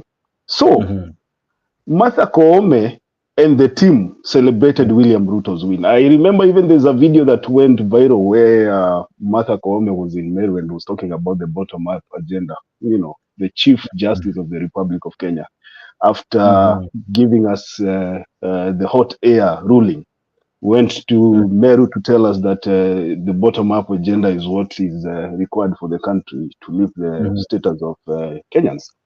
And, we now see a judiciary that is, caught between a stone and is it called a rock and a hard place. They are no longer the darling of the executive. Mwananchi has lost confidence in the judiciary. Now it is up to them to redeem themselves. They will either decide to follow what William Ruto is telling them to do, or they will listen to mwananchi wa kawaida. From where I sit, the issue of the housing project, the housing project did not start with William Ruto. Uhuru Kenyatta was the initiator of this mijengo yenye tunaona ikiwa kila county. It is Uhuru Kenyatta. And Uhuru Kenyatta built these houses without taxing anybody. Easy 2.5, 2.75% kwa paycheck, kwa payslip. Uhuru Kenyatta hakufanya hivyo na alijenga nyumba. In fact, to be honest, if you go to Nairobi right now, the houses that William Ruto is claiming that he built were started by Uhuru Kenyatta. In fact, most of them right now are almost to the point whereby ziko karibu kuisha. And Kenyans remember very well that Uhuru Kenyatta hakukukata mshahara yako kwa lazima ndiye ajenge hizo gorofa. Uhuru Kenyatta did not force Kenyans to accept that it is only the housing project that is going to change the lives of the common mwananchi. No. So what William Ruto is propagating, that without the housing project then there's no economy, is a big lie. It's a fallacy. We should not agree to tax the people by force to raise an economy. This economy is in tatters not because of Uhuru Kenyatta alone, but because of William Ruto and Uhuru Kenyatta. We must all agree that these people were in government for 10 years. There's nothing new that William Ruto is telling us here. When you try to push this blame to Uhuru Kenyatta alone, then people of logic will tell you that you are daydreaming. William Ruto was part of the Jubilee government. He's part of the failures that we have seen in our country for the past 10 years. He has added another 1.5 years right now of disastrous management of our economy. And I can tell you today, Jake, hakuna kitu mpya William Ruto atafanyia watu ambayo hangefanya akiwa na Uhuru Kenyatta. With Uhuru Kenyatta, you had stability. With Uhuru Kenyatta, you had confidence of the investors. William Ruto is too much hype, too much talk, and no work. Let me come to what Penny Nyagaka, I see, is here, and Ashley are telling us here that Raila Odinga and his team would not have been an option in our country. Let me tell you something. I don't know, Ashley, if you remember very well that Kalonzo Musyoka has been in a government where he was the Minister for Foreign Affairs. Kalonzo Musyoka is not a Gachagua. Kalonzo Musyoka is a diplomat. He has done more for the Republic of Kenya in those capacities whereby he represented the country outside. So mimi nikisikia unasema mambo ya kukompea Kalonzo Musyoka ati na wazungu, I mean, where do you live? When did you know Kalonzo Musyoka? Kalonzo Musyoka has represented the Republic of Kenya even in Moi's government. He represented the Republic of Kenya in Mwai Kibaki's government. We Jake, sijui kama unajua sisi ile jitumekaa, sisi tuliona Kalonzo Musyoka akitembea huko nje kama Minister of Foreign Affairs. Wachana na hizi vitu zenye ziko saa hii, CS ni walevi tupu na watu ya kupotea room kwa lodging. Wachana na hizi vitu za CS. We lived in Kenya when CSs, they were called ministers, alikuwa anapita na bendera, unajua huyo ni president anapita. I mean ni minister wa serikali anapita. Hawa watu wenye wako saa hii ni jokers tupu. And I can tell you, Jakes, hii serikali hata haitaki maombi. Hii serikali hata haitaki maandamano. This is a government that is going to disintegrate in the next few months. It is a government that is killing itself. It does not need anybody to help it down the valley. This is something that is on a free fall. Hii ni kitu ambayo inateremka yenyewe. Usisukume na maandamano because they will look for someone to blame. That is what they do best. If right now we let William Ruto do his job the way he's doing it, then we should be very, very sure that in the next couple of months, like he normally tells us, next couple of months, in 6 months' time, we will not have a government. And I'm telling you this, For those that believe very well that William Ruto has a plan for our country, you should go back to his history. Alituambia kwamba kuanzia tarehe moja utakuwa unaenda kutibiwa bure. Jex, enda kwa hospitali yenye iko karibu na wewe saa hii. Enda useme unataka check up ya kwa daktari hapo, na usitoe kadi ya NHIF ama kadi yote ya insurance yenye uko nayo. Tuone ni nani atakutibu, because this guy watu wanajua ni mkora na hakuna kitu ambayo anaambianga watu inakuwa true. Number 2, alisema ya kwamba kuanzia mwaka huu ikianza Kenya itakuwa visa free country. Mimi nataka nikuambie saa hii, go look at the statement yenye imetolewa na the same government kuhusu maneno ya visa, so that you can draw a parallel between those people that were in government in those days, NAC government, you know, when ministers were ministers, and what we have right now. The kind of crop of leaders that we have right now at the helm, the likes of Ruto, Gachagua, Moses Kuria, Kipchumba Murkomen, you know, the people who cannot even fix a generator. The likes of you know, the government spoke. I don't even know who speaks for this government. You know, the majority leader, Kimani Ichung'wah, the likes of Ndindi Nyoro. These are the people you expect to push this country to the next height. My friend, I'm sorry, but you are not heading anywhere with these people. You can see right now, when the president wants to make a political statement, he looks for where to go, and that place is Mount Kenya region. Everyone knows that, and you can see the Tugeges, the new MPs who have no political clout, ndio wanafanyaga curtain raising. You have a senator wa Kiambu, a very young man ambaye unafikiria atakuwa na dynamic thinking, ako na guts za kuambia president usitii mahakama kwa sababu hakuna mahali utapelekwa. So what kind of statement is that coming from a leader? Yes, let's listen to that. Na wengi wamenituma Mheshimiwa Rais, wakaniambia ukirudi kule Kiambu, ambia rais mwenye alikuweko, mulituletea hapa 2013 na 2017 na tukamchagua. Rudi kwako Kiambu, umwambie apatie Rais William Ruto nafasi na yeye atufanyie kazi. Na Mheshimiwa Rais, sababu nasikia hapa hata Ndindi Nyoro amesema yule ana sponsor makesi ni rais aliyekuwa hapo ambaye ni mpigaji kura katika kaunti yangu. Sasa ajue tuko na rais ambaye ni William Samoei Ruto, ambaye tuliamuka asubuhi na mapema tukamchagua aendeleshe Kenya yetu mbele, si ndio?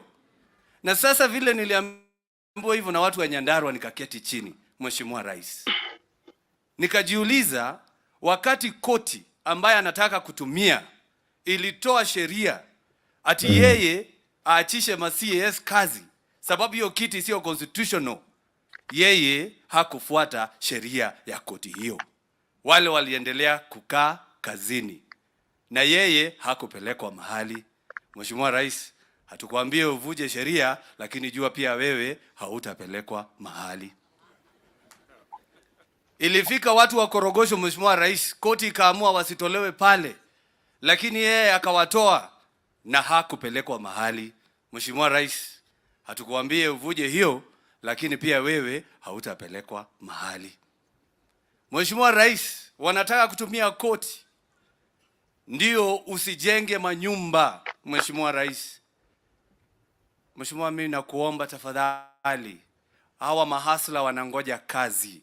Wewe wacha tujenge kazi, amini manyumba, na sababu wewe hautapelekwa mahali. Ya mwisho kabisa, hii barabara ya Ihithe na Donyonjeru, tumekuja hapa na Senator Medhu sababu mimi ndio mwenyekiti wa barabara. Rais alinipatia hiyo kazi. Rais amesema atajenga. Waziri our deputy president amesema atajenga. Wabunge wa hapa wote wamekubaliana itajengwa. Mimi kama mwenyekiti nimekubalia. Mwenyekiti wa environment amekubalia. alafu mtu mmoja ameenda kotini na anaenda kwa neema ati hiyo barabara isijengwe. Mheshimiwa anakuambia sisemi uvunje sheria, lakini jenga na hutapelekwa mahali. All right. Go ahead, Makiadi. That was what Jex, umefanya mzuri. Unajua watu wengine walikuwa nafikiria tunachapa propaganda hapa. Umefanya mzuri kucheza hiyo video. Sasa hii ndio watu ninakuambia. Mtu kama huyo anaweza simama mbele ya rais amwambie vunja sheria, hakuna mahali utapelekwa.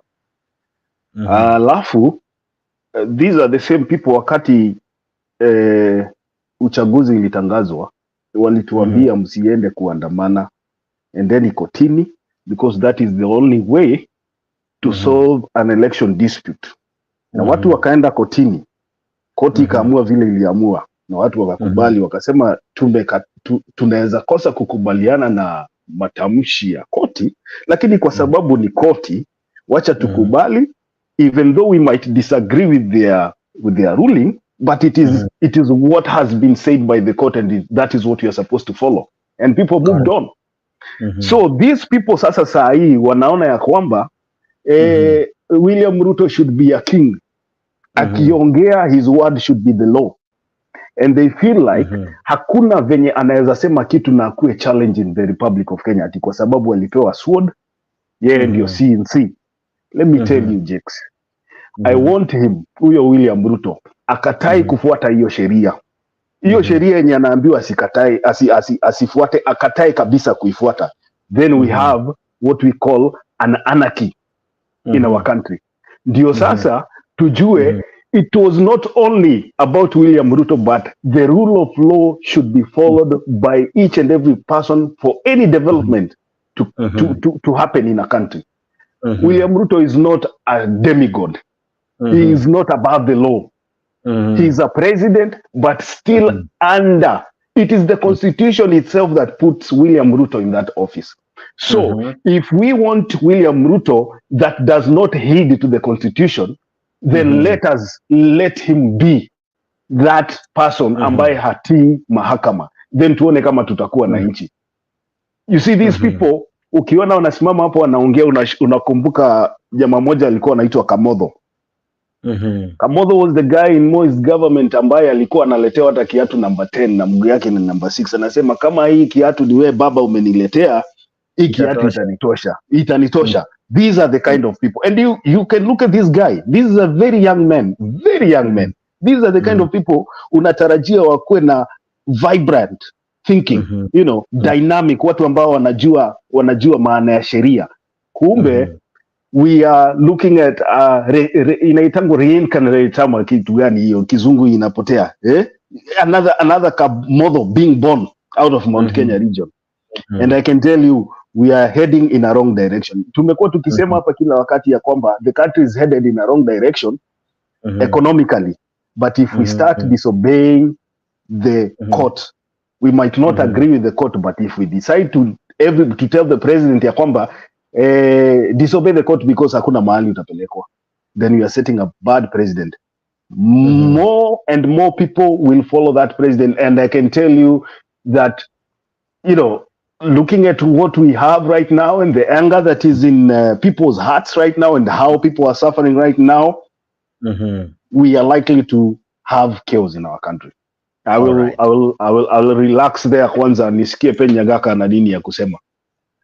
Kidogo tu hata before nilete Penya Gaka, nina jamaa anaitwa Defi. Defi, how are you? Good to see you. Hope you're well, my brother. Nakuambia wewe mambo imechemuka. Walai nakuambia mambo imembaya.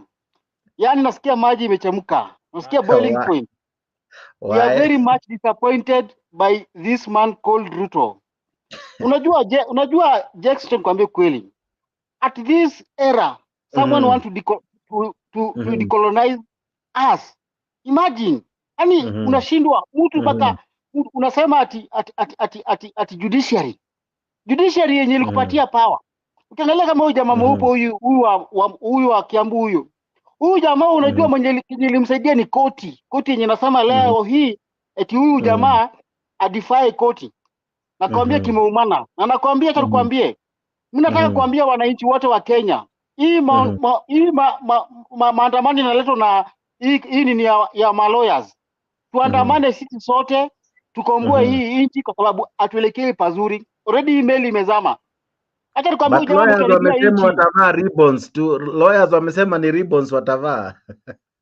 Tunaingia ndani. Unajua maloya ukikuwa katikati ya maloya, polisi ni ngumu kupiga tear gas. Kwa sababu polisi wanakopaka maloya sana. Na hii itakuwa very good chance. Na hata nikwambie huyu Martha Koome kimemramba mbaya sana. Na this time kama sisi kama wananchi tunataka kumsaidia. Na siku yenye wananchi tutamuhitaji pia asaidie wananchi. Nakwambia Jex, hata niseme asante, mimi napiga simu kutoka Nakuru. Tuko mahali hapa na best yangu mkuu, asalimie jamaa. Best yangu ako hapa, tunasema hii nchi tumechoka nayo. Acha kila kitu. Huyu unajua Ruto aliamua kumwaga ugali. Na yeye Martha Koome acha amwage mboga. Kila mtu tukae njaa. Asante sana Jex. Thank you so much. Asante sana bwana Defi. Mkenya mkora vipi? Happy New Year. Happy New Year to you, my brother. How are you?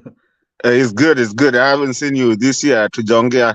You've been running away from me. Ni kama ulienda ukapewa nini CS. I was looking what CS you were given.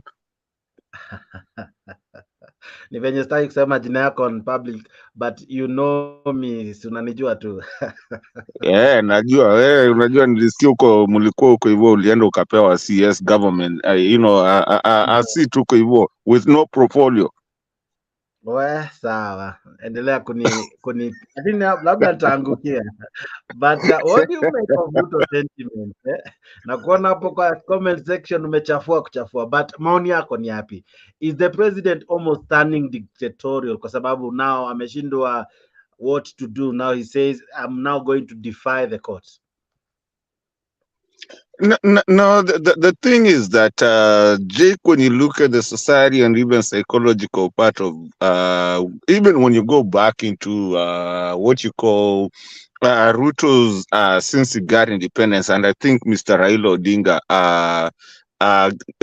stopped very shy of saying some things that he didn't want to say when he said that his whole political career has been brought in by the judicial system. He stayed very short of saying some things because Raila is becoming very economical in what he says nowadays. Nile tu, kama wewe ni mjanja jishikilie. I mean, get what you're doing. And understand what is going on. So this guy, the biggest thing, and I don't want people to be lied to by this guy, he's not fighting judiciary. The guy knows he has not done anything for a whole year. The guy understands that the counter suits are off. You've seen him nowadays, he's not wearing the counter suits. You've seen him. Lately, he's reverted back to his, the real suits of a public servant. Why? Because the darlings are no longer darlings anymore. There's a divorce happening with the international community. The people that he was running, they now understanding this guy is not even bringing anything to us. He's just getting stuff from us. And that is why you see now the visa-free thing is going away. The Haiti thing is going away. Nobody's now believing him. You can see the Musevenis now even suing him. You can see everything just with the international that he had become a Pan-Africanist darling or whatever the South Africans talking about, and even the Westerners talking about this guy is a Pan-Africanist. We need to listen to him. Right now, I don't think he can get a stand ovation on what we call the UN like he used to do, or EU. So what is happening right now, like Ruto has always been, everything has always been a blame game. If something doesn't work, he always blames somebody. We can even go down to where he blamed Muteshi, saying that Muteshi never went to, lands and whatever, but he did lose that case. Ruto never akoseagi kitu yoyote. So now somebody has to take that blame game. And I think the guy is so smart in his ukora, the con. You know, a con man knows how to con.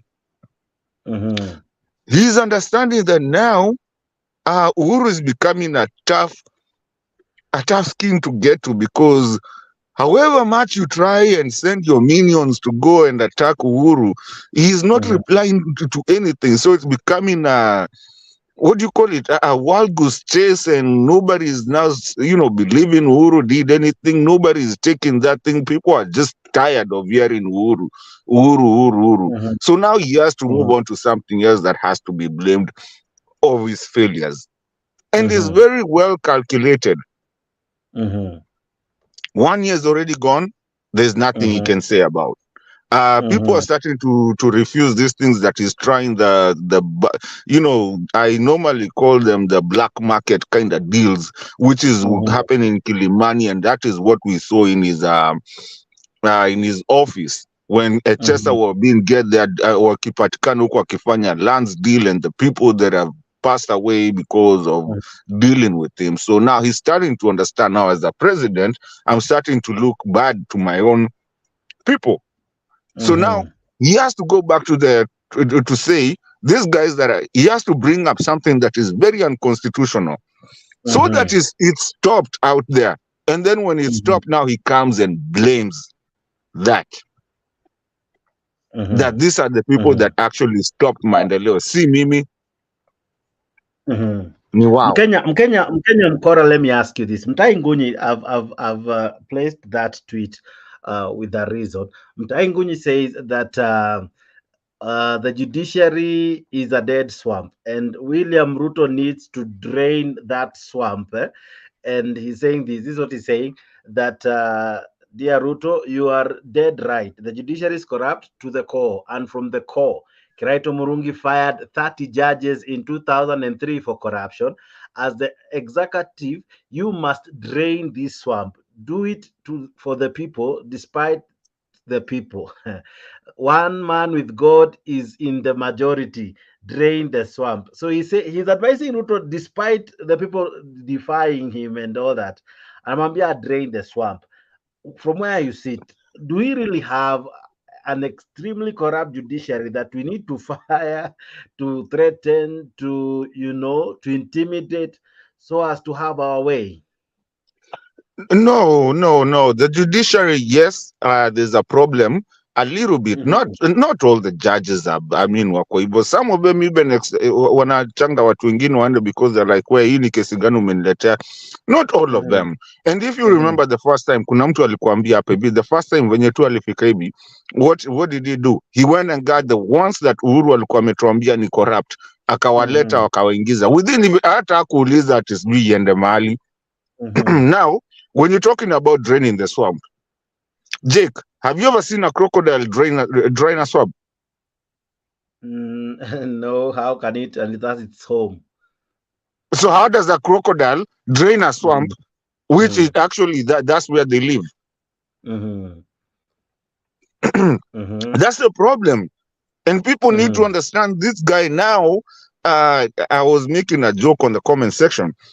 We don't even care about Mother Koome. We don't care. We are not going to defend anyone right now. Waende wafungiwe kwa room moja, wachapani huko, mwenye atashinda atoke atuambie okay, sasa nimejua. We don't care. Mother Koome coming to tell us we are being attacked. That's hogwash. Ruto mwenye kuongea pia ni hogwash. They're all criminals. And unless Kenya we understand this thing of just because one side inatuangalia, ile side ingine tuangalie. And as I finish haraka, I wanted to address also Ashley. And also thank you Makiadi kwa ameleta points kali nimeakoko hivyo kwa comment section. You see, Ashley was talking about some people. I don't want to talk about Kalonzo because people will say because I'm a Kamba I'm defending him. But Nani Makiadi brought it right. Listen, guys, we've had people who have actually worked in the government, people who are diplomats, people who are whatever. And again, I will say it here like I always say, and Jake, you know how I always say it. Sometimes politics uji ya wimbi, where you look at it unaona ni ya brown, unajua niyo ni uji ya brown. Politics is played as a chess game. The people that are talking here, like that Ashley too, took you up EV when we used to be here every day. Alikuwa anatuleta juu, oh, Ruto. And you can see a lot of people doing that. And you will see there are so many games that get played in politics to where you expose people and you play it right. And if you play it right, then you get someone who's a criminal like Ruto being rejected by even his own East Africa people. Now, what is the end result of it? That is what you need to look at. The game is being played. We have leaders who actually care about Kenya. And one in EB, unaona, I mean, sasa now the two places that we knew gave Ruto anything anyway, it wasn't even that much. He only got 3 million. You can see Central now is revolving. You can see Rift Valley is revolting. Those are the only two places. So now you can see the Mwananchi now coming in. And that is the politics, because you at times mtoto akililia wembe mpe. That's why Uhuru is so quiet. Sasa hawataki kumpiga, wanataka kwenda judicial yenye walisema yao ndo waliwapatia. You see, sometimes give it time. Give it time for the bigger picture. And I wish people could see that. Thank you, Mr. Jake, for giving me the chance. All right. Now, Stella, I want to come to you. We saw William Ruto appoint Agrim Cherule, who was left out by Uhuru Kenyatta. And wakati tu Cherela 4 walikuwa mentioned, guess who was appointed to hear the case? Agrim Cherule. Could he as well be creating some team, as much as he's blaming other teams? Could he also have a team that works for him? So you mean Agrim Chelule when he was part of the 6 judges who are not appointed by Uhuru? Yeah. And then Ruto comes in, appoints him. And when we have Cherela 4, who is appointed the first person, the one from the 6. No, what happened when Uhuru was, when he delayed not appointing the 6 judges, he was told that those judges were corrupt. So they went through the JSC system, and there were most of them were found corrupt, and others were cleared by the JSC. So one of them was Agrim Chelule. So saying that he was the one who was appointed, no, it is the. So now what happened is like maybe he was conversant with the matter of such election issues, because I remember he did some election matters even previously, even before Uhuru, and even during Kibaki. So for Agrim Chelule, it's not. We can't say that it's like an interest, but he was just. Alirudishwa kazini. So obviously, because he knew the pragmatic of the matters, so it would be easier for him to understand how the matters were going through. But I can't comment on that. But what I can say about the judicial process being compromised, I think this thing is not letting us sleep. Because even right now, I'm conversing with some other advocates, especially people like the petition advocates like Akina Waiganjo and the others. They are trying so hard to kind of, how do I put it? Do I say that we want to stop this impunity? You see, this impunity is becoming too much, because even if it means like the judges will sit down and discuss even them to be protected, because you see, if a matter like the one for the housing and the other one for the NHIF or any other matter, the thing is, Jakes, mtu atakuwa na uoga aseme, me, I don't want to deal with this file, me, give me another matter. So you remember, justice delayed, justice denied. If these people feel that happened, they cannot they cannot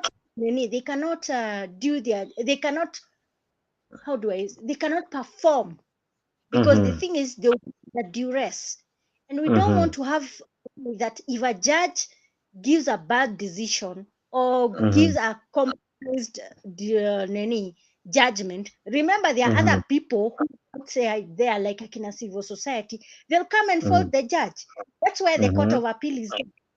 And I'm telling you, it will be raining men and women of the judiciary during that Court of Appeal. I'm telling you, it's going to be BBI. So I think what I can say is, because now Ruto, the person, and I've told you again, I am going to fault the AG. The AG do his due diligence.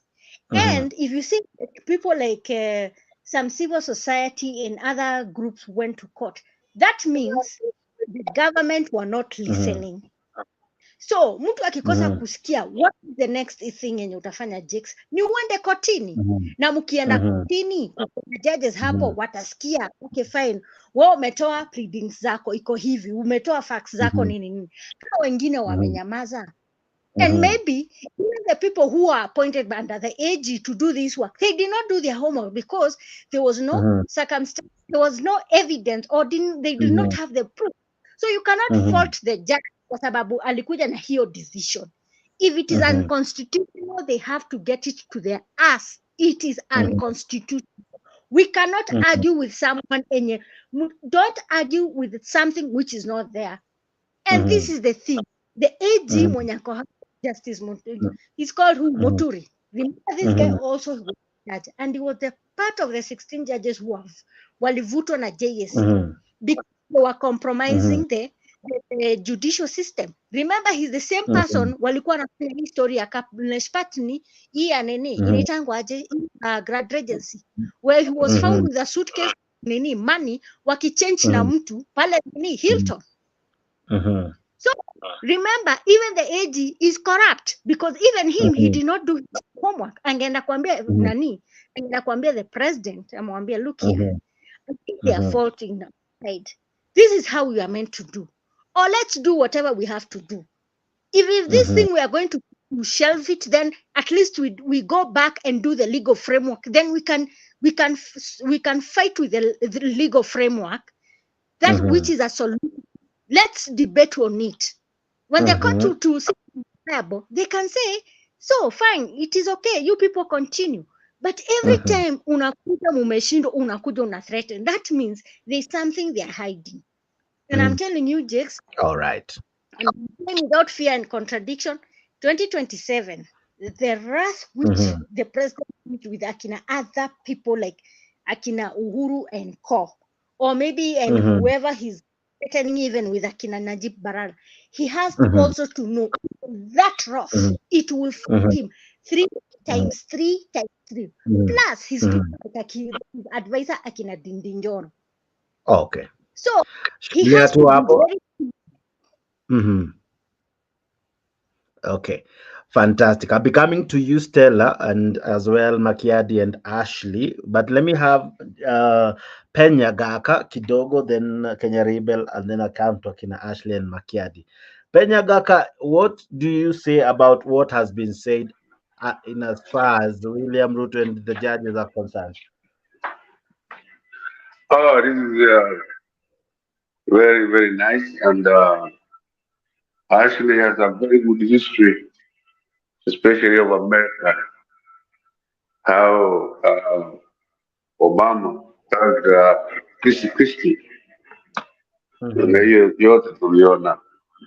And actually, for your information, we were championing and we were making phone calls for Nyakaka, there's a lot of echo. I don't know if it's echo. There's some noise from your end. There, I'm wearing a comb, so it in a nichoma. I don't know if you can reduce the sound of it. I don't know. Okay, hold on. Okay, please do that as I come back to you. Kenya Rebel, what do you make of the sentiments aired in? Of course, someone equally even mentioned you, but what do you make of what's Makiadi, Mato, and the others have raised, in as much as the court and Ruto battle is concerned? Hi, Jakes. Can you listen? Can you hear me? Yeah, I can hear you. Oh, I didn't know someone mentioned me, but anyway. Oh, in sorry, general, Pole. No one mentioned you, Paul. I thought you had Basawa. Sawa, go ahead. kuna mtu alininio. Hakuna. Go ahead. Okay. Anyway, but anyway, listen, I think almost all of us, we are in agreement that Ruto, hii mambo yake ya kujaribu ku bypass the judiciary, what judiciary is there to rule against him according to the constitution, the law, which is the supreme law of the land. We agree that that is unacceptable. What we cannot do is to do exactly what Ruto is doing, is pick and choose. We all know Kenyatta did the same thing. Uhuru Kenyatta did the same thing. He called Maraga Mkora and refused to confirm those judges. It is not up to Ruto or Uhuru to call those judges corrupt. Okay, wakishapitishwa naweka sahihi, he needs to confirm them. So while we agree when it's Ruto that he shouldn't try to call this Nini Wakora because they're not ruling against in his favor, let's not play politics here. Ndio maana nasemanga, the problem with us Kenyans, we're not honest with ourselves. When Uhuru was doing these things, now we can, since he's Azimio, the Azimio side are saying, no, it was okay, not to this extent. Then when Ruto is doing this thing, we are very quick to say, huyu jamaa anataka kupeleka sijui siku za Moi. Let's be very, very fair. Uhuru did these things, and also Ruto is doing it. It's both wrong. Hakuna ati hii ni mbaya na ile ni ilikuwa nzuri. They were wrong, and we should equally condemn both of them in doing so. So let us not be pick and choose. But generally, I agree with everyone's sentiments as far as not accepting, finding these pronouncements by the president troubling. It is troubling for a president to say that. So I'm in agreement in general. Now, Ashley, many have opined that this is how a dictator begins. He begins by saying, oh, this is not right. This is not right. He fights all institutions. Eventually, he rules by an iron fist and doesn't consider any rule of law. Could we be headed to a form of dictatorship in the name of William Ruto? Actually, I think we are already in it. When someone thinks that what they were given wasn't for cutting vegetables, it was for slashing people. What exactly does he mean by slashing people with a sword? Any other person would have been taken to court for threatening. I think that's a crime. So we actually are in the beginning of a dictatorship, and that is why I think that if we let it go on, not be able to remove him. So those people who are laughing seem to be like in a Titanic, and they are laughing. So you wonder, how can you be sinking and you're laughing? Now you're laughing at us. We were not angels to know then. We were by another liar that this person was bad, but they had no credibility. If you go to and you have a checkered past, you most likely your testimony is thrown out. So Uhuru wasn't a credible person to give the information. He was telling the truth. Unfortunately, because of his checkered past, he was not big. So we cannot say that. And me, I followed him up to a point. I remember Jakes one time, we were in a group and you asked me, oh, where did you go? Because I left the group. When I joined that group is when I left. But even I will still say, at that time, okay, the two people, I wasn't like a fan follower of his. I just preferred him over Raila. And I still say, I don't think there's any need to remove Uhuru to put Raila. It is, they are both have their weaknesses, a lot of them, and they both won't serve Kenyans. And I think from how I have observed them in what they are doing now and in what they have done, they won't serve Kenyans. Look at someone like Kalonzo. He is dependable. Do you know that said he still doesn't understand. Let me quote him. I don't understand Eugene's stand on the NADCO report. I think he said that, Gishungwa said that the cost of living is a matter to be addressed by the ruling party because it is a manifesto. And also said what the other side agreed on the issue of IEBC. They were going to look at the process, the process doing the election, not the results. When you look at the, you're looking for the next time. So that means you're not addressing the past. So when you go there and then you come out and you sign it and you say, Kalonzo, who led the Azimio team during the bipartisan talks, say that he had agreed, of course, some issues, but not the report in its totality. What among the issues was that came from his side? Nada. None of them. Yet, so he's there, and he was the aggrieved party. Remember, because people in his side died. So I don't even know how, when they went to sit down with KK, they adopted almost all the resolutions that the KK wanted and none of theirs. And in his mind, as a single people, and all the actions that he has, he saw it fit to agree to oppose some issues, oppose with the mouth, but saying that they have agreed to adapt the report. And the report had nothing that they wanted. They are a disservice to the people who shed blood, who died, who are crippled, who are injured, who are inconvenienced in any way, shape, or form.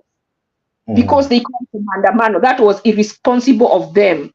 And have his supporters to hold him accountable.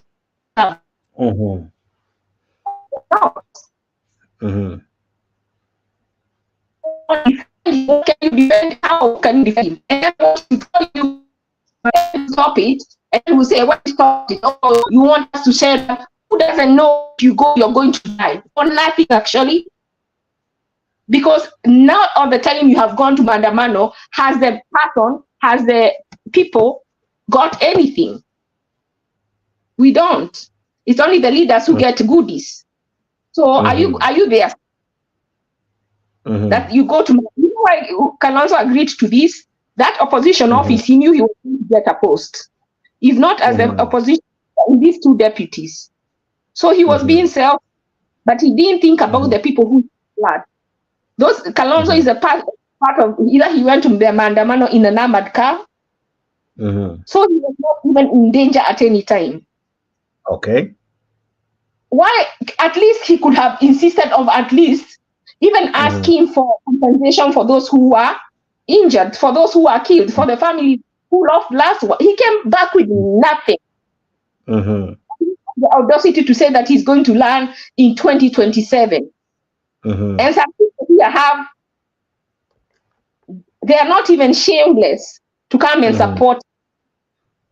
That is our, the issues we have today are our problems. It is us that are putting garbage in, and what we are putting is garbage out. All right. Interesting submissions from Ashley. I want to come to you, Makiadi. We remember President Uhuru Kenyatta one time alinyang'anya some judges, some police. Maraga always was on the corridors of justice complaining. We remember how he was defiant in appointing the judges. We saw him how he frustrated the judges. What do you think William Ruto can do? Yeah, Jakes, thank you very much. First of all, let me just address this issue. I don't know what beef my sister here Ashley has with Kalonzo, and I want to say this. I have seen Kalonzo in leadership as a vice president, as a minister, and probably I've seen him in the Ministry of Education, if I can remember, if my memory serves me well. I've seen Kalonzo in Ministry of Foreign Affairs. I've seen Kalonzo in other, leadership positions. I think at his lowest moment, Kalonzo is a better leader than any of the leaders we have right now. If you juxtapose, if you put side by side Kalonzo Musyoka and what we call a deputy president right now, it's like the heavens and the earth. You cannot compare the two. One is a clown, one is a serious man. And if my sister is really complaining about what Kalonzo got out of the NADCO or whatever, and thinks that that's the metric by which we should be judging Kalonzo Musyoka, then I guess she should look in the mirror and look at what we have as a deputy president right now, Rigathi Gachagua. What I can tell you right now, Jets, is we have jokers, we have clowns in leadership. We have lowered the bar of leadership in the Republic of Kenya to such an extent that we are cheating ourselves that there are no better options out there. From where I stand, I believe we have better leaders, and I believe we have people who can perform better than the crop that we have right now. These people in government right now are thugs. These people right now in government are thieves.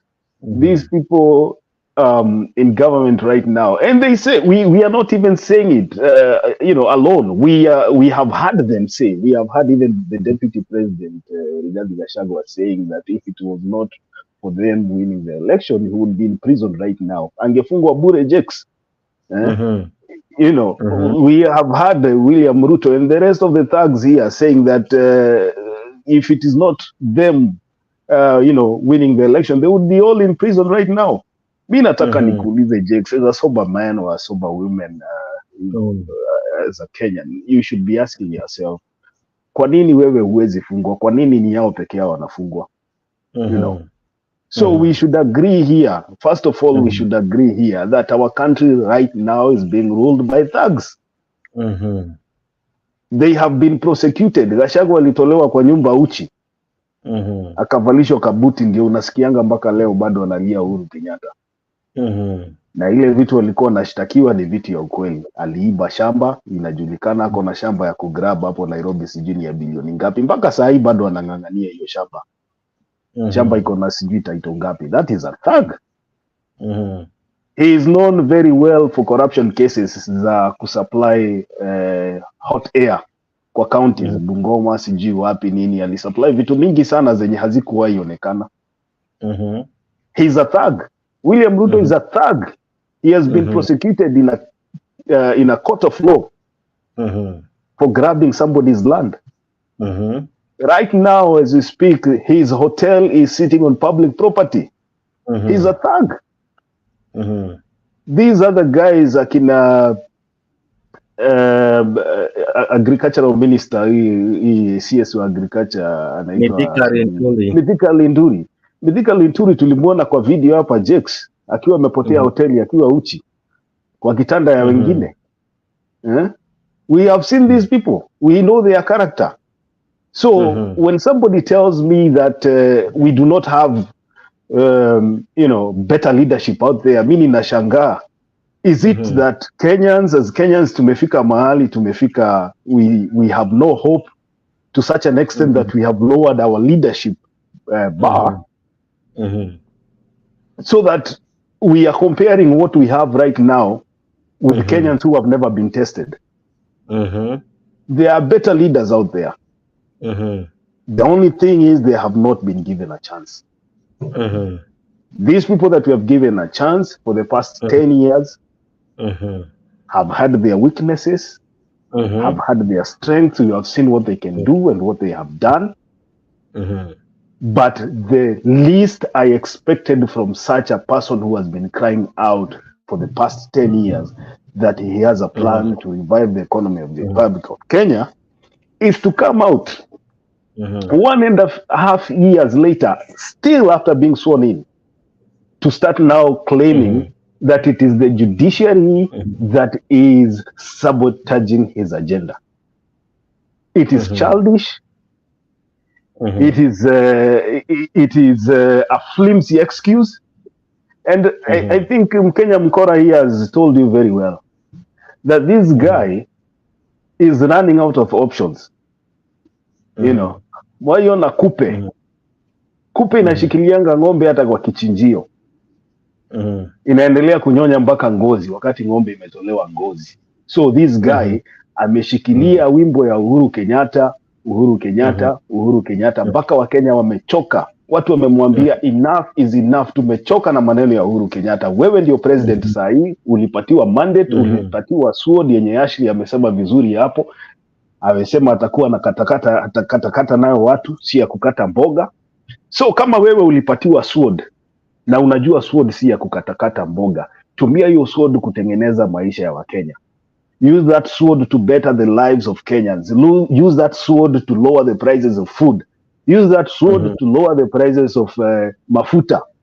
Use that sword to ensure that the constitution is followed not just by you, but also by the judges, to make sure that there is oversight over the executive by the parliament, both Senate and lower house. And then we will know that you are a Democrat like you claim to be, and you're interested in bettering the lives of Kenyans. That is about William Ruto. I will never ever, and I'll be the last person. I'll be the last person to be convinced by anyone that William Ruto is going to change the lives of Kenyans. Let me talk about what you're saying here. William Ruto and the judiciary. You know, sorry.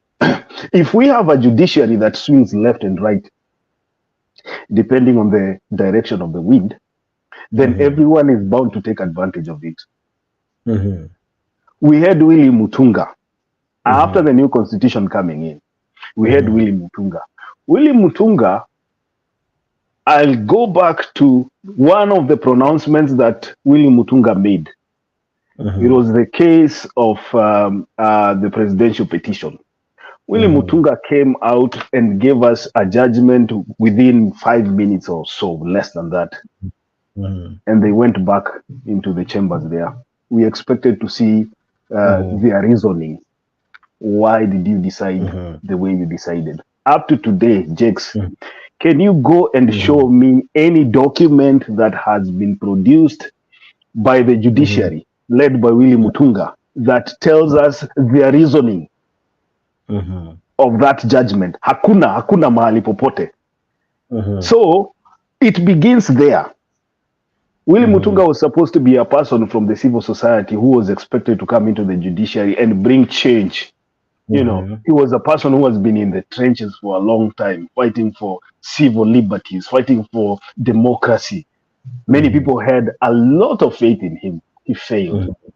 Willie Mutunga did not change the judiciary. He tried his best, but maybe his best was not enough.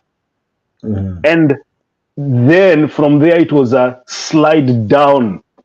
Maraga came in. Maraga fought hard. He did his thing. He had his encounters with the executive. At some point, he decided to go with the executive to political meetings. And so at that particular point, he became a darling of the executive. These are the head of, the heads of independent branches of government, And he went home, having changed nothing.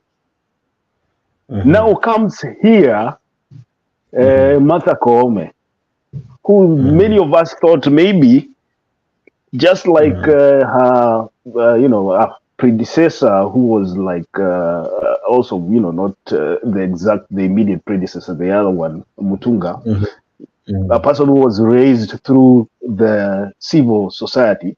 We also had some faith, at least I had some faith in what she was going to do with the judiciary. Now, these two have become even worse than we thought. We are seeing, in fact, after the swearing in of the current guy, we saw these people, welcoming even the president in political rallies. they are going together in church meetings and all that and lining up to welcome the president. So my point is, Jakes, if you do not have a stand, if you do not have a firm stand, people will use you.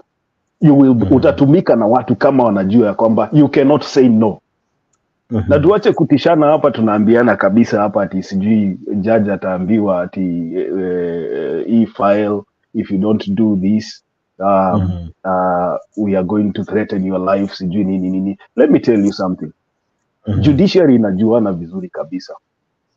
There are so many judges in our report. They know each other.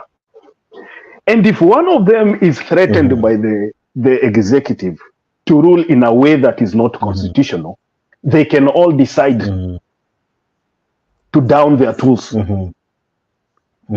If they are really serious about reforming the judiciary and not bending to the executive, they can decide to down their tools and say, we are being threatened as the judiciary of the Republic of Kenya, and we are not going to allow that to happen. We are independent, we are an independent institution, and we will not bow down to the executive.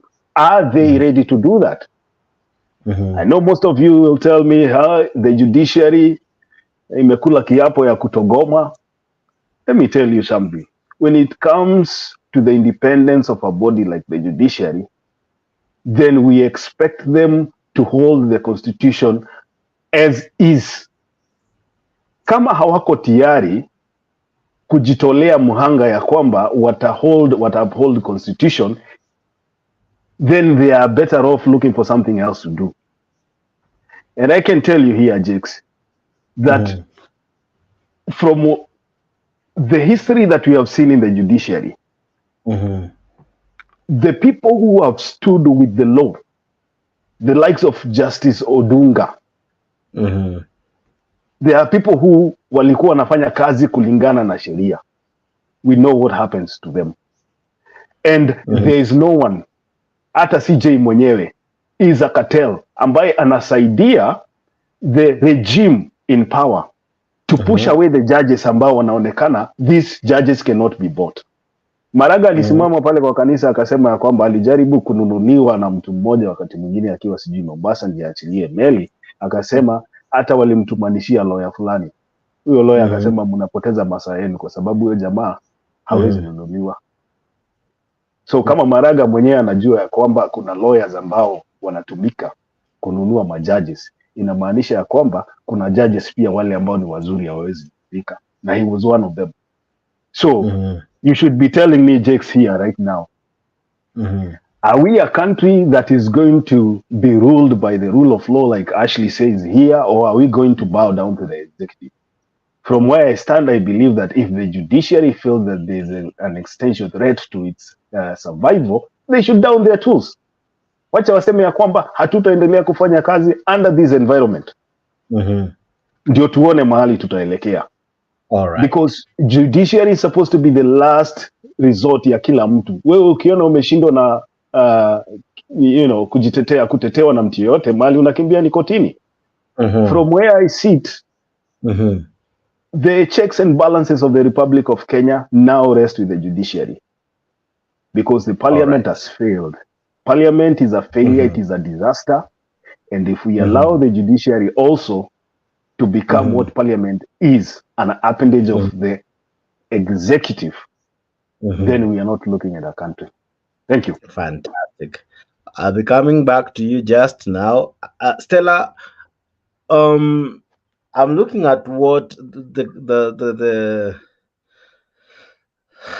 state spokesperson is saying. That is Bwana Hussein Mohammed, and he says that we agree with the Law Society of Kenya that the executive impunity is unacceptable. However, legislative impunity by its own measure is unacceptable, and so is judicial impunity. As a believer of the Constitution, President Ruto recognizes the imperative to lead by example in defending our Constitution. From where you sit, the Law Society of Kenya, the judges, are they feeling threatened by the president to the level that they're even calling for protest, I think, coming next week, because they feel the president has gone wrong. It's just the other day that he said the sword will be used. Is he like on sorry, is he out to fight and make sure it is either his way or the highway, that now the LSK and judges, they are now turning to the people? Because if they can't do their job without intimidation from the state, how else will they even operate? So what do you think, and what do you make of all this? Mr. J, can I say something real quick? I forgot something very important. Okay. Please. And I'm sorry for the Yeah. next the person that was talking, because I was fighting with my device. Jake, Yeah. we are coming for this guy. What's his name that you just played? That was the guy that was talking, the MP. Karong Wadango, the senator. Yeah, we are This one. coming for them, because the game that has been happening in Kenya now, we're not even going for Ruto. We want to go to these MPs, because these are the guys who are sabotaging everything, and these are the guys that we need to go for. Because if they made what do you call this? I mean, they said they're going to protect the Constitution of the Republic of Kenya. It's about time we get them very seriously. We are going for the MPs first, and we are going to ask for actually petition. What do you think? Yeah. Huh? We're going to petition for What do you them. mean when... Sorry. Go ahead. What do you? I just wanted to find out what you mean that you're going for them. We as Kenyans will go for them. We will remove funds. We will not remove. Nimeongea kama Mkamba hapo hivyo. Hiyo ni direct translation. We will sorry. We will put funds. Kikamba bado janiacha. Anyways, no, we will contribute and actually get these guys to actually get them one by one. And actually, not even one by one. We want to get these MPs that actually go somewhere and tell us that hakuna mtu atakufanyia kitu, like our constitution is just a BS, like it's like a storybook, like ni kama roadrunner. That is not what it is. The constitution is what we have as what we call the covenant of how we are going to live together. So if someone can come and tell us that a president is above the law, hakuna mtu atakufanyia kitu. Now, those are the people that we want. And once we start hitting the foundation, which is these guys who come in wanalipo ama nini inafanyika, and they become there. I mean, they come in there and they look like they're the foundation of impunity. Those are the guys that actually now we want. So we want to start showing people, and not just MPs, even MCAs, to show them that the Constitution tells us if you're not working for us, you're impeachable and you can go. Because the Constitution, we cannot keep on living on this thing. Mtu akishachaguliwa, that's it. They can do whatever they want to do. Hata akitaka kuja, sorry to use this language, akitaka kuja kunya kwa nyumba yako, atakunywa, uwezi nishika, anakimbia parliament. Oh, niko huko, mimi ni mtu mkubwa. No, we cannot do that. Hiki tu kubwa hatuna. We need public servants. Jake, I'm asking, and I'm telling you guys, we are coming for those people. And for well wishers, we have a petition right now that is going to dissolve and stop some of the parliamentarians to get out of that place if they cannot stand by the Constitution. It's either that or we just stop the Constitution, because you can't have this guy coming and telling you guys ati Ruto we fanya venye utafanya, hata Uhuru alifanya, hakuna mahali unaweza enda. Who told you that? Then why do we have a Constitution? Is it ours? Yes. Is it yours? All right. Now you have already rubbed the wrong some paper. cold water on what? Can I pour some cold water on what they are saying? Now, putting a petition is... There are so many ice. Sorry, Kidogo. I have ice cream from Nyagaka, and you as well is called. Now, who do I be? Let me begin with Nyagaka, and then I come to you, Kenya region. I was just going to one sentence. One All sentence. Right, I was just going to tell my friend, I don't want to say his name, I can't see it, who was saying about the petition. Again, Jake, earlier we discussed about the Mkora Election Act. In order to remove an MP, recall an MP under the Section 45, you have to do it 24 months after the elections or 24 months before the next election, which gives you one year window to remove them. And before you remove them, they have to be removed based on Chapter 6 if they have failed. So it's very difficult to remove these people. The only thing you can do is if you try to get your MPs to change that law, Election Act, in the Election Act, which will be very difficult because the very MPs cannot vote for a bill to actually make it easier for them to be recalled. So good luck with that, Mkora. Okay, but Jake, I have to give a right of reply. Right of reply. I was going to talk for me. Listen, the Constitution, first of all, Chapter 6 has never been amended. Let's start with there. Chapter 1 of our Constitution has never been amended. Chapter 147 has never been amended. Chapter 37 has never been amended. Chapter 36 have never been amended. There's no amendment on that. What the chapters are there, they are just as they came.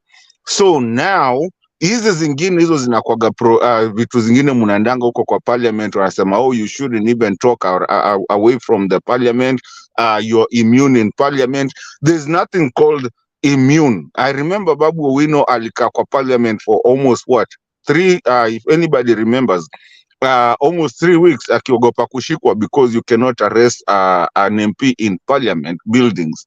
Listen, there is nothing in the Constitution that says that. We are going for that Constitution. We cannot have a Constitution that actually inafanyanga ati watu wako immune. Who said you're immune?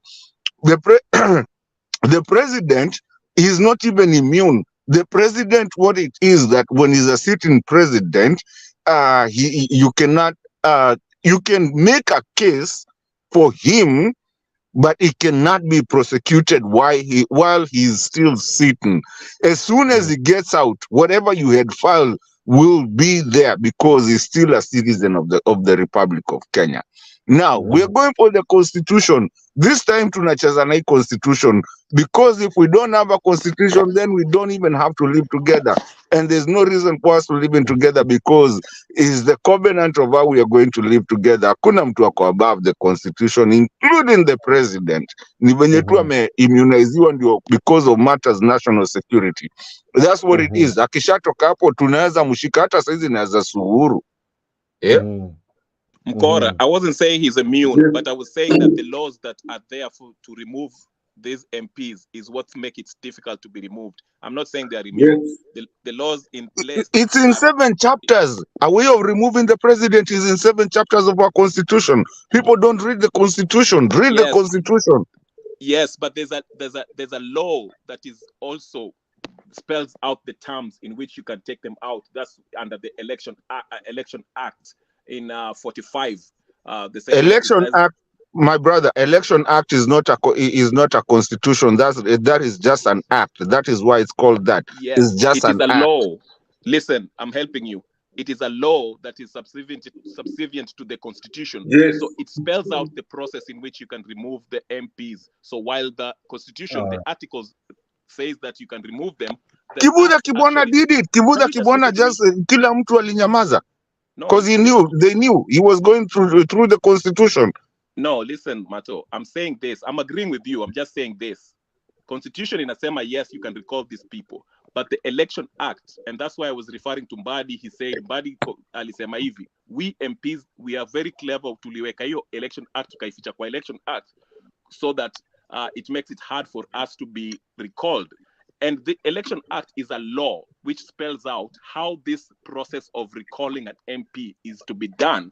Yes, the Constitution says these people can be recalled, but the Election Act actually spells it out. And that's why I'm saying in the act itself is what is difficult. The process makes it very difficult for them to be called. It's not about immunity. So I agree with you, but I'm just saying... Penyagaka, 1 minute for you before I go to Stella. Penyagaka, 1 minute. Yeah, mimi nilikuwa nasema thank you very much, Stella. for the historical facts of American democracy. And even the courts are a work in progress. After 200 years in America, for example, in the year 2000, Al Gore was defeated by Bush through the High Court that 4 of the charges were elected. Were put there by his dad. And when he went to the High Court, we knew it was over. So the revolutionary, bring it on. Bring it on. Because there is, even in the next presidential candidate 2027, is not there. They are saying, they are already complaining about everything that UDA is doing. Yes, we know it is hard, but where is your stuff? What can you talk about so that even kwetu Kisii atawaonea kwamba mnaleta good life for us so that we can vote for you next time, even if you don't have a candidate. Kalonzo, some of us lost respect on him long time because Kalonzo never even shake hands with Paul Gay, who was the king of the campus. And that, my friend, is what we know that Kalonzo is. Kalonzo Jake leo utanifukuza kutoka hapa hivi. I cannot and I will not. I cannot and I will not. I know the 2 people that he's talking about, including Mulu Mutisa, they were in our house. I know them as growing up as a kid, and I will not be. Sitaacha watu wa defamed hapa hivi. Watu hawajipatana na Kalonzo ama hawajipatana na Paul Gay. No, that is a lie. It's a lie on National TV. What we are saying, hata kudanganya penya kaka. I know you. I know you have been talking forever. Let me say something. I leave the campus alone. But what we know as of right now, even the court system in Kenya, the judges are so corrupt, it ain't funny. If you remember, Jakes, about a month or 2 ago, there was very many senior police officers that were fired. What is this going on? Wanasema, hiyo tu ni kuona vile jaji atachaguliwa, and then you go work with him. The only one that they fear and they don't want is Islamic judges. Whatever Islam, Warab and all that, Somalia and all that. They don't want that. But they want the African judges so that they can corrupt them. This came, to some of us long time before what happened the other day when Ruto was saying what he was saying. He's saying because he knows those judges. Okay, shamba hii ya nani Ruto anayo hapo na Nairobi kwa hoteli yake. The next to the shamba is Moi school. Moi gave him the land. How come they never mentioned the school, the everything, but they want to mention Ruto for everything? And the complaints that you have, the arguments that you have are just yours. You cannot tell us to lower the taxes just because where we have the taxes is where UDA wanted it to be. And as I've said just before, in next year, a year after, we have to lower that down so that the people will resonate with us. You're doing your one attack at the same. Actually keep up and wish for people like you go back to Kenya and help you. Thank you. All right. I am Mato. A minute to reply because I really want to have Stella. Mmemunyakulia na time yake wacha tu. But anyway, Mato, you are saying something about Mulu Mutisia, about Paul Gay. I have no clue about them. Please tell us. What were you saying? I was trying, the problem that I normally have there, and I'm so sorry anyway, tukomwakampia na tuambiane ukweli. You have in these channels that we have hata kule tunakuaga, some people come in with some facts that are not facts, and I'm a factual person. When it comes to math, maze nitakuchapia math, kama ni fact nitakuchapia fact, and I have my research, and not even research, some things are personal.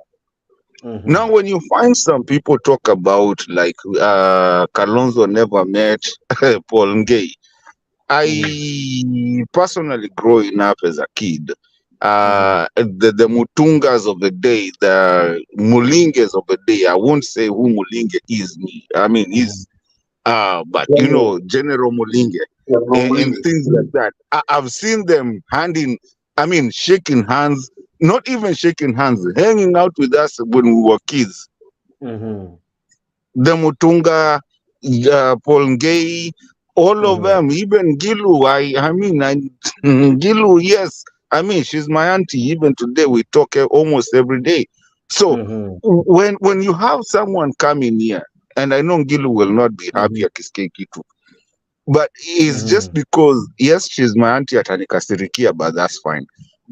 You see, when you hear people coming here and giving wrong information, Mr. Jake, that is where I have a problem. Where people give wrong information and make people want to believe that that is the right information. And it's not the right information. It is so wrong, that is so bad that mtu mwenye ako pale ni kama mtu analisha ng'ombe. Alafu unaona mtu analisha ng'ombe, amelisha ng'ombe, huyu mtu anakuja na kuambia ulikuwa unalisha ng'ombe ya white. Ni anajua ng'ombe ilikuwa ya brown. So that's the thing that I'm asking Jake in our sister show here. I want you to be to tell people to be realistic na wasikue tu mtu anarusha tu maneno. Talk about realistic things. No, this is realistic. Because it's very insulting. Murumutisha was used by Moi to finish ball game. Murumutisha is the one who brought Nani. Who told you? Ruto, where did we go that far? But who told you that? I know that. Google it. Do I have to Google? Ladies and gentlemen, people that I know. Kenyan love. I never say anything positive about Raila Odinga. At least Raila Odinga went and helped Okay, let me just finish. Let me be wacha, unajua nimekuja hapa nitasumbua Jake na sitaki kusumbua Jake. Jake is a good man. Facts. Jake, let's talk about facts. Let's not just talk about vitu mtu alisikia kutoka mahali. And I love coming here. This is our channel within here. Lakini vitu kama unataka kupata kitu ya ukweli, you can go with your dreams and everything and what you've dreamt in your night ukiwa umelala and find whatever you think you found. But the right things and the true things, Jake, is what we need to do. All of us. Mimi nasemanga heri Jake, kama najua mama yako anaitwa Edith ama anaitwa nani, sasa mimi sifai kuingilia hiyo story. Unaona? Hiyo ni story yako. So let's research. By the time hata tunakuja kwa show, unajua tunapenda hizi show zote. Hata mimi nikikuja hapa napendanga kuja sasa, at least na educate mtu pia, mimi na educatiwa. Lakini tuache propaganda za itumbi bwana, tuachane nazo. Thank you. Sawa. All right. Now, Stella Pole, I had posed a question to you, and these guys wametifuana kiasi. But my question to you, I don't know if you remember, but with all this, where does LSK sit and the judges? Despite them calling for protest and maandamano, are they afraid?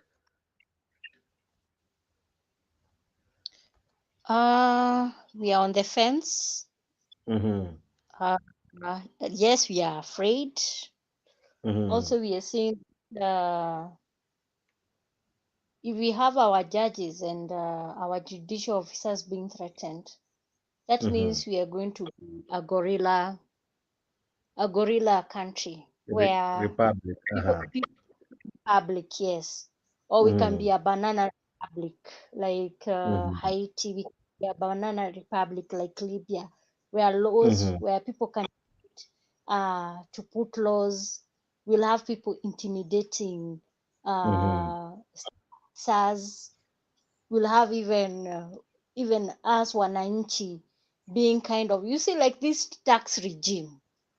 And I told you, Jakes, every time us in Kenya here, we sleep tomorrow morning, the first thing you see in your Twitter, the thing you see in your LinkedIn, the first thing you see in the newspaper is a tax here, tax there, tax here. Remember, Jakes, this tax when they are being raised, remember this money is not even developing our country. It goes to these tumbocrats, and you know who the tumbocrats is. We cannot have a president where you have laws being put, then you cannot even defend your own citizens who put you in that office. Where you have people like CS, you have poor people they put every time we'll see it's a legal notice from here to there to, it is taxed from everywhere. Now, if we have people like the judiciary, we see even will be in fear, because let's assume like right now, this matter by Jan 26, it is going to the appeal.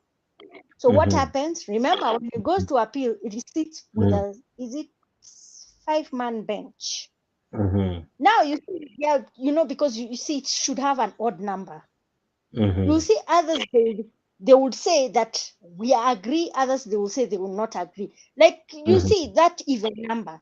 Then let's assume that the judiciary goes through that process of the appeal, then it goes to the favor of a mwananchi. What happens to that judge? That judge will have a phone call, and I told you, Jakes, this thing is about a phone call. This thing is a phone call. Because this judge atakuwa compromised, aulizwe aje, yani ilifika umeniruka hivyo nini. So there is a way atakuwa inaitwa waje witch hunt. And there is an example I can give you, the one for the Aror Kimwerel issue, the one for Henry K. He was thrown under the bus during the past regime. Then what happens when Ruto goes to the state? It's called what? The time when he was addressing the state, he was asked by some Gituko. The Aror Kimwerel issue, all of a sudden it has been there for 3 years. Then it went silent. Why? Do you know what he said? This matter was a fraud.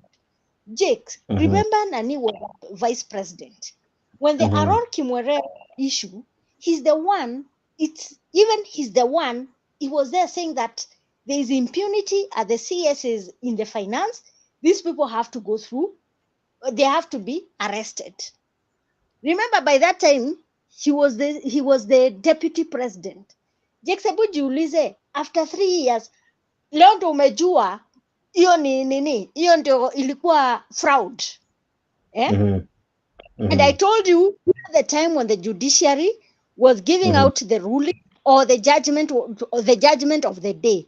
What did the judge say? That she's very disappointed that the process of the judiciary has been abused and time being wasted and taxpayers' money being misused.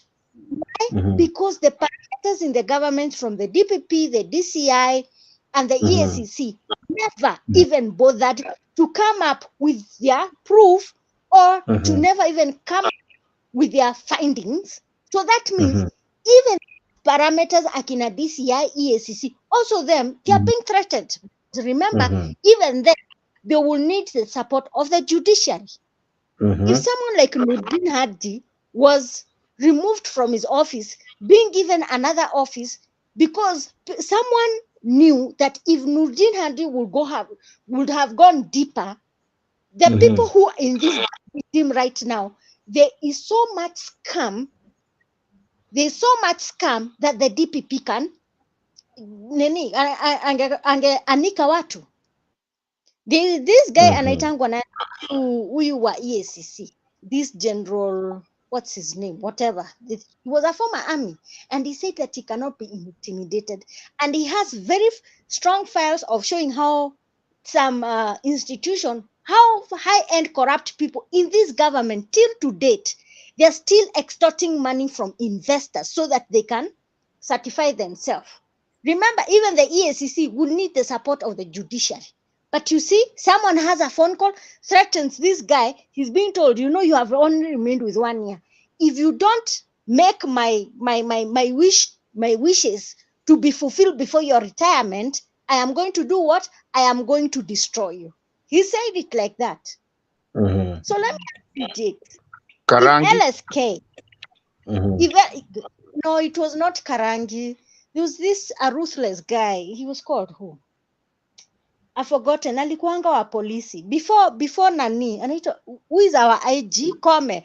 Before Nani, before there was a certain IG. I can't remember his name. Actually, I'm not good with the names. He threatened. Wachana na Mtiambayo. No. There's this one when there was a terrorist on your Lingia Westgate. Oh, Sieke, the governor. Yeah. Guy that this person also threatened. He also threatened his own people in the National Police Service, where it has even this parameter come at DCI, EACC, Interpol. Even there was this issue for the drug issue, where a certain MP was implicated with the drug issue. And this drug issue ndio ilituma akina someone like Saitoti and Ojode wakufe. Anyway, I don't want to go to that story because I don't want to deviate. Sasa Jakes, ona sasa kwenye judiciary imefikia.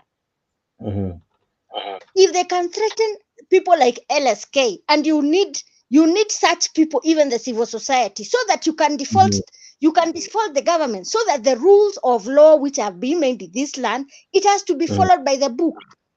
Yeah? Okay. And I don't understand why we should have illiterates who are almost 300 or 400 making stupid laws which do not pass.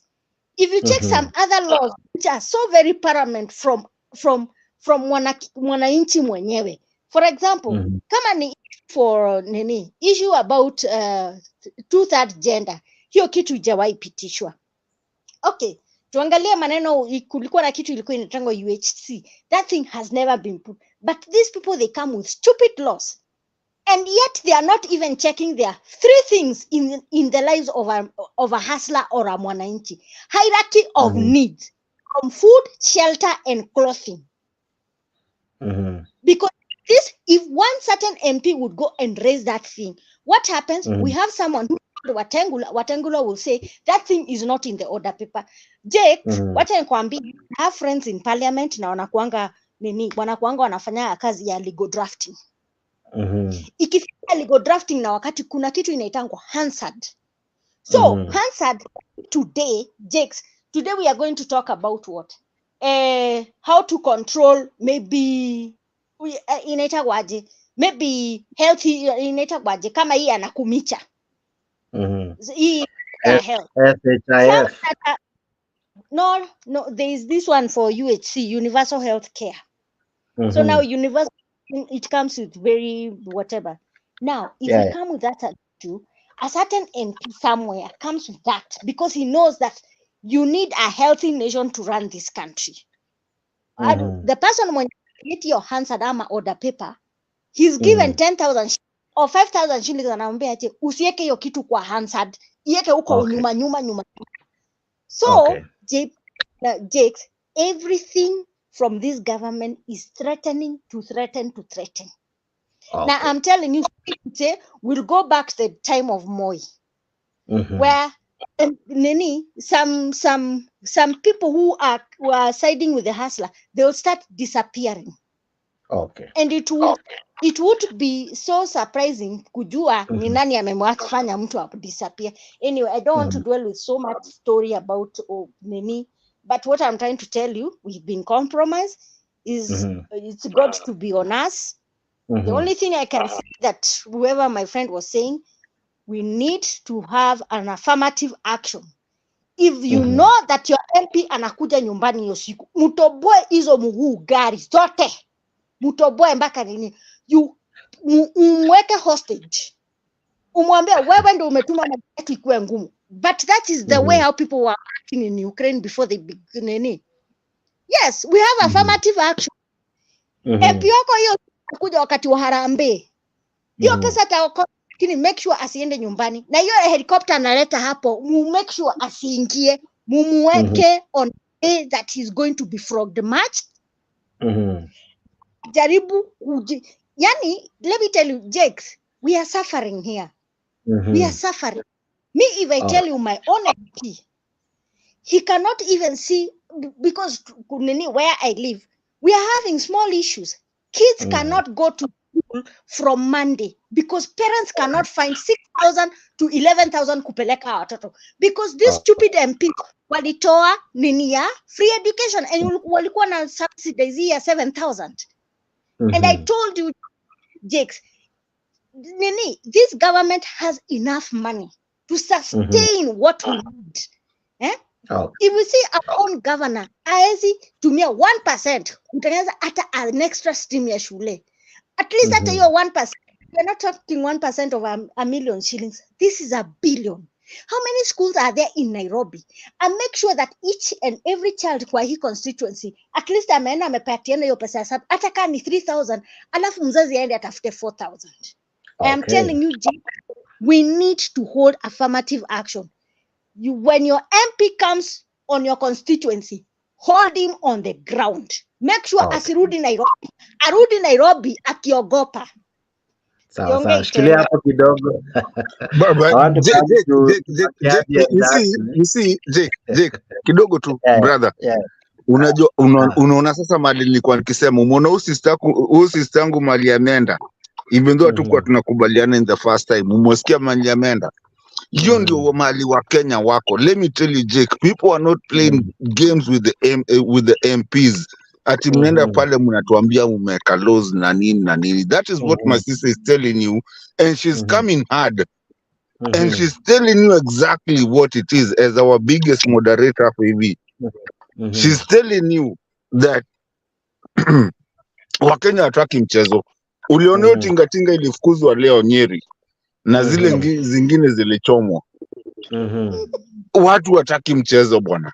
Tumechoka. Na haijalishi kama wewe ni UDA ama wewe ni Azimio. Round hii watu wanasema, unajua nini, we are not going to play that, we are going to play as Kenyans. We don't even care about if we are kama mimi ni Mkamba, mwingine ni nini. We don't even care about that. Right now mali imefika, Jake, we have bad governorship. And unless we sit down and say we have bad governorship, there's 250 something watu wameshikiwa Nyeri saizi. Wako huko because they were going to Mainanjenga. I don't know when the last time you on a story ya Mungiki, but anyway, whatever, wanaitwa Mungiki. Wameshikiwa huko hivyo, wamekalishwa pamoja. Cell ni moja. Wamama, watoto, kila mtu wamekuwa kitu moja. This is not the country that we want. Yes, tunaongeanga kutoka mbali because kina Tomboya went to speak from far away to come and bring actually to bring the governance in our country. I don't care if you're a Kikuyu. I don't care if you are a what. Jake, but that is Jake uliza we ni kabila gani, hata sijaijua. You're my friend. You see, it never matters. It's just mina kuitaga tu bro. And that's the whole thing that our sister is trying to tell you here. That there's come a time that we don't care about if you are a Kamba, if you are a whatever, but and we don't care about if you like the law of the land or you don't like the law of the land. We're going to take the law of the land na tutatembea sisi wote. If I don't need to speed kutoka Kirinyaga ama kutoka Kisumu, I don't need to be doing 80 miles an hour or 80 kilometers an hour. That is the law of the land. That is what we have to do. Now, if Mother Koome and you're the president and Mother Koome is telling people, you don't have to do, you cannot do this. This is the law and this is the constitution. This is what the constitution says. So now, sasa tunaanza kupigana hapa ati kwa sababu wewe ukubaliani na sisi, hii constitution yetu tunaweka kando, ni venye tutakubaliana. Then, si turudi tu ushago. twende. Kama ni mtu wa kuua mtu, mimi ukikanyaga kwa land yangu, mimi nitakuchapa, nikuchape hapo, na please usinipeleke koti. But basically, that is where we are.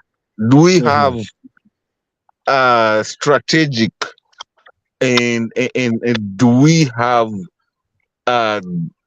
where that hata ukipelekwa koti, like most of the people that are rotting in the in the courts, kama sasa now the Nyaga, Nyeri guys, kama hao unaweza waambia wamefanya makosa gani? Kama mtu hawezi tembea, you have no freedom of association, which is actually in our chapter 6 and chapter 1. So you see where we are having a problem with our country, where we find a dictator wanting to do everything, and Uhuru never did those things, even though yes, Uhuru was not perfect. And so Right. Kenyans need to understand that. Hata ndio maana dola imepotea. Well, Makiadi, let me come to you, then I'll come to Ashley. Makiadi. Wait, Jex, man. Jex, what hata mimi niseme kitu. Wacha kidogo. Hold on. Pause it. Hold on. Ashi pia amenyamaza sana jameni.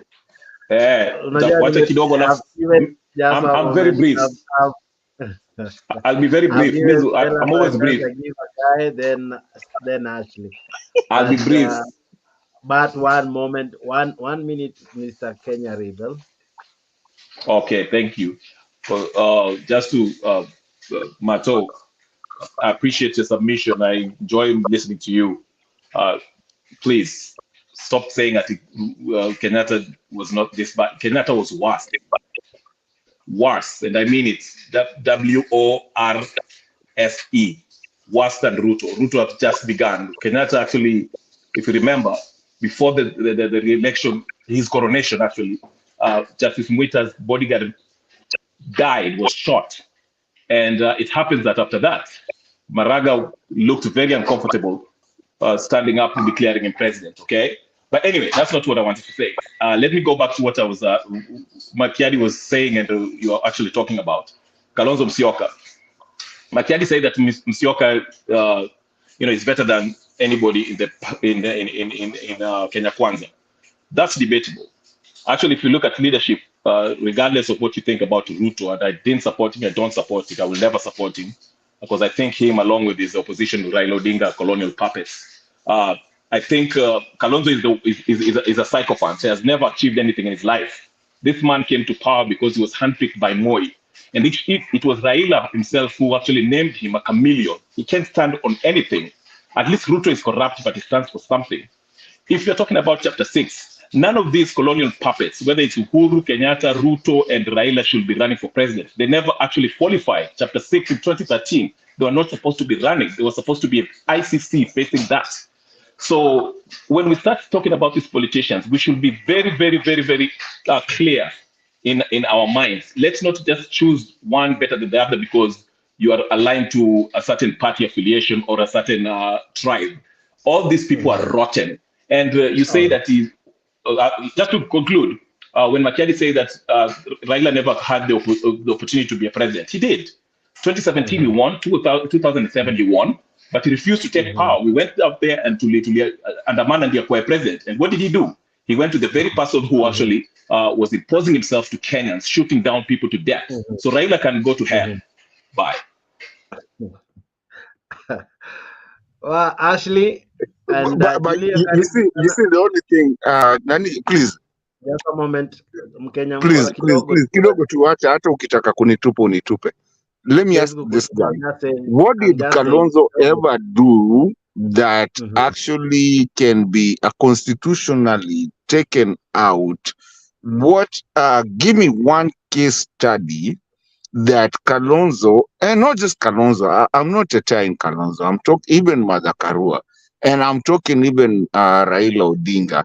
One case study that they ever did that actually has made them become people who are not constitutionally right. Just one. Ideology is not a problem. I'm answering you. Just give me one. One moment, It's my guys.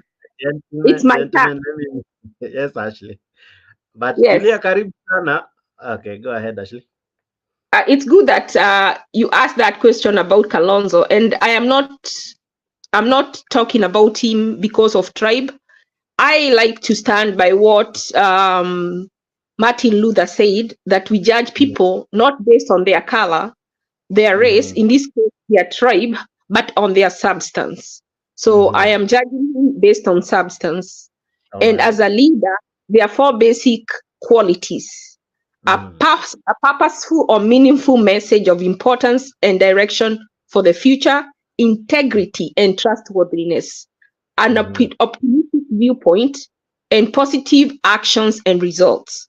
So when you get a leader and you send him to go and negotiate for you, he cannot come back empty-handed and say that it is a good beginning and that he has signed that resolution, whatever it was, because then he has sold you. Imagine that same person giving him an opportunity to lead a country and having him go. But my sister, he got you the Ndungu report to be taken out of the No. I'm talking about he now. got you the Ndungu report. He got you the. No, let me finish, please. Let me state my case for him. As far as, like now, if you're a lady and you're dating somebody and you get married to this person because you love them, and then they change down the road, you cannot keep talking about what they did to you. They bought your gold ring, they gave you a diamond, a big diamond, and then down the line they have become a monster. You are going to judge them on their current or who they are that minute. So right now, I am judging Alonzo from what he did on the latest mission that he was sent to. He came back and he signed it. What he needed to do, due to his integrity and trustworthiness, was put upon him from the whole of us he chosen to lead. You cannot come back empty-handed. And you had people. He never came empty-handed. He came back with the Ndungu report, and he came back with the Truth and Justice Reconciliation report. That's that a has lie. been. That's not true. Yes, he came That's with not true. it. No, that is it's what not. we are talking today. Jakes, pull it up. Jesus Christ. Jakes, pull it up. NADCO had nothing to do with TRGC and Ndungu report. In fact, Nani, Uyu Kalonzo was implicated in Ndungu report for grabbing land. Raila is implicated in Ndungu report, and Kenyatta is implicated. So stop it. I kept quiet. Why don't you hold and let me finish? I won't take long. I'm going to tell you the danger of such a leader. Let me tell you the danger of such a leader. These leaders are the ones who are in us. In 2007, in 2017, in the middle of the election, remember I told you once that I was Azimio. And some people say, oh, you can't. Yeah, I'd never go on tribe. I was Azimio. And the reason I was on Azimio at that time, I'm going to give you one reason. And that is the danger of having a leader with the characteristics of Kalonzo. The US congressman seeks to stop Kenyan sale of arms deal worth 418 million. Do you know why they were seeking to stop this sale? If you go online and read it, you will find that they were making a deal where Kenya was being told to arms at twice the amount that another company could have sold them for less. But for some reason, they say the purchase, I'm just quoting. Kalonzo never did that. Chesa did it. We know it. Chesa was there. I don't know what deal, but I'm just saying a deal. What I'm saying is that if you choose people who can sell you out in local politics, when they go on the national scene, these are the people who are costing us money that we are losing, and that's where it is not going to our people. So let us not track. How comes by coincidence the person who is protecting Kalonzo happens to be from his tribe? How? Just come out of your cocoon. Think. Don't just think. Like I'm saying that character is not good in the leader. My dear, I believe that's why. My dear, I believe that's why the moderator is actually allowing me to say that, because yes, I've been not even here. He knows where I've been hit hard about just because I'm a Kamba, and by the way, I'm a Kamba Maasai. mimi babangu ni Masai. Mamangu ndo. Hold on kidogo. Hold on. Mamangu ni Mkamba. Lakini, you see, the moderator of this show knows me very well, knows that I'm very heat when I come to talk about matters Kamba. So sometimes I stay away from matters Kamba when we talk about politics, because everybody will tell me, oh, Kalonzo ni watu wenyu, sijui you are what, and that is not what I'm all about. I ain't anything about Kambas. I ain't about anything. I know I'm a Kamba, yes, and I know I'm a Maasai. But the problem that we do have in our country is the fact that just because you're a Kikuyu, everybody thinks that you're going up, you're going to defend Uhuru. Yeah. Just the fact that you're a Kisi, you're going to defend Simba Arati. Just because you're a, whatever. So, and that is the biggest problem that we do have in our country, because at times when I tell people, and I've been in this industry for a long time, the moderator here will tell you that I've been a moderator right here before him, and I've been a moderator on other sides. But what I try to tell people is that trying to lie to people that just because you're a Kamba now you're inclined towards your people. First of all, me, I'm the one person that I've always said like Sonko need to go to jail because he's a convicted criminal. When I say those things, people ask me, why? Why do you think that Sonko, he's your tribesman? And I'm like, I'm not tribesman of anybody. You see? Thank you, So Mato. that is where we need to first of all start. If we start at that point, then we can move on to doing something that is better. Whether it's in Mutembei, whether it's in Afriq, or whether it's in also the other side. I can say that other side because I'm a part of this too. And I was part of this a long time ago. But we are all family. Yeah. That is true. And better, not where we have to unite.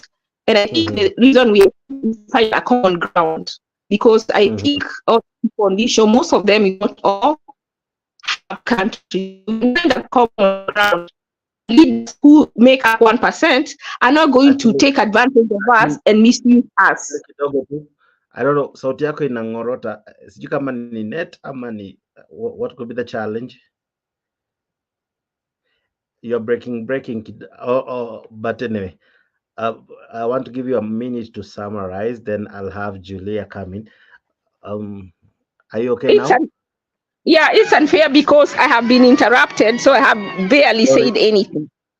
But summarize so that I can have more, and because you could have done around 6 hours on the show. But go ahead. So I was going to say that I'm not attacking him as a person. I'm attacking that character of giving in and accepting less than. If we look at Niger, the reason they were able to overcome the French, when the French say they are not leaving, they held their ground. They said, okay, if you're not leaving, they surrounded the place. They let them stay in there. They knew the food was going to run out and they were going to leave. And that is exactly what happened. They did not give in. They did not come halfway. When something is very substantial to you, I think we need to hold our ground. And we need leaders that have the character to go all the way through. When we have Maandamano, we cannot do them halfway, stop and lose people, and then it doesn't make sense that Maandamano, and at the end of the day, it doesn't make sense that we did it, because all the things that Kalonzo came back with are things that Ruto had offered to them even before the Maandamano. So what was the need of losing those people? Why couldn't they just take it at the beginning? So what was the need of the Maandamano? What is the need of this Maandamano if they are going to go, and then once 2 or 3 people or 10 people or 15 or 20 or 100 are killed, they say now we have to go back, we can't continue because people are getting killed. If every time you go people get killed, why do you keep going? How can you keep hitting your head on the wall expecting a different outcome if you're not changing anything about what you're doing? Who's Ruto to give me anything if I have the Constitution? Who's Ruto to give me anything? Do I have to bow to Ruto? I don't know what you're asking, but I'm saying if they are doing the wrong thing, we have to come together, we have to unite, and we have to use our power to demand service from them and to make them fear us. As Stella said, they have to fear us. If we need to, they need to be afraid of us. Until they are afraid of us, they will not do what they are supposed to do for us. All right. Fantastic. You guys mnawasha moto mpaka kuna venye kiti changu kenye nimekalia chenyewe pia ni kimoto. Julia, good to see you. I hope you're well. Happy New Year to you. Welcome to this show. I don't know what is your take on what we have discussed. I saw you earlier. I know you have been listening in. But what do you make of Ruto's stand with judiciary and among many other topics we have discussed? What is your remark? I'm sure you have a lot to equally say.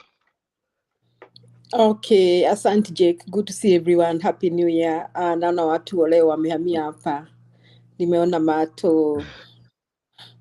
I had Makiadi was here. I'm using my phone, so is Makiadi still here?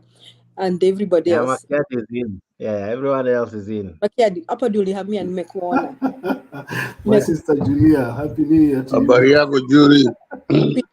Hata Penny wewe ndio unatetea, bado unatetea Ruto. Tutakuja kwa. Huko nyumba yako ulinifungia. Ukutaka niingie nyumbani. Mimi sijafungia kwa sinanga tuache vita tuendelee kidogo. Yes Julia, go ahead. I think Ruto is, I'm not surprised. I'm even wondering why sometimes we find ourselves whining. In Mount Kenya, we say that maembe hayanguki mbali na mti wa muembe. Now, that is character of Ruto. He's a fruit of Moi. He's Moi like kind of a character. And those dictatorial tendencies zimetoka kwa Moi. Hata nimeshangaa ati kuna mtu ana compare Baba na Ruto. Who is that guy who was comparing Baba and Ruto here? And he even said that Uhuru's reign was worse. Listen, hata wewe mwenye amesema sijui anaitwa nani mwenye amesema hivyo. Raila is a con man. He has been conning you for a long time. Can you allow her to submit? I'll give you time to battle. It is a bad manners to disrupt somebody when they are talking. Now, I want to say that all of us here, tukichunguzana, I'm not sure that everybody here will pass the integrity test. Hata kuna watu wamekuwa kibianda huko nyumbani. I mean, so when we look at all these politicians, I think each one of them, there is something we can say about them that is not positive, or a lot we can say. But if you ask Kenyans what they have gone through in the reign of Jomo Kenyatta, in the reign of Moi, in the reign of Kibaki, in the reign of Uhuru Kenyatta, and what they are going through now, it is not even 2 years, and Kenyans want to kill themselves. Because of the style of leadership that Ruto is perpetrating in the country. So doesn't hata kama wewe ni baba mzuri hata ama umeokoka mkaokokea binguni na watoto wako hawakuli wakashiba na bibi yako hajavaa, we don't care how righteous you are. That person was talking about Uhuru and Raila. What we care is how you benefit your country. So this guy has run down the country in less than 2 years. So he has run down the country in less than 2 years. Na badala arekebishe, he's happy now that anapelekwa kotini ati judiciary. Just a simple case that Okia Mtoto took to the court. Now, I wonder whether this guy who's defending Ruto is okay with the house levy and the taxes that we have. I mean, taxes, somebody, I think it's Stella who was saying, Kenyans wake up every day to another tax. Those, whether you hate Uhuru or you don't have to like him or love him. We never experienced that in the 10 years of Uhuru. Listen carefully, that guy who is supporting Ruto and comparing him with Uhuru. When we, just 1 year ago, university students were only paying 16,000 Kenya shillings for school fees. And those who were guaranteed of help. Saizi wanalipa pesa ngapi? Mnajua kuna watoto wameitishwa 1500. Now, this Ruto went to the university through help. Saizi he cannot even remember that it is because of help that he went to college. All of us here, everybody who's a degree holder and went to a Kenyan university, tunaweza sema sisi sote tulisoma na help. Hakuna mtu siku hizo mzazi angeweza. And we were called government sponsored students. Now, how can somebody have the audacity to come in this show and compare Ruto with any other? Ruto cannot even be compared with the devil because he's as wicked as the devil, his father. You can't compare Ruto with any human being. I'm telling you. I will allow you if you start comparing Kibaki and Uhuru and Jomo Kenyatta, and you start ranking them who is good, who is bad. Nitakubali tu. I wouldn't mind that. I'll even allow you to start comparing Kalonzo and Uhuru. Like Uhuru is better, and Kalonzo is better or good. Can put one good, the other one better, best, whichever way you want. But Ruto cannot be compared. Ruto is not only a murderer. He is a land grabber. He has grabbed land from innocent Kenyans. Kama Mutesh. Imagine mtu mzima tu ako kwa cheo ya serikali anaendea mwananchi wa kawaida na mchanganya shamba. Now we can talk about so many bad things about Ruto. Now if we decide not to talk about his history, like we want to decide not to talk about his history of the others, tuangalie hivi sasa mwaka moja in his reign, what are Kenyans going through? We wake up to taxes plus taxes. We wake up to watoto hawaendi shule. We wake up to universities can no longer access help. They cannot even go to school. We wake up to NHIF collapsing. We wake up to people not accessing health services. We wake up to escalating prices of goods and services. We wake up to the escalating loss of the Kenyan shilling to the dollar. Come on. Ni wazimu tu. Hata wale walipigia Ruto kura wa very na Mount Kenya. Saizi, because they are so ashamed and embarrassed, they won't say anything good about him. Watanyamaza tu. So me, I am urging the members of the panelists here. Critically look at Ruto's government. Now, and if you want to talk about personalities, then I think you can also tell us about yourself so that we analyze whether you also pass chapter 6 of the Constitution, because I am not sure we may all pass that chapter 6 of the Constitution. However, Jakes, allow me to rebut. I will allow her to finish first. Okay. Wait for me to finish talking. Now, we want to talk about during Jomo Kenyatta, nia gani wa Kenya walipitia. Now, when Moi came, what did Kenyans go through? Then we had Kibaki. Now we can ask ourselves, are there any good things we can remember about these regimes? And what are the bad things we remember about these regimes? My conclusion is the danger of Kenyans is having a Kato Rasra being the president. Akona attitude ya Kato Rasri. Asante Jake. Kenya Rebel, dakika moja. Okay, thank you, Julia. That's the most concretized nonsense I've ever had in my life. Let's compare the two, okay? Let's compare. The worst president by deeds is Uhuru Kenyatta. We can go back and start with his family, Jomo Kenyatta, who killed most of his political opponents, Pinto Gama, Tom Mboya, and the land that he grabbed. That's number one. Let me get to Uhuru Kenyatta, who you are actually praising. And I have no problem if you want to support Uhuru because he's also your fellow Kikuyu. That's okay. That's your democratic right. But don't come here with no. Mr. Chair, no. I will not let you. No. I know it's not some candid talk, but I know Mr. Jake. Okay, then shut I know Mr.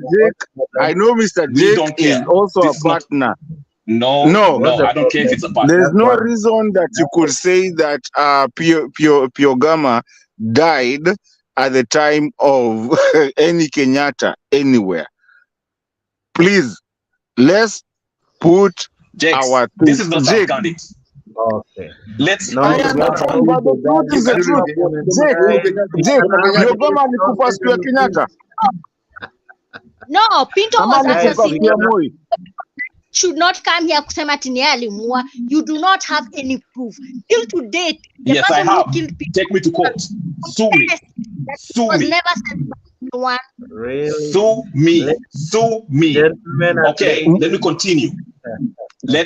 I haven't finished. Okay. We are here. We are not fighting any channel. We are not So fighting anyone. We are debating. Let's so basically no. this guy is just a saying moment. that No. nani No. aliua nani? A moment, everyone. Please, let's debate. Let's debate on matters, on Okay, issues, not on lakini tukuwe na fact this nani and bro, this and bro, that. tukuwe na fact. Piogama Mato, can you be quiet akikufa, and mute? Can you be quiet and Just one mute? It's my moment. turn. dude, you're so mean. Can you rebel 1 minute then Mato, and then I'll have Stella. I think everyone has something to say. Can you rebel a minute? Say what you're saying without insulting anyone. I haven't insulted anyone. I've only stated facts. You Facts annoy have, people. but go ahead. Who did I insult? Go ahead. Exactly. Thank you. What I was saying is this. We are comparing. Yes, Ruto is on the wrong trajectory as far as economic stuff and him fighting judiciary. This is not uncommon. You can't compare 1.5 years and 10 years of Uhuru Kenyatta.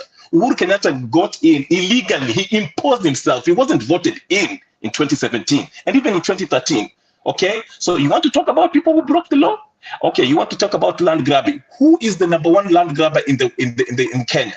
You want to talk about people he killed? 2017. How many people? How many bodies did he dump in River Yala and the Luos that he killed with Maina Jenga in 2007? We can go back that far. So when somebody comes here and tries to tell us that Uhuru Kenyatta was such a great leader, I think Ruto was the devil. Please think again. I know he's your tribesman, but let's face facts, okay? Kalonzo Musyoka is the most useless politician in the history of Kenya, okay? He has never achieved anything in his life. He's only been a bag carrier for Moi. Even Raila Odinga called him a watermelon because Raila Odinga knows this man is useless. He can't stand on anything. I'm sorry, Mato, he's your tribesman, but he's full of it. Okay, so don't come here with that arrogance that you came from some Soundcard trying to lie to us about the facts. Okay. Jake, let me return that. I'll be nice. Let me return that because my name has been mentioned. Please, sir. Go ahead. Stella, you'll be next. Go ahead. Yeah. Sir, let me tell you something. Whatever you think about Kalonzo Musyoka, and whenever you think that Kalonzo is my village, I don't know, idiot or whatever you want to call him. I think you want to call him idiot. So I'll call him for you. Kalonzo the village idiot of Bukambani, and the Kalonzo the village somebody that does not understand. Let me tell you one thing about the history about Kenya. The history about Kenya, yes, we had good people. Uhuru was not part of it. Uhuru had his father become the grandfather to the kids of his people. Now, I'm talking about Jomo Kenyatta. Jomo Kenyatta became the grandfather to the kids and everything. Kalonzo did his own thing, and Kalonzo is just Kalonzo. He's done his thing, but at least he's been a very diplomatical person. He's done his thing. He doesn't have to be. Even Raila today doesn't have to be. Raila can walk away. And no one will ever, he's walked away today and everybody wants to find him. Where is he? Why is he not talking? Uhuru is also doing the same thing. Staying away from everything. I mean, he can talk. Yes. He can do whatever he wants to do. He can do whatever he wants to do.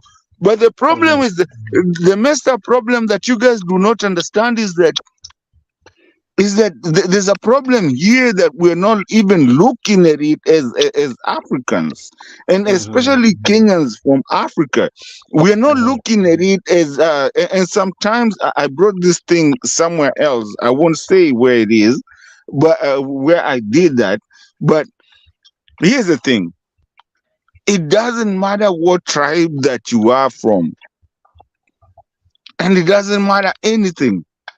What really matters is, where are we going? Now you find someone like Uhuru who just really, hata sijui mnamsumbulianga nini. You know, I never liked Uhuru. I think there was a problem. And the biggest problem I can tell you, He needs to he be was about to be committed, jailed, slapped. and No, tortured hold for his on. natural Hi, life. Daddy, hold on. It's my time. Respect my time. The guy was actually threatened to be slapped if he wanted to go to Ishaweri. And actually, that is not a reported thing. That was something that actually, Mr. Jake, you know, we normally have these videos due to the way we do our things. You know, I can get that video right now and send it to you, and you can play it we over have here. I know everyone knows about that. So but go ahead, because I want Yeah. us to really cover as Yeah. many of you as possible. Yeah, Yeah. summarize So so that I go so the man. Yeah, let me finish. Due to your respect, Mr. Chair, due to your respect, the man was threatened to even be slapped. That unaenda Ishaweri. You know, I had never even known where Uhuru came from. I didn't even know there's somewhere in Kikuyu land called Ishaweri until I realized that that is what he had said. So the man wanted to let the country move on in peace until he was told he's gonna be slapped. And the person that said it is not that something that hata mtu anaweza nipeleka koti, is because this guy was actually, it's his what do you call it, it's recorded voice of him saying nilikuwa nimchape kopi, anasema tutoke hapa tuende wapi. So for him, what do you call this, power was so much for him that he was willing to slap a whole sitting president that is saying that, hey, I don't think we won this one. It's okay. We can all go to Minas and Ishaweri. I don't know if he was willing to go to where? Sugoi. You know, so once you look at that whole thing. I have noted your point. I think I've understood what you are driving at. Allow me to cut you there. Okay? Yes, sir. Yes, Stella, sir. you are equally raising something. What were you saying? So, Jake. Sorry? Stella. Can you say that again? Stella was raising something. That's why I've gone to her. Yes, Stella? No. Stella, go ahead. Oh, okay, Jakes. Now I want to fault Kenya Ribo and whoever is. So now this is the thing with the issue here. I don't know why we are going back from Jomo Kenyatta, from Uhuru, from whoever. That is not the issue we are discussing here. Fine, if you want to talk about Pitongama, he was killed by Uhuru, you do not have the proof. We need to see that proof. We know that the person who killed Pinto Gama, that guy died, and dead man tell no tales. So, Kenya come and tell us, oh, he killed. You do not have any proof. If there are any proof of that, it should be a dose showing that these people were killed under the government of who, and there was instructions. Same as Moi, same as Uhuru. And these things are not there. Let's not speak out of speculations, because we are driving this thing on another level. Saying that the guys who were killed in Livayala and what and what, I've emphasized and I said, if you have that proof, and if you have that proof, take it to court so that a dossier can be opened to show that these people were killed under instruction. But don't come here and try and deviate the topic of the day about Ruto and mismanaging the country. I have the proof and I'm working on it. It doesn't matter. But wait on that. Just for a moment, we need to go back to the conversation. Ladies and beautiful gentlemen and beautiful ladies. Under the influence of the certain government, you must go and report so that a dossier can be opened so that they can see who was under whose instruction. Let's stick to the government of the day. The government of the day, it is threat to the judiciary, and there is also we need to talk about how this government is taking us for a ride. collecting taxes and one well said, Stella. We cannot even get even simple things from our households. You cannot afford unga. During those days of Uhuru, Kibaki, and more, yes, there was taxes which were being raised, but those taxes, they made us to be comfortable in the house. We were eating 3 meals a day, and we were having our business end of the day, which was running and making our livelihood be better. But now what we are having right now, or under the Ruto government, the Ruto regime, I cannot call it a government, a regime. This regime is oppressing even the most of the poorest. Even the middle class cannot even afford basic things. All right. We cannot afford basic things. Even house rent is becoming difficult. Landlords are even trying to make sure that you don't pay their rent using their they are telling you send it with M-Pesa or give me cash, because they are being oppressed. All right. We cannot even. Kidogo to Stella, I'll be coming back to you. I'll be coming back to you in your closing remarks, because I have like 30 minutes to wind up. You guys, leo mmechapa 7 hours.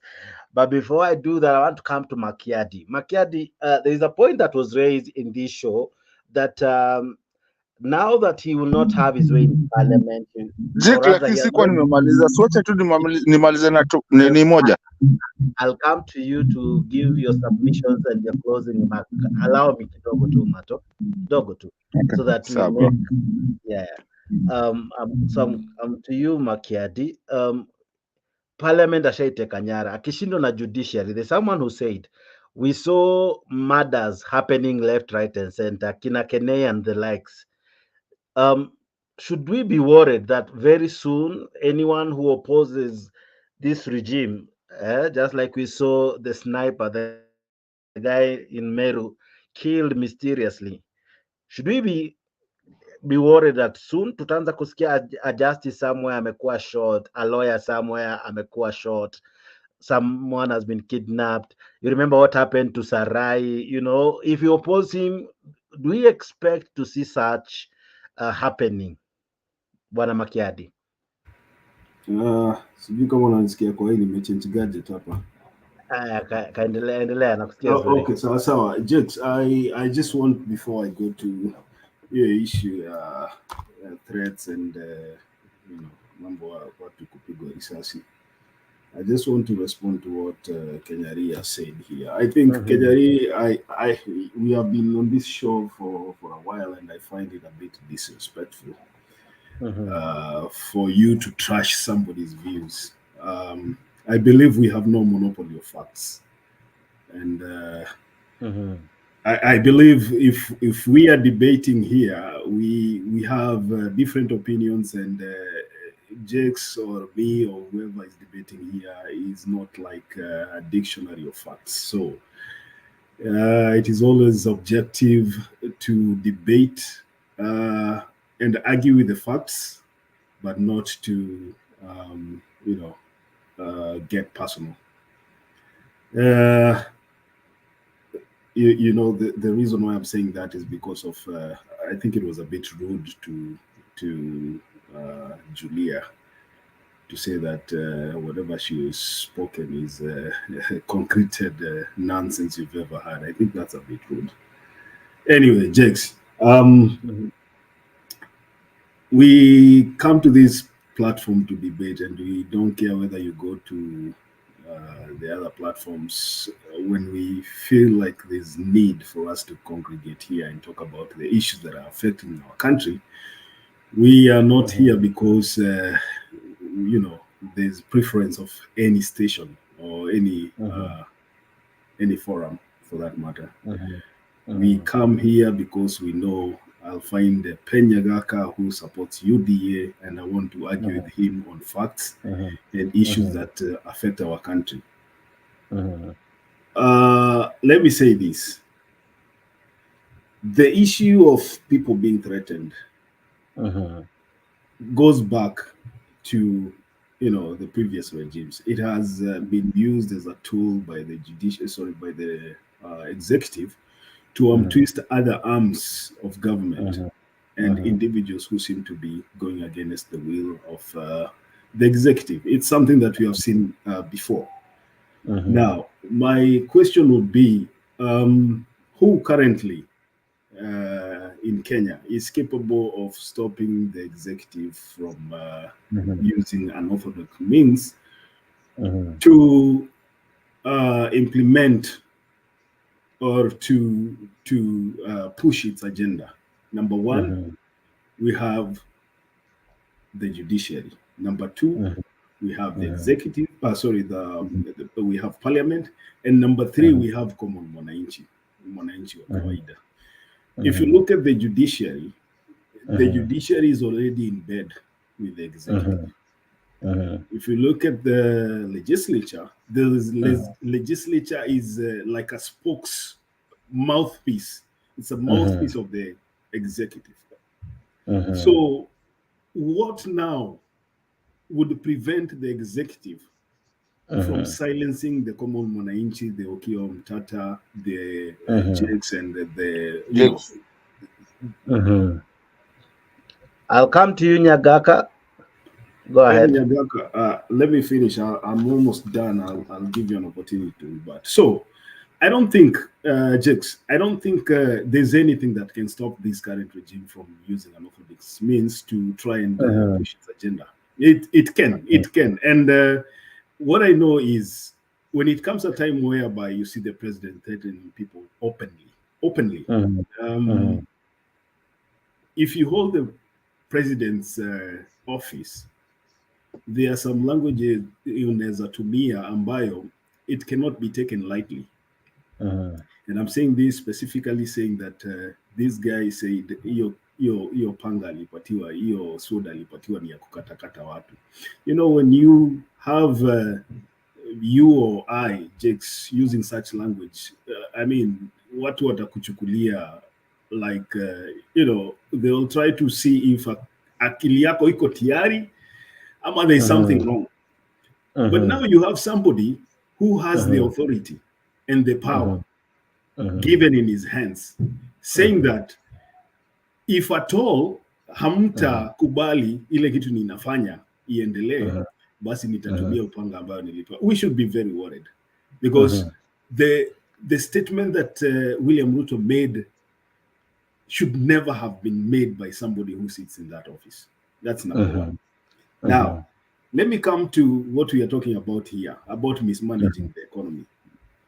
For the first time, we are looking at a country whereby the International Labour Organization, ILO, is saying that 80%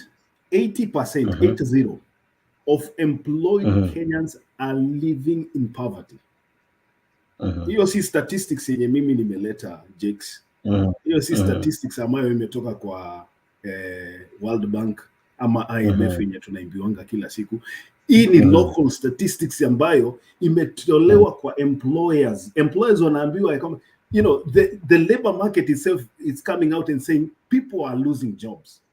And the people that are employed themselves, 80% ya ule mtu ambaye anatoka na paycheck mwisho wa mwezi anaishi below poverty level. Alafu unaniambia, when we are complaining about mismanagement of an economy, we should not talk because we lost an election. Nyagaka is here telling us that we have no candidate for 2027. I want you to look at how these things are irrelevant because Nyagaka feels that from the way they are sitting right now, wako prepared for 2027.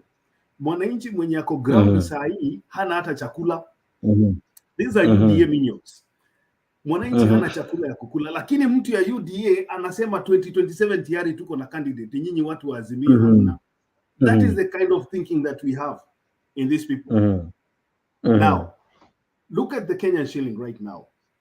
We are talking about William Ruto with a panel of people who are earning 6-digit salaries, calling themselves economic advisors. They have an office, fully furnished and everything, supported by a budget. When William Ruto came into office, with all his smartness and his PhD, he found the Kenyan shilling trading with the dollar at 120, roughly 126. Today, as we sit here right now, the Kenyan shilling is trading against the dollar at 160. Now, you want to stand before people and tell us that you have dropped the inflation of the Republic of Kenya from 9.4 to 6.3, and you expect us to clap for you. Why is this not trickling down to mwananchi? This development and the fastest growing economy in wanasema in sub-Saharan Africa. Hata sasa wanasema sijui tuko number 3 mbele ya kina India and all these other countries. China and Germany. Wanasema we are the... Kwa nini ule mwananchi wa kawaida wa pale chini hasikii effects za wewe kuimprove economy? Are we lying to ourselves? Are we getting it right? Look at that. Yeah, I like the way you present that. That we are 5.9, and this, you know, the Tugeges, I call them the Tugeges because these are now ndio wale watu wanakatendraizia William Ruto na kumpatia advice before he makes a public, you know, inaitangwa a roadside statement like the one he made juzi ya kusema nambia PS weka pesa ya kujenga barabara. I think you saw that video. Sijui anamuita bwana Google. This baada ya kuchochwa, unajua anachochwa na hawa vijana, anachemuka, anachemshwa na vijana mpaka anaamka anasema PS weka pesa ya kujenga barabara, hatuwezi ngojea kote. My friend, hakuna mwananchi wa kawaida anakataa barabara ijengwe. The people who have gone to court are not against building of roads. They are not against construction of roads. They are against the government imposing levies on their payslips. Hiyo ndio kitu inakasirisha watu. Hakuna mtu amekataa nyumba ijengwe. Na nimesema hapo awali, hizi nyumba zitajengwa. Hata Uhuru Kenyatta alijenga. You cannot raid people's payslips by force and threaten the judiciary that if it does not act on your bills, you're going to, you know, use other means ya kuwalazimisha kufanya ile kitu. Then you expect Kenyans to sit down and clap. All right. So, as I finish, all right. As I finish, naona hata Ndemba ameingia hapa. Good to see you, my brother Ndemba. Let me say this, Jakes. Right now, one thing that yenye tulikuwa tunaambiwa kila siku ya kwamba it is the best thing that has happened to Kenyans, next to sliced bread, ni kwamba Kenyans walipatiwa hustler fund. It was supposed to be a game changer for Kenyans of you know, lower cadre, wale watu wa chini wa kiuchumi. As we speak today, Kenyans have defaulted 9.9 billion, B with a B, 9.9 billion shillings za hiyo hustler fund, and that is the data that came from the treasury. So wakati wa watu wa UDM unakuja kutuambia hapa ya kwamba William Ruto is the best thing that ever happened to us Kenyans, we are supposed to tell you.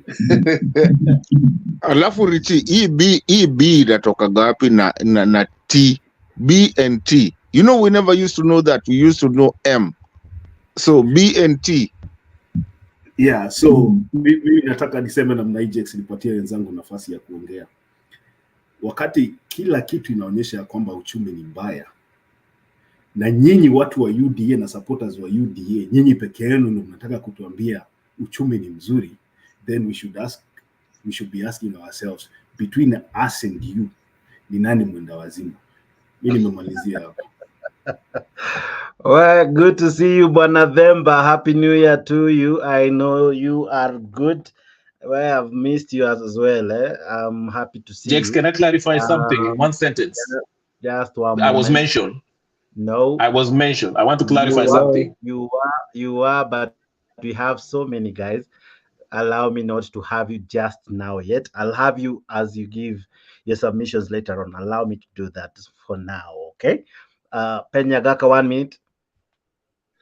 Okay, asante sana. Hiyo hadithi wamesema ni nyingi sana, sijui nianzie wapi, lakini wewe niseme ya kwamba huyu alikuwa the right hand man ya Oginga Odinga. Alikufa wakati wa mzee Kenyatta. That is when Oginga Odinga in 1965 or 66 really refused and formed his own party. Why are we going all through? Just for a moment, I think we need some order because we are almost summarizing. And let's not go back so many years. We are talking about 60s, but to 2024. Let's try to come back. 60s. It I would be a six. understand you. I understand you, sir. Okay, ngoja niseme ya kwamba koti iliharibika wakati wa mzee Moi. Koti, that's when everything went haywire. Even hired somebody who was not even, had gone even to law school, and he made him a chief justice. So hiyo koti, one time I think alikuwa anataka rafiki yake ashinde elections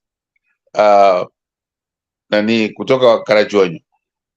Alafu hiyo wakati Phibias yeye ndio alikuwa anakimbizana. This is the problem with our country because of history. No, of let me finish. You talked forever and I listen. I mean, no, we are past that bwana. Wengine tunaishi US, wengine tunaishi wapi? Let me finish what I was saying. Wameenda nini? We cannot keep on going back to. You had to. Let me finish. No, we are done with you guys. We can come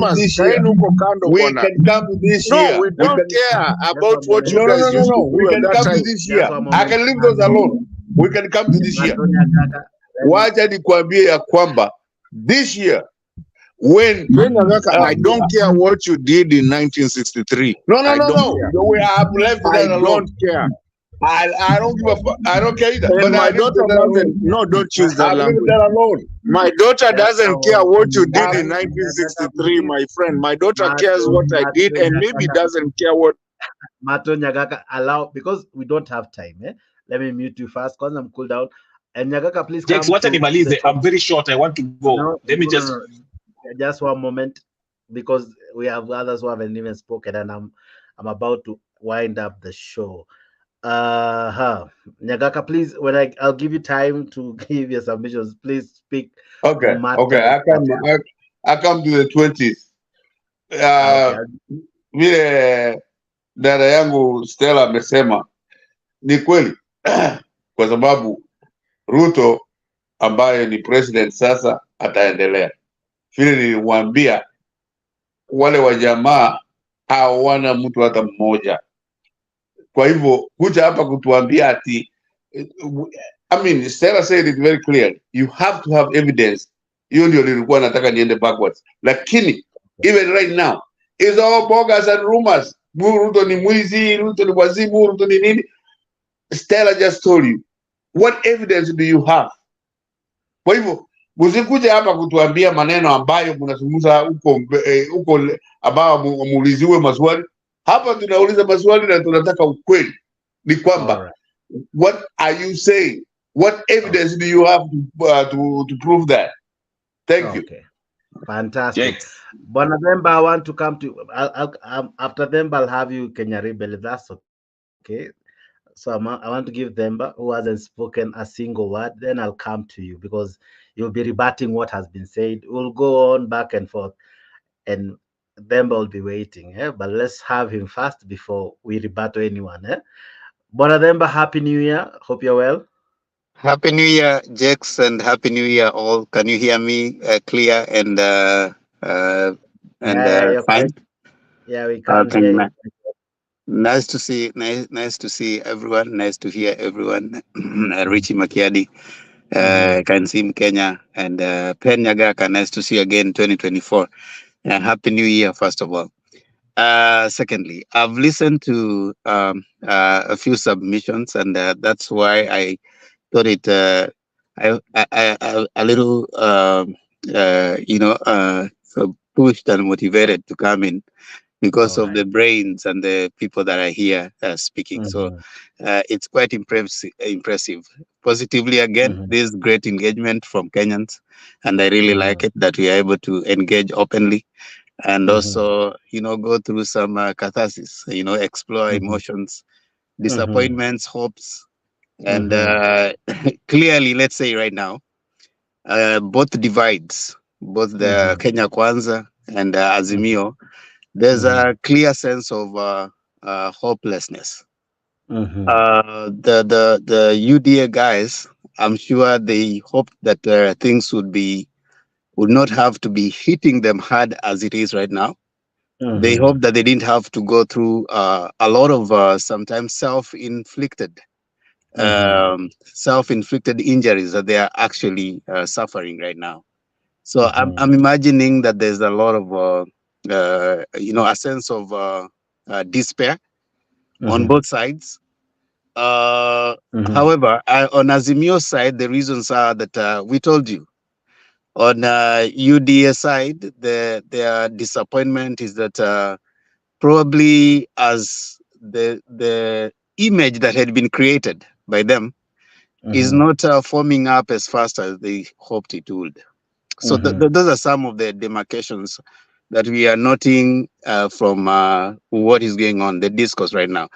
Now, I would want to urge us to fight the right battles. The person that you're having across is not the enemy. These are just people who expressed their appreciation of the freedom of provided for by the Constitution to choose which side they want to belong to. So they are not necessarily the enemies. They are just we are not necessarily enemies across divide. If we believe in Constitution and constitutionalism, we would appreciate, as much as I would not agree with Jex, but I would appreciate his right to exercise his constitutional provision that he needs to choose a side that he wants to belong to. Right now, our criticism, I appreciate when Agaka is saying that there would be more, political parties and politics is about power. So in his side, he will be more interested in discussing on how he's going to remain in power. But we need to appreciate that there is a population that is not so much, if you ask them, they wouldn't care who comes in. They will be more concerned about their life every day. That if I go to the market, to the shops, am I able to afford the food? Am I able to pay my rent?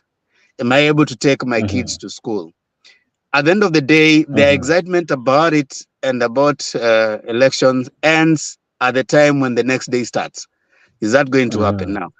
We need to ask ourselves not whether Ruto will remain in power or not. Those are political discourse that will take place sometime in 2026, 2027. We need to start asking ourselves, what is this regime bringing to us realistically? Is it achieving what we want to see? Whether they are going to remain in power or not, how they use the means they use to get to power, that is a debate that, in my view, will still come. And we'll still judge regimes based on their deliverables within the time that they were there. That's a political process. That's a constitutional provision. Those are things that will always have a debate. Now, I want to say, Jex, with a lot of disappointments. Jakes, I'm hit on that one. You have to give me some time after that for me to come back with them. I'll do that. Allow him to finish. Go ahead. I was just landing my plane before he rudely interrupted. Jex, I want to urge us to, yes, continuously engage in political discourse, but be a little understanding that the person you are with is not necessarily your enemy.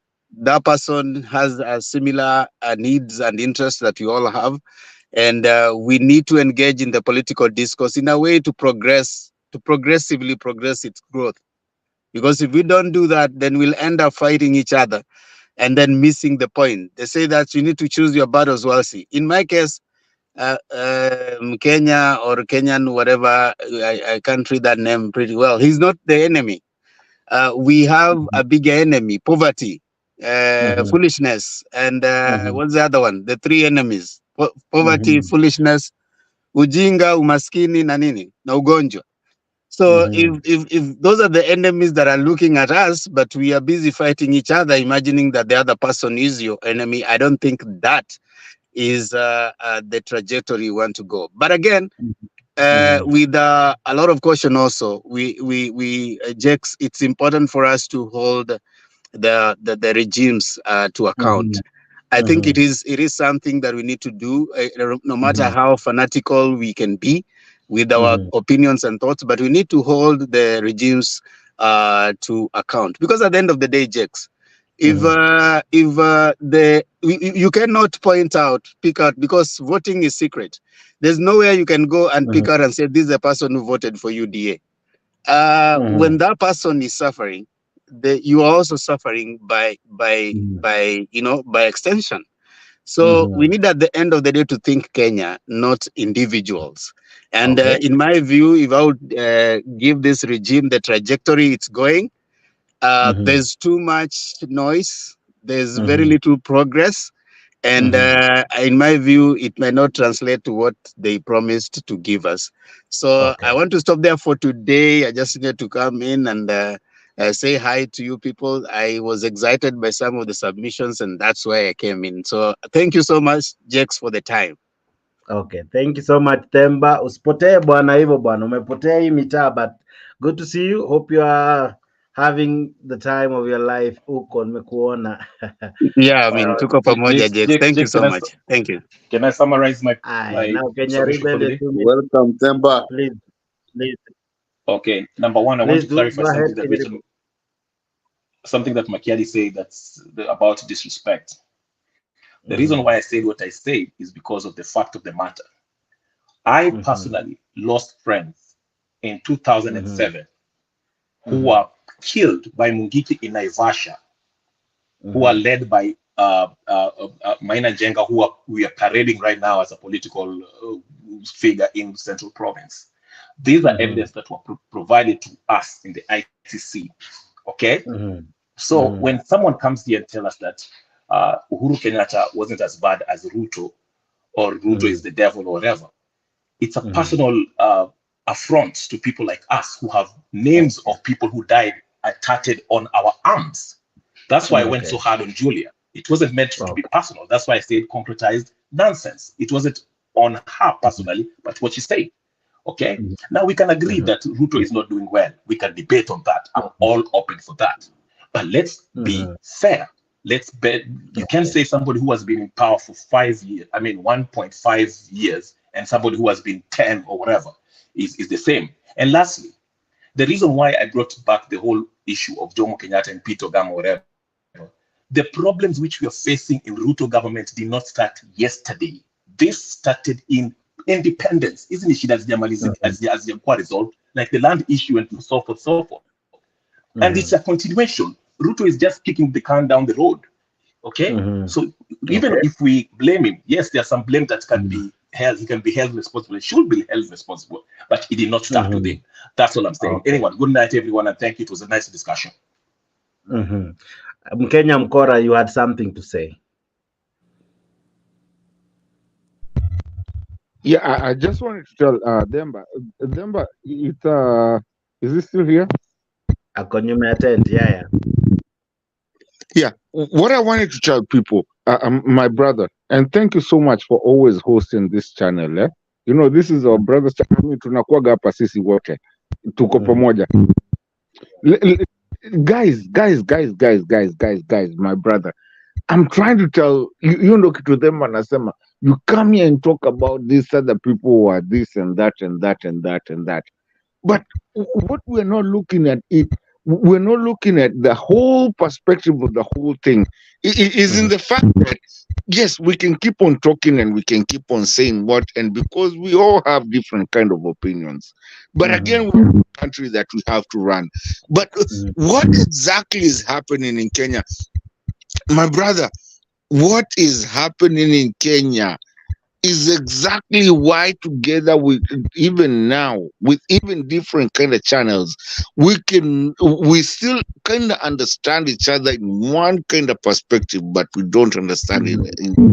Because listen, in your life and in your house, you have how you do your things and everything. Kenya, we do not have anything, and that is the problem that even right now we're still fighting.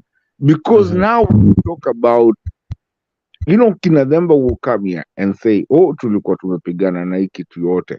Oh, tulikuwa tumefanya na hii kitu. Oh, we did this. Oh, we were talking and we were doing everything. At the end of the day, we will still end up a third world country.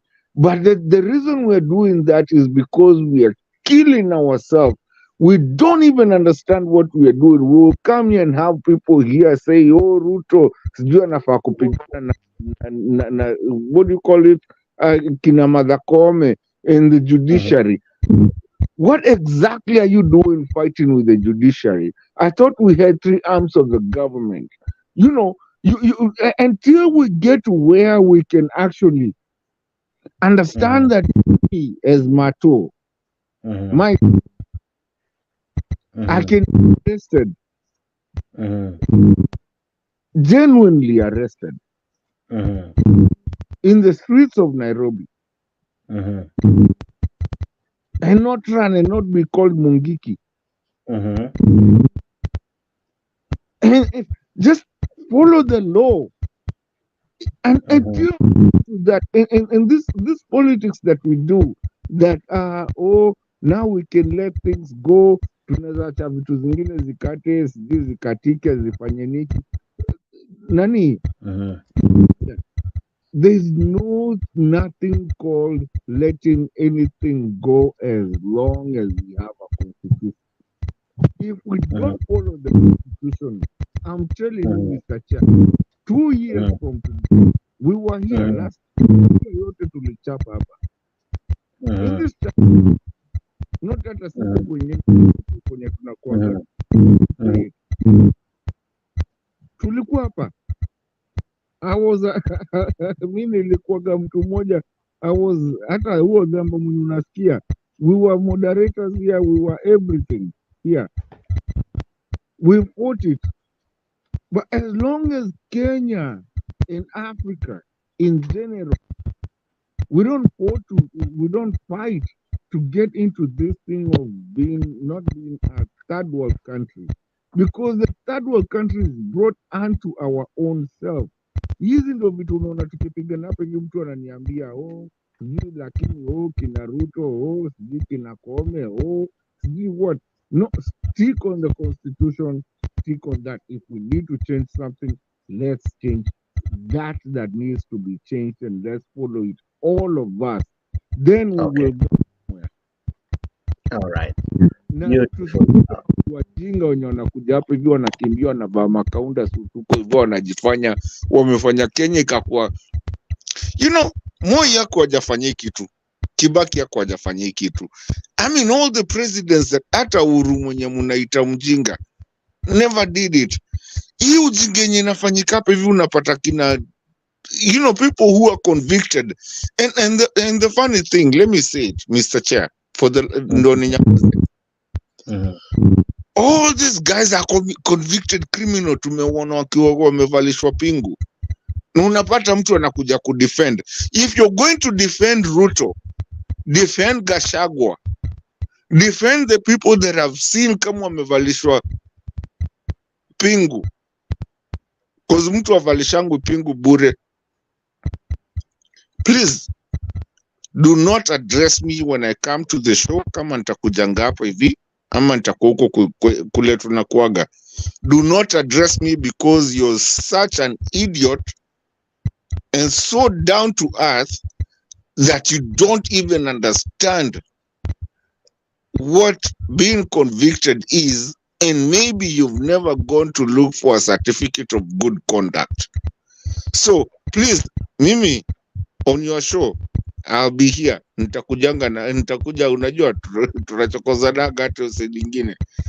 Lakini Mr. Chair, mimi mtu mwenye hata niongelesha intellectual na niongelesha niambie kwa nini mtu anaanza kuorota.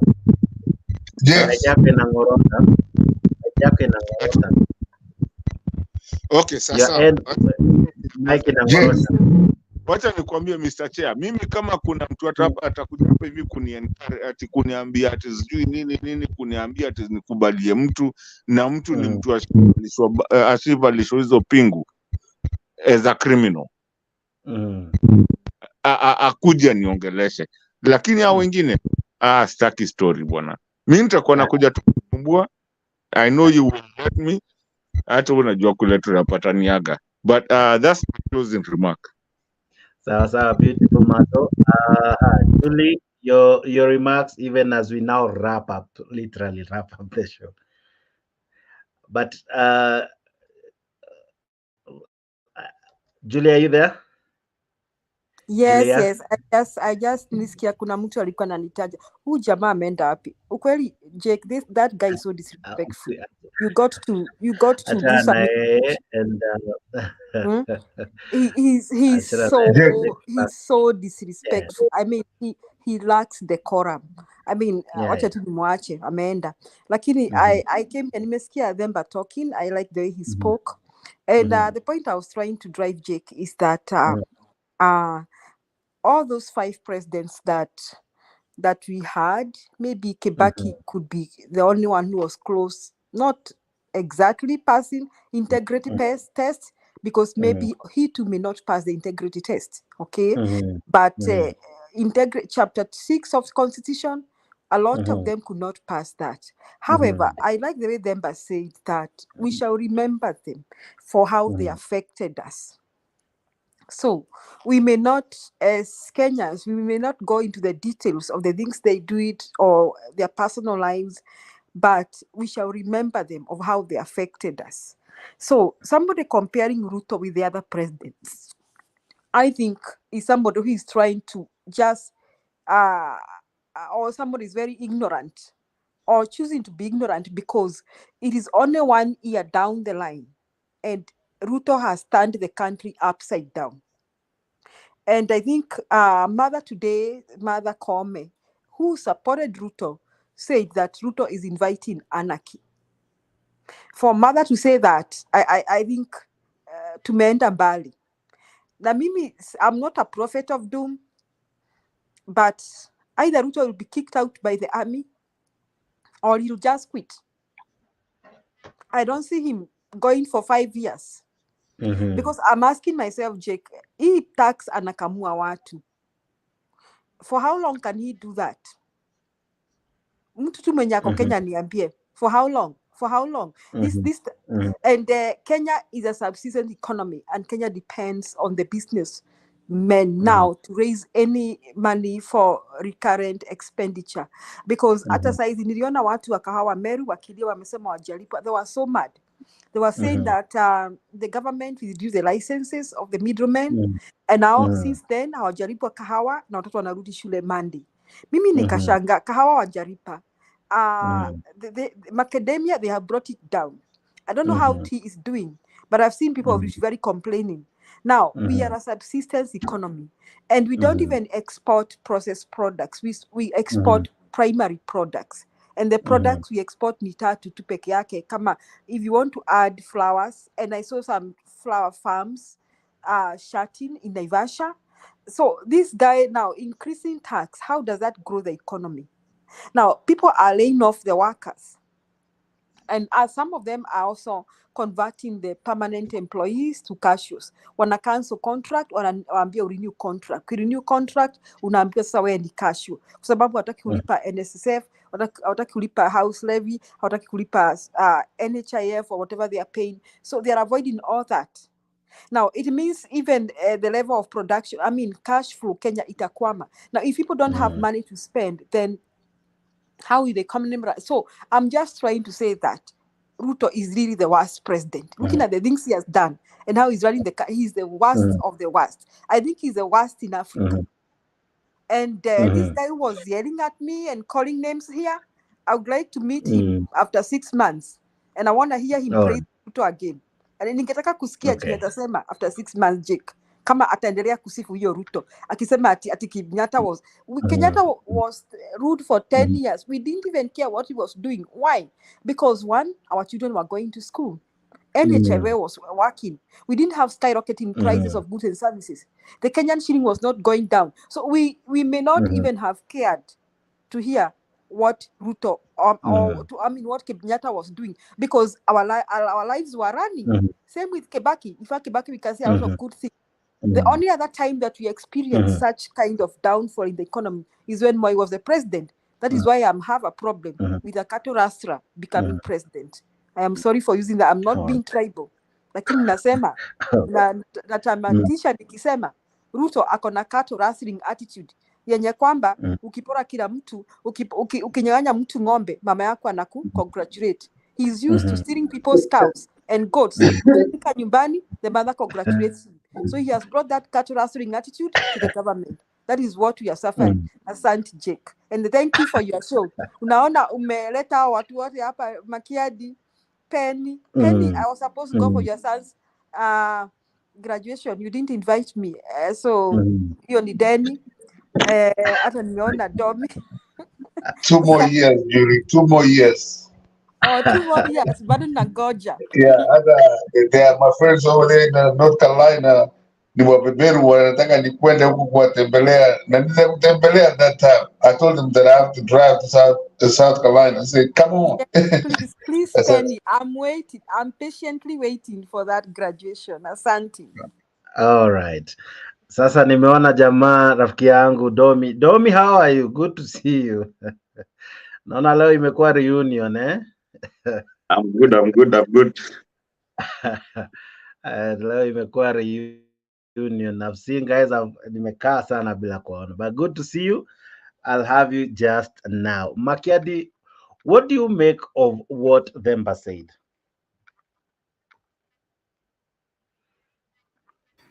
You know, Themba has spoken a lot of things, but one thing that I picked from his submission is I think if we are sober thinking Kenyans, Domi, I can see you there. Wacha nikusalimia kwanza, habari mwaka mpya, my brother.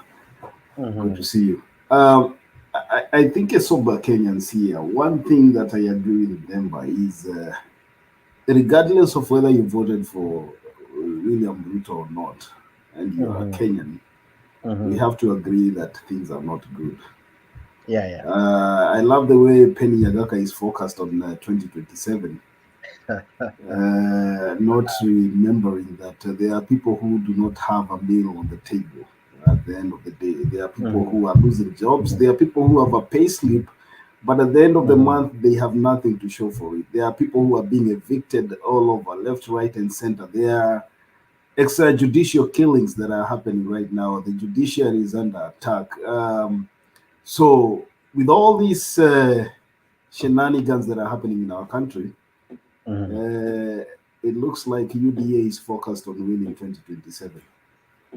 Having said that, I want to say this, and I said this many months ago. Right now, as we sit as a country, we have no IEBC. I keep on reminding people that to have a credible election, you must have a credible body that runs the elections. This discussion that went on the NADCO thing there, I was not a supporter of that forum for the first before even they decided to sit down and started talking about these whatever they were supposed to talk about. I can't even remember the agenda of that committee. But what I'm saying here is, if we do not fix our elections, and it begins from, having a credible body, a body that will supervise the elections unbiased. If we don't do that right now, while we still have time, we are still looking at a bungled election in 2027. Now, from what I gather, I remember when Mwai Kibaki ran against Uhuru Kenyatta. I think it was 2002, 2003 election. People were so tired of the Kanu regime that it was so difficult to steal an election. And UDA wants to remind us here that William Ruto has no candidate to run against in the 2027 election. And they believe that I have heard a statement somewhere, somebody telling me that if William Ruto beat the so-called deep state and the president incumbent and became the president, what about 2027? Penyagaka, my friend and my brother, I want to remind you here, the hardship that Kenyans are passing through right now, in 2027, if nothing changes between now and 2027, I want to assure you, my brother, there will be so much anger in Kenyans' hearts that William Ruto will not be able to traverse the country even to campaign. I want to tell you here, and I want you to remember this. I know umeona hizo uchaguzi zote. Ngoja kidogo. Nyagaka, I'll give you right of response, Nyagaka. I want to remind you here that it comes a time when even the incumbent finds it difficult to win a re-election. William Ruto is only 1.5 years, probably, old in this regime, whatever, in his leadership. But I have never seen a regime that is so much hated. A regime that, yani, ushaisikia regime yenye watu wamechoka nayo na hata jamaliza miaka 2. Hii ndio regime yenye niliona kwa mara ya kwanza Wakenya wamechoka nayo kabisa, to such an extent that hata saizi tukisema tunaenda kwa uchaguzi, maybe some people will not even think about going to vote, but not necessarily voting you know, to keep the current president out of office, but to ensure that he does not get re-elected. People are so tired. Watu wamechoka, watu hawana pesa, watu hawana kazi, watu hawana chakula. Na people are saying, hata I think umesikia Jeko jamaa amepiga kutoka Nakuru amesema hata kama ni lawyers wanaitana na hizo vitambaa, umesikia atatokea, because people are tired. Watu wamechoka, watu wanangojea tu, you know, that moment is spark to fire namna hii ndio watu waingie waseme, you know what, we are tired with this regime. So Penny Nyagaka, nyinyi kampenini, tafuteni, semeni Kalonzo ametoroka, sasa sisi hatuna candidate and all that stuff. Lakini mimi nataka kuambia Kenyans wamechoka na William Ruto. But also, Julia, coming to you, unasema unaona Ruto ni kama hata toboa itano. Mimi nilikuwa najiuliza, we had a discussion with somebody and we reached a point where tukaulizana, okay, let's assume saizi William Ruto aseme mimi nimeshindwa na kazi, which is almost not impossible, never impossible. William Ruto amue sasa ameshindwa na kazi, anataka kuenda nyumbani, and William Ruto resigns domi. The Constitution gives the deputy president the mandate to carry on probably until another election is called. So I want you to tell me, is this an option that we should be thinking about? Is Gachagua an option that as Kenyans Julia, wakati unasema huyu jamaa aende nyumbani, I want you to tell me, will you be okay with the ni kama kuruka mkojo na kanyaga maji?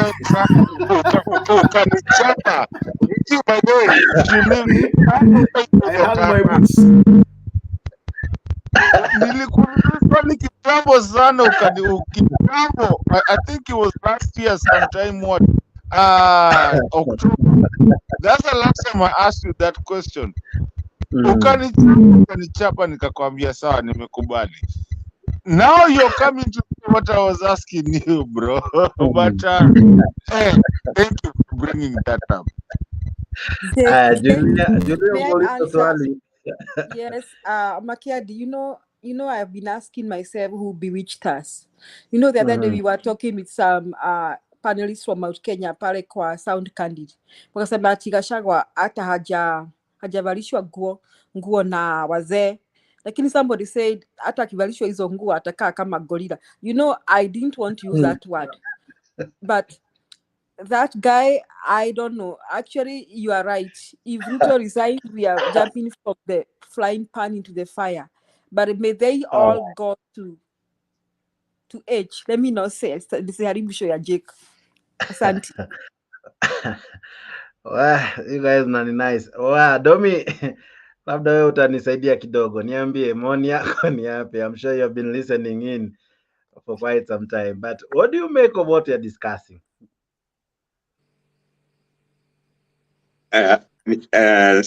Hamjambo. Hatujambo, karibu sana. I think I had never come to this place. I think this is the first time for me coming here. Yeah. Nimeona Julia ameweka hapo hiyo, nikasema ai, wacha nisikize kunaendaje. Okay. I think let me tell you guys, the greatest problem that we are having here in Kenya is this. Kenyans,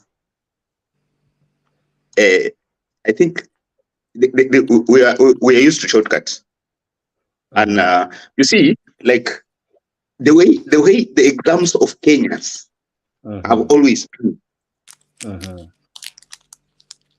Akili ya mwana Kenya huwa inafikiria mambo ya mtihani, na hivyo akili ya mwana Kenya inafikirianga tu, it is just centered on election as a competition.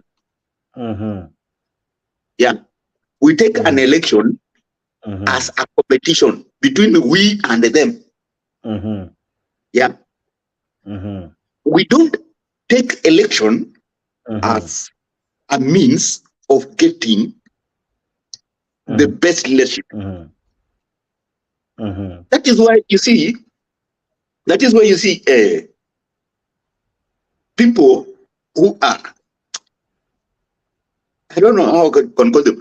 That is why you can see idiots. I will just call it directly idiots being elected in office because somebody does not want so and so to take to be there.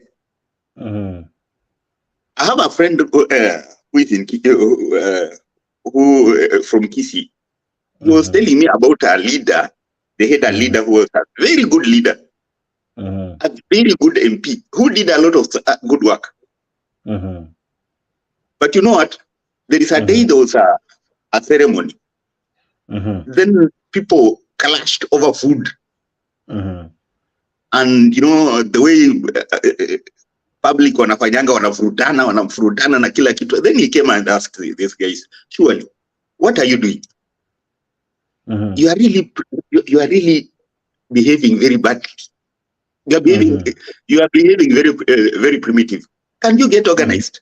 Just that statement. That statement made this guy did not go back, was not elected, and they elected a very. From that time, they have never gotten a better leader than that, like him. So, mentality of Kenyans is we against them. That is why people can even think of getting somebody like Gachagua, just because he's going to be there are some people who are not supposed even to appear before some election. People like Didimas Barasa. Didimas Barasa kills a person in the polling station. Everybody saw. Yeah, and they still voted that guy. Just because this is somebody who has by the way, Didimas Barasa has nothing other than insulting Raila. So getting somebody who keeps insulting Raila as just everything is insulting Raila a plus. Does it give anybody a gain? That's nothing. Just because he insults Raila, then he's voted. Sasa hiyo ndio akili ya mwana Kenya. Until that nonsense gets out of our mind, we'll still have the Rutos and the Gachagwas. Now, I'll come again to Nani Pedinyagaka. You see, my friend, you are my friend. Jambo sana mzee. I respect you. But there is something that you keep that has never gotten out of your mind. Yeah, a competition mentality that has never gotten out of your mind. You are thinking of 2027, yet we are talking of people who are sleeping hungry. Courtesy of Ruto. Yeah, you are talking of 2027 when we are having people who don't know how their children are going to school. You're talking of 2027 when the lowest, the cheapest, the person who is going to pay the least in university is 200,000. My sister was taking how do you call it, parallel degree, and she was paying 100 and I think 108 or 112, 112 parallel degree. Right now, somebody who is a regular student is going to pay 200,000, and you're talking of a hustler. My friend, I think we need to rearrange the way we think. The problem is we are thinking of we against them. That is why we will not move. Thank you. I'll be coming to you, Domi, just now. You raised very interesting remarks. But when Nyagaka, you have been mentioned, I give you a minute before I come back to Akina Stella na Themba. Asante sana Jex. Nimekuwa mention mara nyingi hata sijui nianzie wapi. Lakini ya kwanza ni vile Themba alisema. Yeah, what Themba alisema, that is my philosopher, Themba. He said something very good. The guy that is arguing from the other side is not your enemy. He's just as animated as you are. So when huyu mwananchi mwingine anakuja hapo sijui ni Mato sijui ni nani anatuita stupid, atakuja hapa kusungumza vitu iko stupid, ni ile show ingine hii ya Themba, hii ya Jex, sisi tunazungumza ile maneno tunataka, so that it can help Kenya one way or the other. Yule mwingine alisema ni kweli.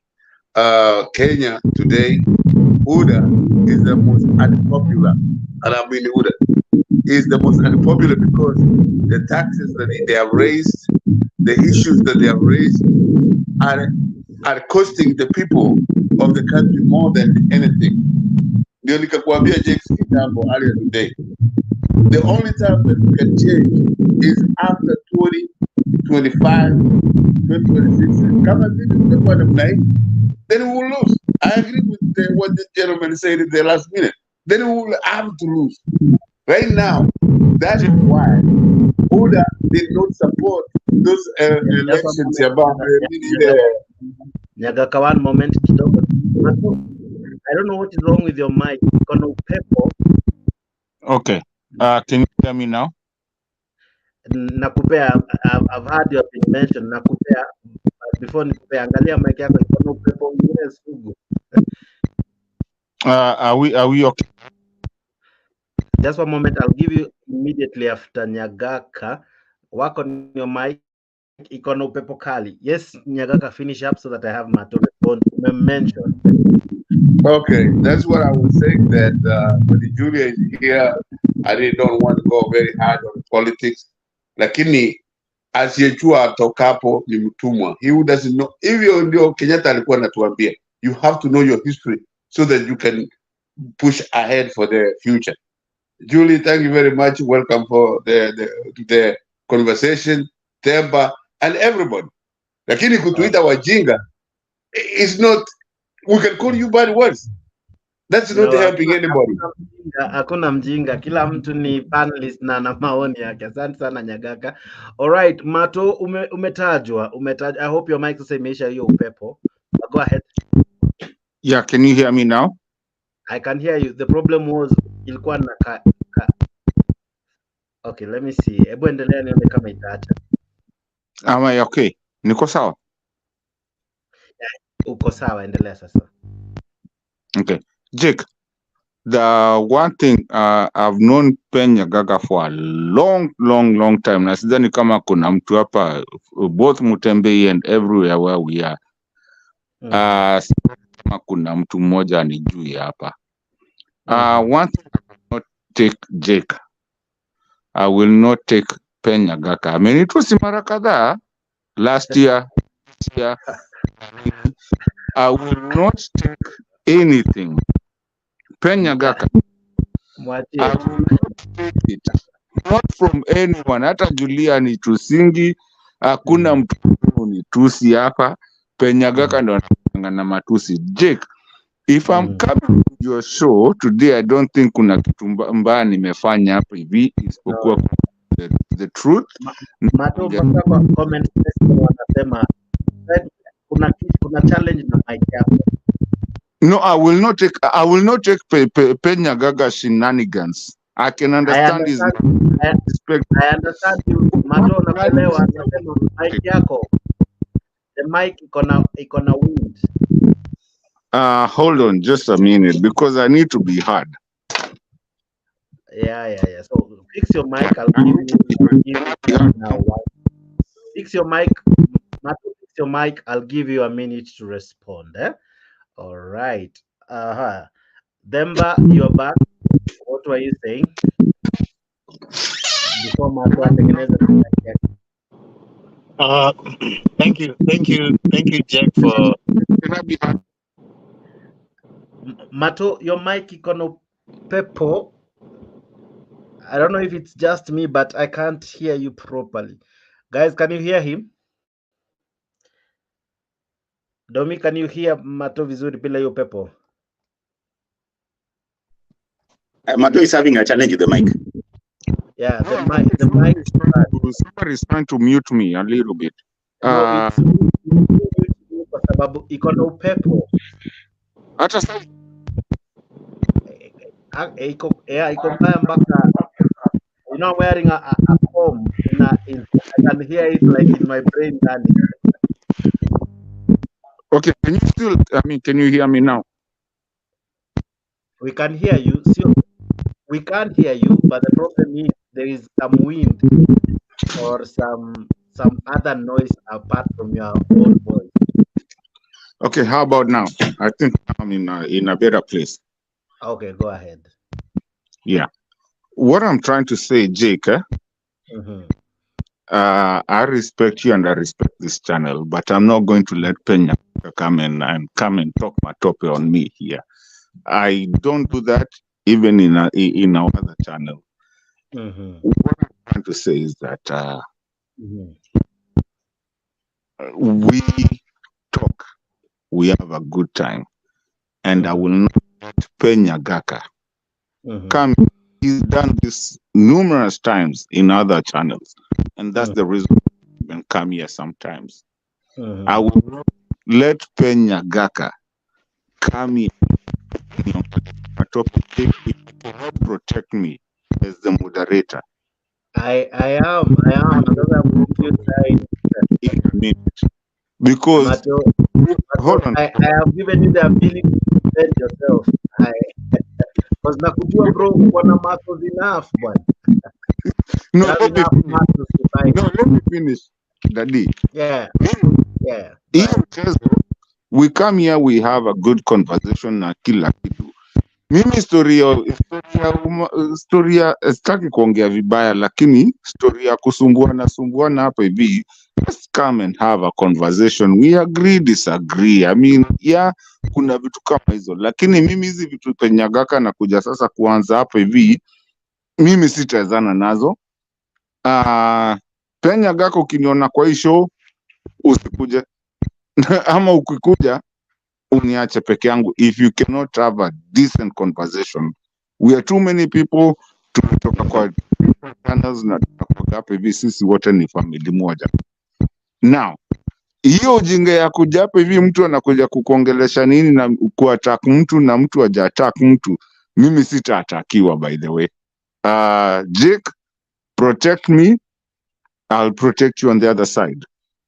Lakini story ya nini, we are here talking about our country. Hii story umesikia venye Penyagaka ameniongelesha, sitarudisha cause ni mkubwa.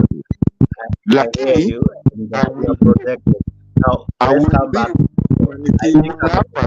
sitakuja. Amekusikia. Now let's go ahead.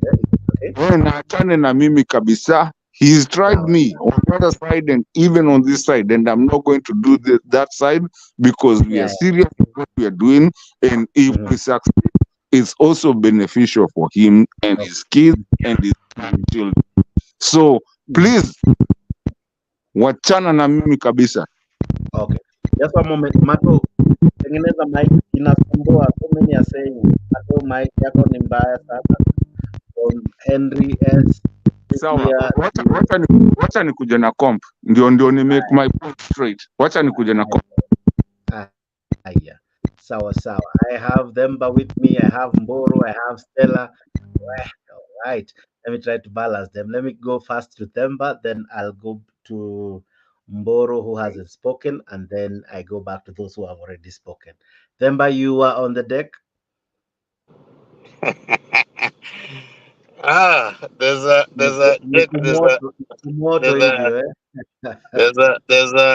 a French saying that says plus de chance, plus shall la même chance.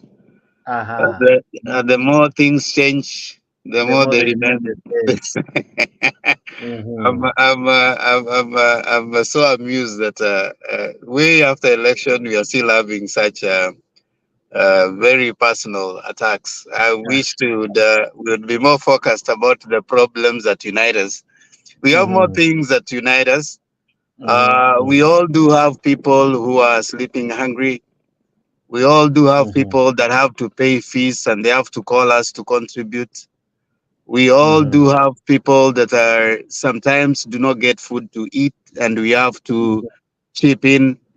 We all do have one thing or another WhatsApp group of someone who is unwell, who is not able to pay their medical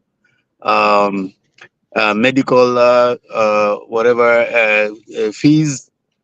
I mean, we have bigger problems that unite us than the things that are, in my view,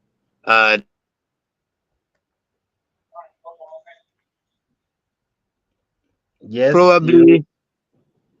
Can you hear me? Yeah, go ahead.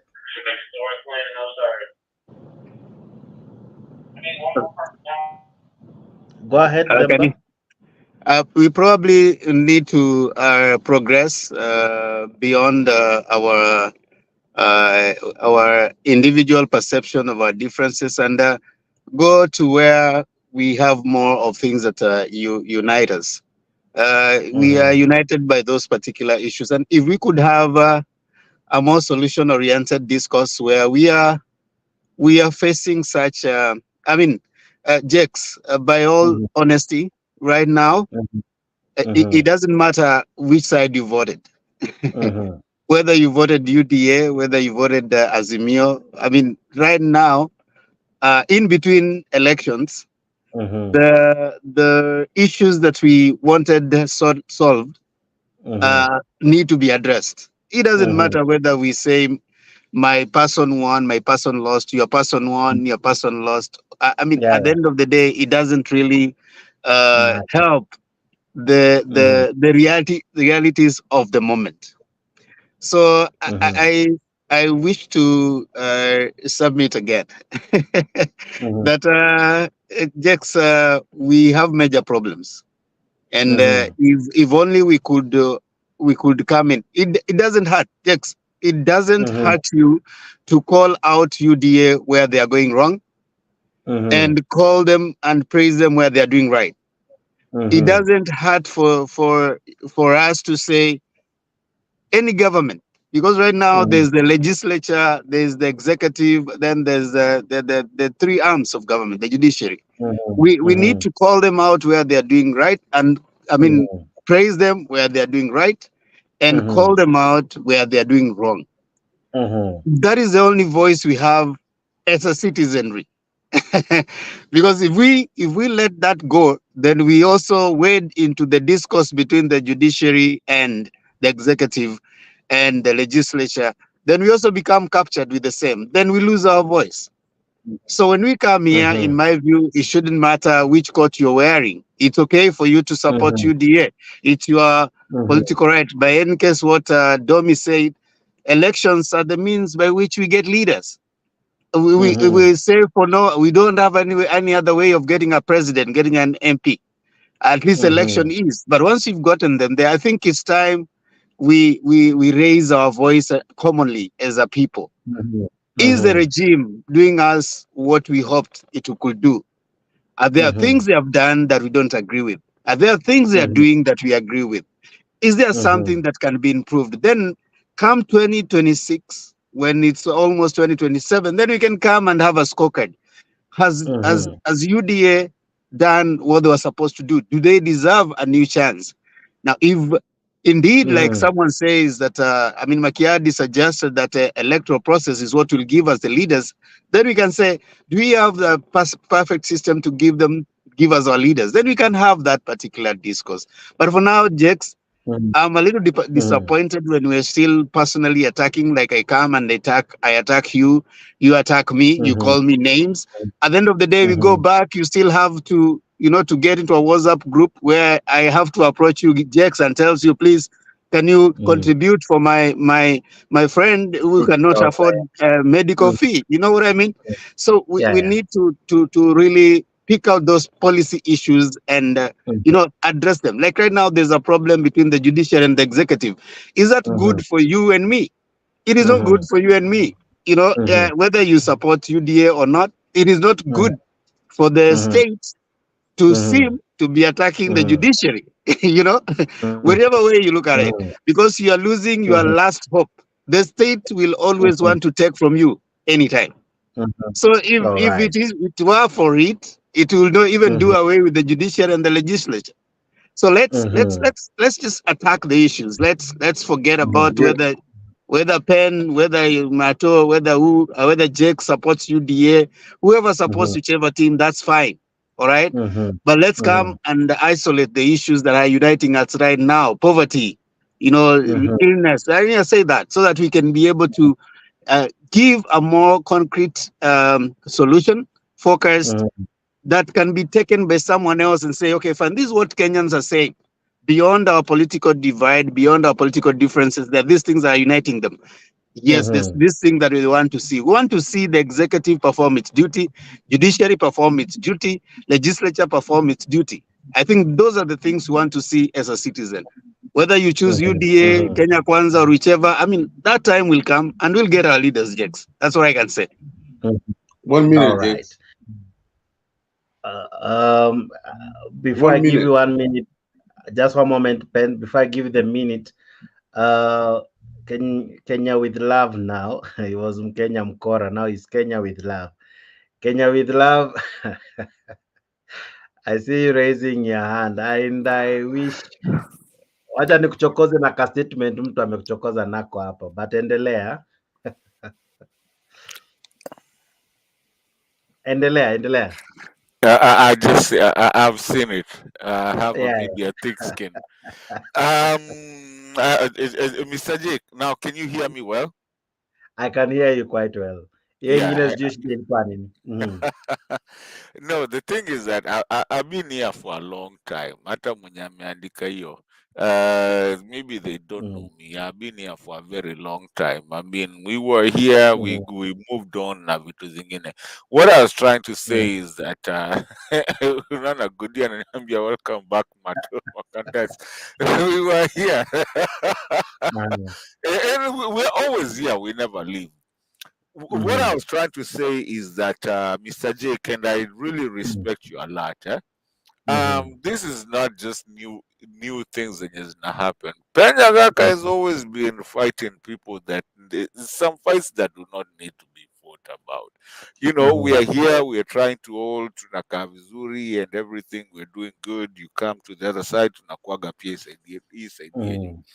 Now, what I'm trying to say, when mtu akikuja akiniita mjinga hapa hivi, my friend, mimi nilipita hiyo chapter kitambo sana. Penyagaka, I respect you as my elder. Lakini, now when you bring up something na tulikuwa tu tunaongea kitu ya kawaida, I think that needs to, because I will rebuttal, Mr. Chair. I will. I used to rebuttal when I was here, and I will still rebuttal now that I'm here and you've welcomed me here. I'm here by your masses. I will not let Penyagaka come here and call me names and then I keep quiet and go niende nikalale tu. And But sasa especially ni mzee wetu. Mato umemwambia vizuri na mimi personally nimekuelewa. I'm sure with his age and all amekuelewa, so that we don't make it about anyone. Msamehe for now, eh? I'm sure he won't do it Ana mambo again. nimemsamea mara mingi, ni rafiki yangu. Unajua ni venye si mlikuwa mnasema mnisikii. So that's the reason I went and even God, look at me on my unaona, sije kuja hapa kama Kenya ni love. Na kujanga kama Mkenya mkora. Mkenya mkora. Lakini sisi wote ni kitu moja bwana. Alright. Yeah, ile tu mtu akigongwa lazima pia mimi nigonge back. I mean, I don't do that. We are not going to do that. I am not going to do that, and I will not accept it. Na haitakuja hata upende ulie upende. Fantastic. Well, okay.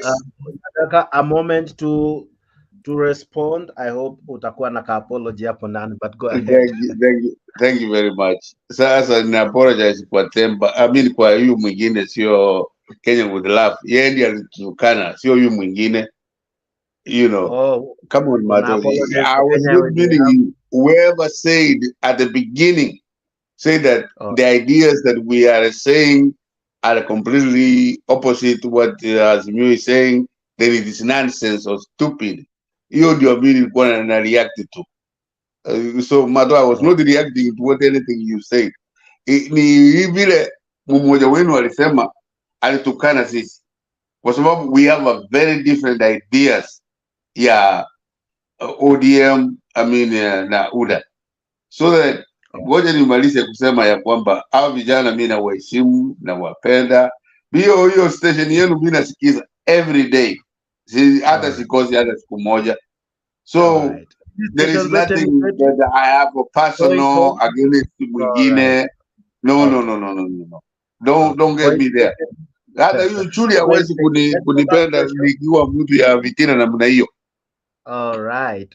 Now let's go back to the show. I don't know if Geoffrey, you're ready. Geoffrey Mboro, are you ready?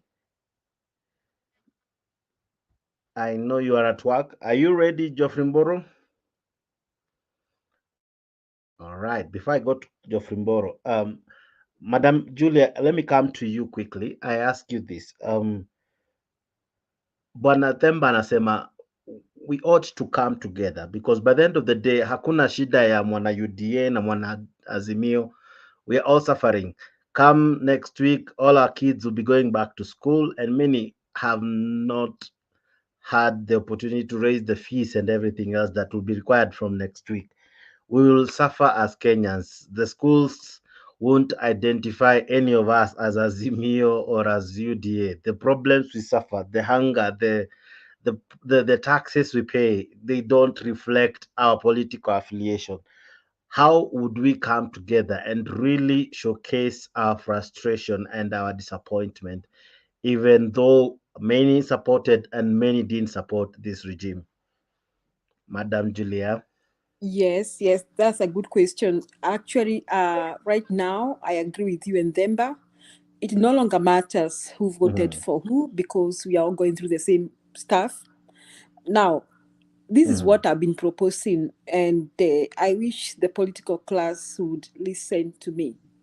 Now, the only way of this, or the only way out, is a very hard way, but we can do it. I know Baba called for the demonstrations. I don't know how successful that would be, bearing in mind that we were there last year and people died. I don't know how he's going to call people back to the streets, and I don't know how much we can sustain that. But the thing is, I will say black and white. This government needs to go. Okay, Makiadi said he doesn't know how it needs to go. Because if Ruto resigns, then we have Gachagua. He's like jumping from the flying pan into the fire. But I am thinking a situation where we try and tuanyime pesa namna gani. Now, like I was saying earlier, this government sorry depends on subsistence economy. Hata si kama DRC wako na minerals and all that. Now, some people were telling me we have minerals, but we are not exploiting them. So hii serikali je kinatarajia kama sijui kama wao iko na biashara Kama unakuwa na biashara inatarajia kwamba utalipa tax hapo. Hii serikali inatarajia kwamba the businessmen are submit, you know, when we buy things from the shop, we pay VAT, but your pesa, that money goes to the businessmen who in turn, I believe, pay to the government. That is why all businessmen have to have a record. Usually they are demanded to have receipts when selling products, so that kuna record their VAT ni pesa ngapi and how much they need to pay to the government. So they can decide not to pay that VAT. Now, the other way we can decide to do is do transactions that do not involve the bank.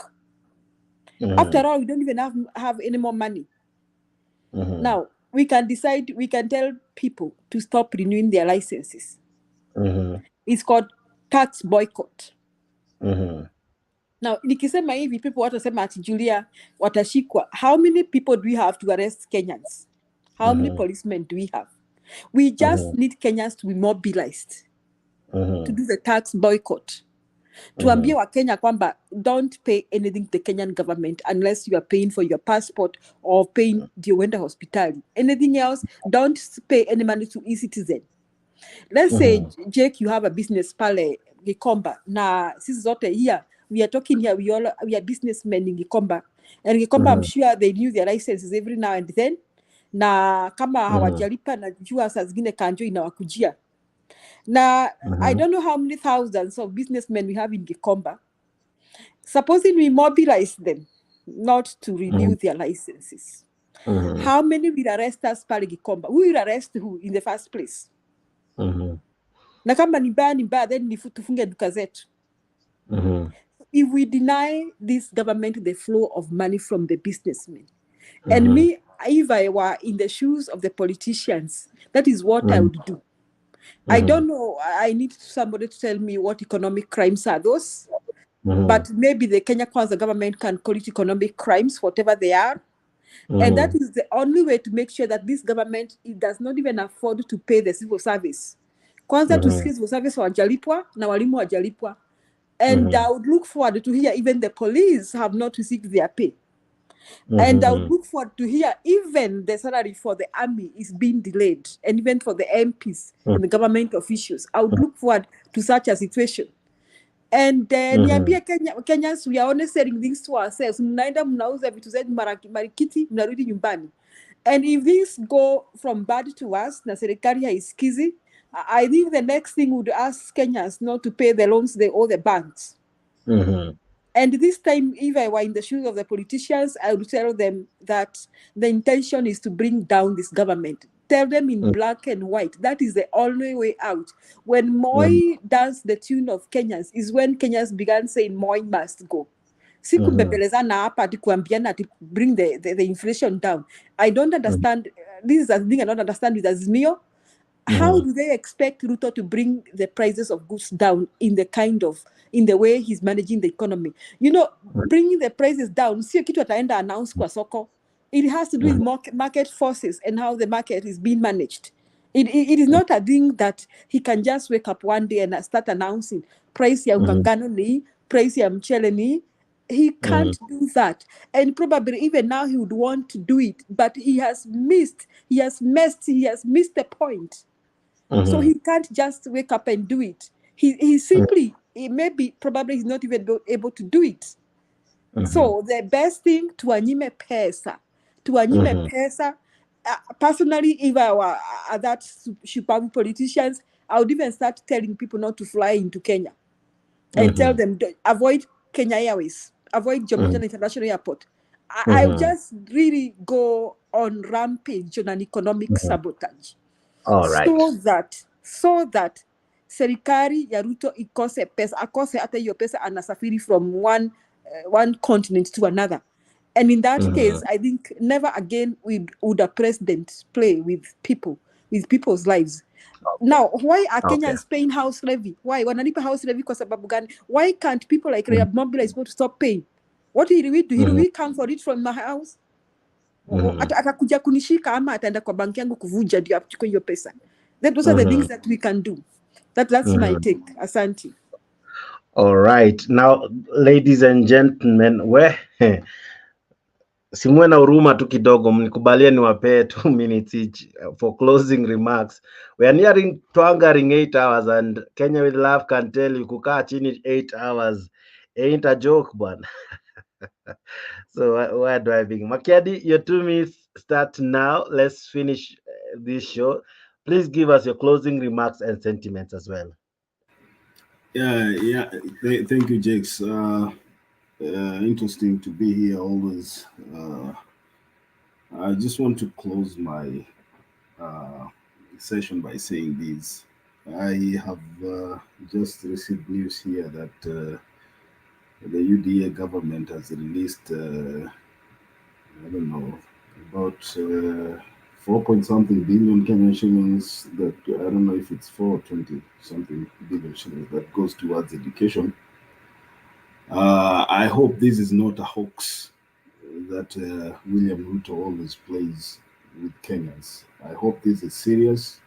I hope they understand that Kenyans are going through a hard time, and I hope they don't play politics with the education of our students and our pupils. Having said that, like Julia mentioned earlier, we know that the NHIF Edu Afia, that was a program that was initiated by Uhuru Kenyatta, came to an end. So right now, a lot of Kenyans are not able to access, healthcare because of this government terminating this Edu Afia.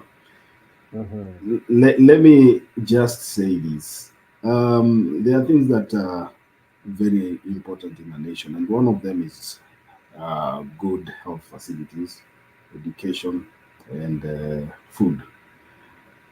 We know that Kenya Kwanza has failed in almost all of the three. We know that Kenya Kwanza has no plan, and we know Kenya Kwanza will probably be the worst government that ever was elected into office, if at all they were elected into office. Kenyans should wake up. If William Ruto does not go unchecked, he's probably going to be worse off than Museveni. And reading from the trajectory that he's taking right now, without fear of contradiction, if the courts do not stop this guy, and Wananchi are comfortable with him saying and declaring whatever he wants and doing whatever he wants, then we are looking at a place where even your freedom of speech, these media stations that we have, live broadcasts where Wananchi comes and airs out their speech, we are looking at a situation whereby these, we'll have the CCK closing all these channels that are, against the government of the day. So Kenyans should prepare themselves to fight and fight like never before, because if we don't fight for ourselves, nobody else is going to fight for us. So we are looking at probably what Raila Odinga calls the second liberation. I don't think we've gotten the second liberation. It is our opportunity now to get the second liberation, and we're going to liberate ourselves from the arms and chains of William Ruto. Thank you. Beautiful. Beautiful. Thank you so much, Makiadi. Always a pleasure. Domi, your 2 minutes of fame begin now.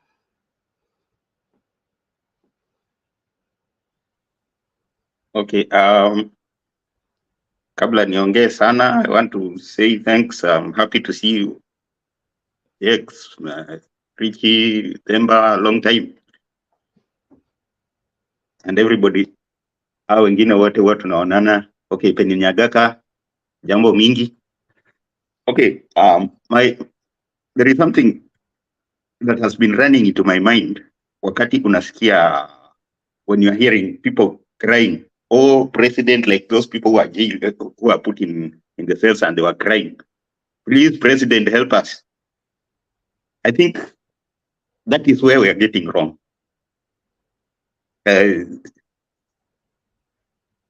don't back the president because he's the cause of the whole thing, because he will not help.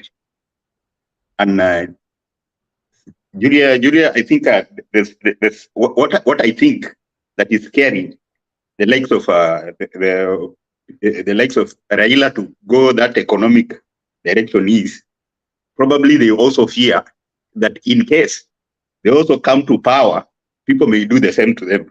Okay, that's what I think. I'm not sure, but that's what I think is scaring them, and I think that's why they are not taking it very serious. Of which I agree with you. That's the best way to suffocate the government of funds until they are unable to run. I believe we should just use whichever any available means to ensure that Ruto is out, because he's up to no good. And I will say this: there is no way he is going to turn things around again, because somebody was thinking that probably there was an opinion that probably they will turn around, try to do good things, probably in the fourth and the fifth year. It's very difficult because at this point, they will, where they were getting the money is strangled, and it will be very hard to bring the investors back so that it gets the money again. It will be very difficult. However, Kenyans use whichever means. Yeah. All right. Thank you so much. Mato, your 2 minutes begin now. One, thank you as well for being part of this. It's always a pleasure to have you. Take it home, my brother. Thank you, sir. I really do appreciate. You know, sometimes this life is short, eh? Life is short, my brother. We now might be on the same team, but we might be on the same team without knowing that we're on the same team. And that is what I always tell people. I think, my brother, the thing that I'm gonna say today, I think leo tumekuja kushambulia huku kijogo, you know we are all together. I want to tell you, my brother, that wajinga walisha Kenya.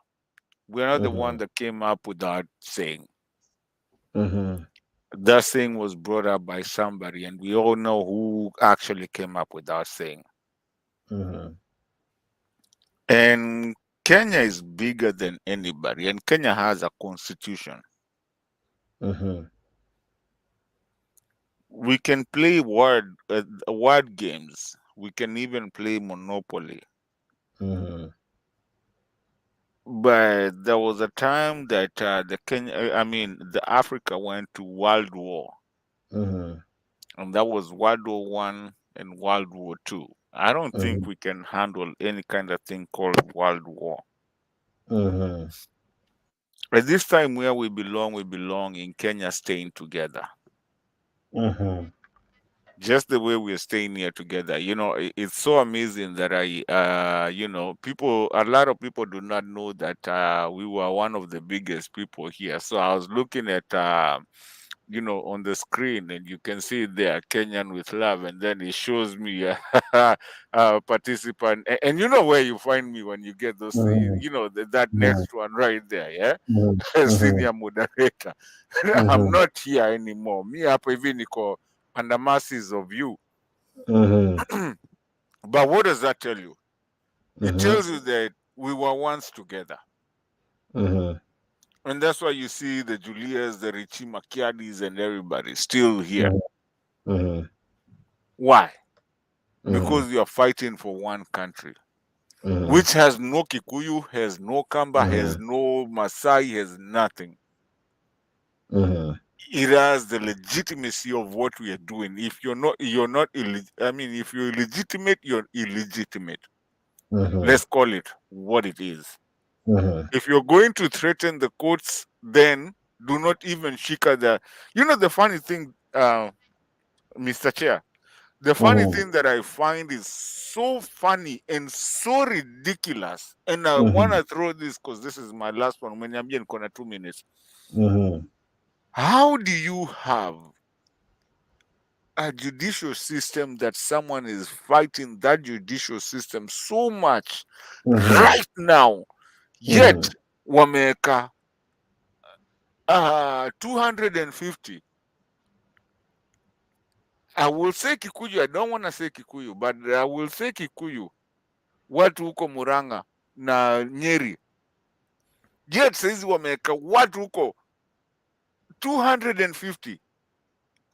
In fact, ladies and gentlemen, in the same place, wameweka huko na wezi watoa. And then you want to talk about judicial and judiciary haifai kuambiwa chochote. So what is really happening here? Can you see the decay in our society?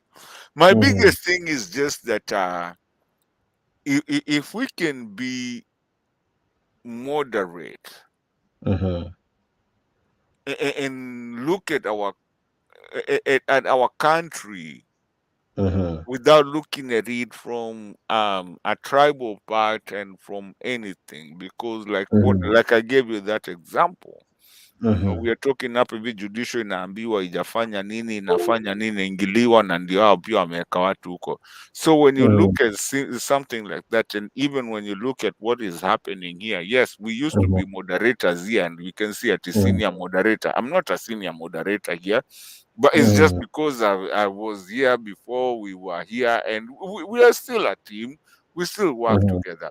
So basically, can we is there a way to translate that kind of understanding each other to our country, to where we are not being brought into shenanigans like what we are having today in our country, where we can all help each other to make our country a better place? And because we really do have the potential to do it, but with the wanyama na shenanigans zenye ziko hapa hivi juujuu, and the people that want to be mafia, OCs and everything, we are not going to go anywhere. But if we stand together, we can take anyone out, including Mr. Ruto. All right. Beautiful. Kenya with love. Now, I don't know. Do I go to our lady Julia or Geoffrey? Geoffrey, are you there? You haven't said anything. Jeff Mboro, are you there? All right. Now that makes me go to Julia. Julia, your 2 minutes begins now. Okay, Asante. I just want to tell Kenyans, wherever you are, do not pay any money to this government unless you need hospital to pay hospital bills or medication, or you need a passport. Now, those of you who are employers, now start employing cashiers. Do not employ permanent employees any longer. And so that you stop paying house levy, NHIF, NSSF, and the rest. Prevent yourself as much as possible from giving this government any money. And what you need to do, tuanyime pesa kabisa. And they're going to collapse and go home or go to Sugoi. Asante. All right. Well, umenidonatia 1 minute. Asante sana. Penyagaka, now I give you 2 minutes. If you can use one like Julie, I'll be a happy guy. Waje niseme ya Ambia kwamba Penyagaka asiongee juu yangu, kwa akiongea juu yangu itapita mwaka. bana, wewe ni mtoto yangu, I wouldn't even talk about you. Kama mmesema ati nimewatukana, that's very bad on my part, not on your part, on my part, because ukiwa mzee kutoka huko Kisii huwezi kutukana watoto yako. Na kama mnasema mimi nimewatukana, I am very sorry, na nimewacha kabisa. Na hiyo ndio nilifanya sikuja kwa hiyo show ingine, kwa sababu everything that I was talking was opposite of what you were talking about. Na mnasikiza kwamba ati mimi nawatukana. Siwezi kufanya hiyo. I cannot do that. Wacha niseme ya kwamba Julie, nice seeing you after a long time. na vile nimekuambia hiyo kijana yake akimaliza hapo shule ya medical school lazima ukuje na Julie, unazungumza ile maneno ambayo yanatekekana Kenya. You know, the experience that you have expressed. What if we have the same ideas of education huko Kenya? You know, huko Kenya they believed, Jakes, you have to do a national exam and then you pass and then you go to this school. Lakini huyu Julie sasa ile shule wanayo, they can graduate somebody from high school to college, from say primary school to high school. Very clear. Hakuna problem. Na Julie, very nice to see you. Themba, you know my philosopher, ni mzuri sana. The point that I'm trying to make, and I will repeat this, let us do what Themba said. Let us not look at each other as if we are enemies. Even if we disagree with each other, it's like you are passionate with what you are disagreeing with me with, and I should look at it like I'm passionate with what you are disagreeing me with. Hiyo tu. So TDJ, Jakes, hiyo unafanya kazi mzuri. Thank you very much. All right. Now, Julia umementioniwa. Now I give you back your 1 minute. When Jakes, umesikia Jakes ameitwa TD Jakes. Oh God. Thanks, Penny. Hapana, sio mshora yake bwana. Wacha hiyo maneno. Asante Penny, naombea mtoto wako afanikiwe na graduate successfully. All right, beautiful. Kumbe tunaweza maliza show na upendo hivyo. Thank you so much, wonderful guys. Thank you, Julie. Asante sana, asante sana. And with that, ladies and gentlemen, today has been a long one, and we have to bring it to an end. Now, ladies and gentlemen, this is Afriq 24. Thank you so much for being part of this great conversation. You guys have been quite supportive. Asante sana to the many who watch our programs and above all subscribe to Afriq 24. Asante tu sana. Thank you so much. As I promised you, it will be an interesting year, and for sure it has been. But from here at Afriq 24, we wish you, ladies and gentlemen, a happy new year. Enjoy it as much as siku zimesonga, siku zimekimbia, lakini bado mwaka tu ndo umeanza. It's only 4 days and it's already too hot. Happy New Year from us, Afriq 24, and to all my able panelists who joined me today. They were so many. I've tried to count. Today, Kenya with Love, we have had 27 panelists. I'm grateful. Thank you very much. It has been successful because you guys chose to do it how you have done it. Thank you. All we can say is God bless you. Have a fantastic year 2024. And as Mato has always told us, this is not any rivalry. This is just Kenyans talking in any channel. It is Kenyans talking. It's not war. It's not rivalry. It is just Kenyans talking because they love their country. I hope to see you in the evening. 10 p.m. is our time. And definitely, we will definitely have another awesome hot topic. See you when you see us. Enjoy yourself. Enjoy your ear. And have a fantastic Thursday morning, afternoon, evening, whatever time. God bless you. See you, Mato. See you, Julie. See you, Jeff. See you, Pen.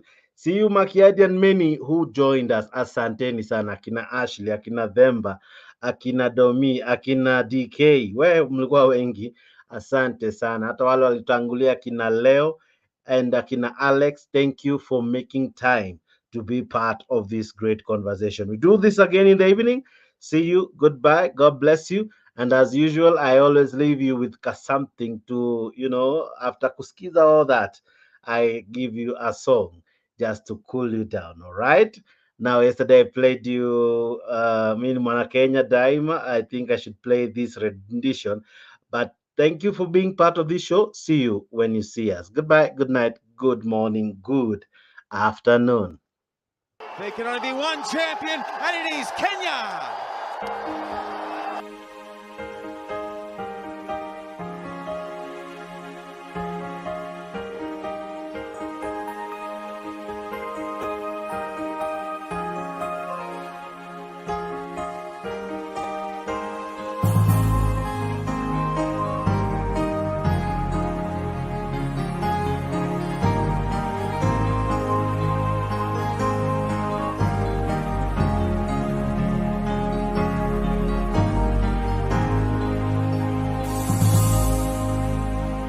umoja ni fahari yetu, undugu ndio nguvu, chuki na ukabila hatutaki hata kamwe. Lazima tuungane, tuijenge nchi yetu, pasiwe hata mmoja anayetenganisha. Naishi na tumaini, najitolea daima Kenya.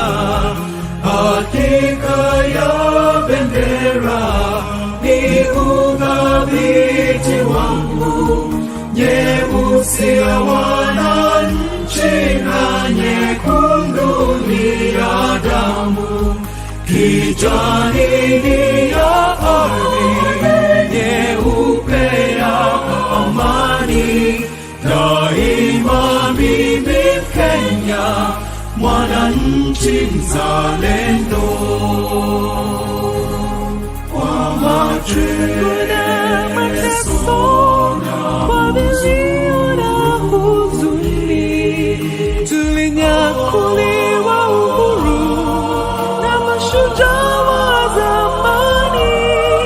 Hawakushtushwa na risasi au kufungwa gerezani, nia yao ukombozi, kuvunja pingu za ukoloni. Naishi na tumaini, najitolea daima Kenya. Hakika ya bendera ni udhabiti wangu, nyeusi ya wananchi na nyekundu ni ya damu, kijani ni ya ardhi, nyeupe ya amani. Daima mimi Kenya, mwananchi mzalendo.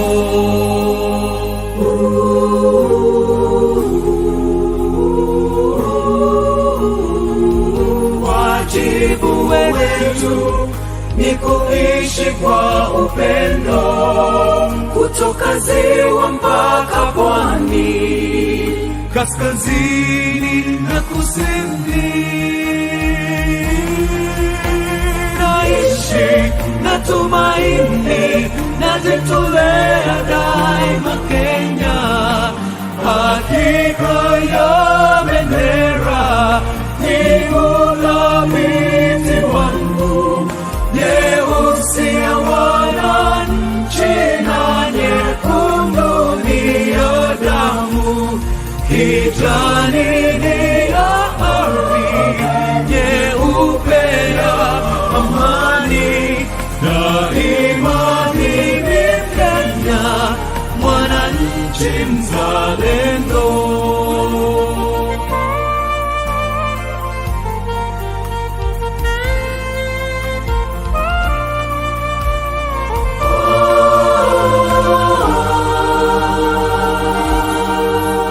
Kijani ni ya ardhi, nyeupe ya amani. Daima mimi Kenya, mwananchi mzalendo.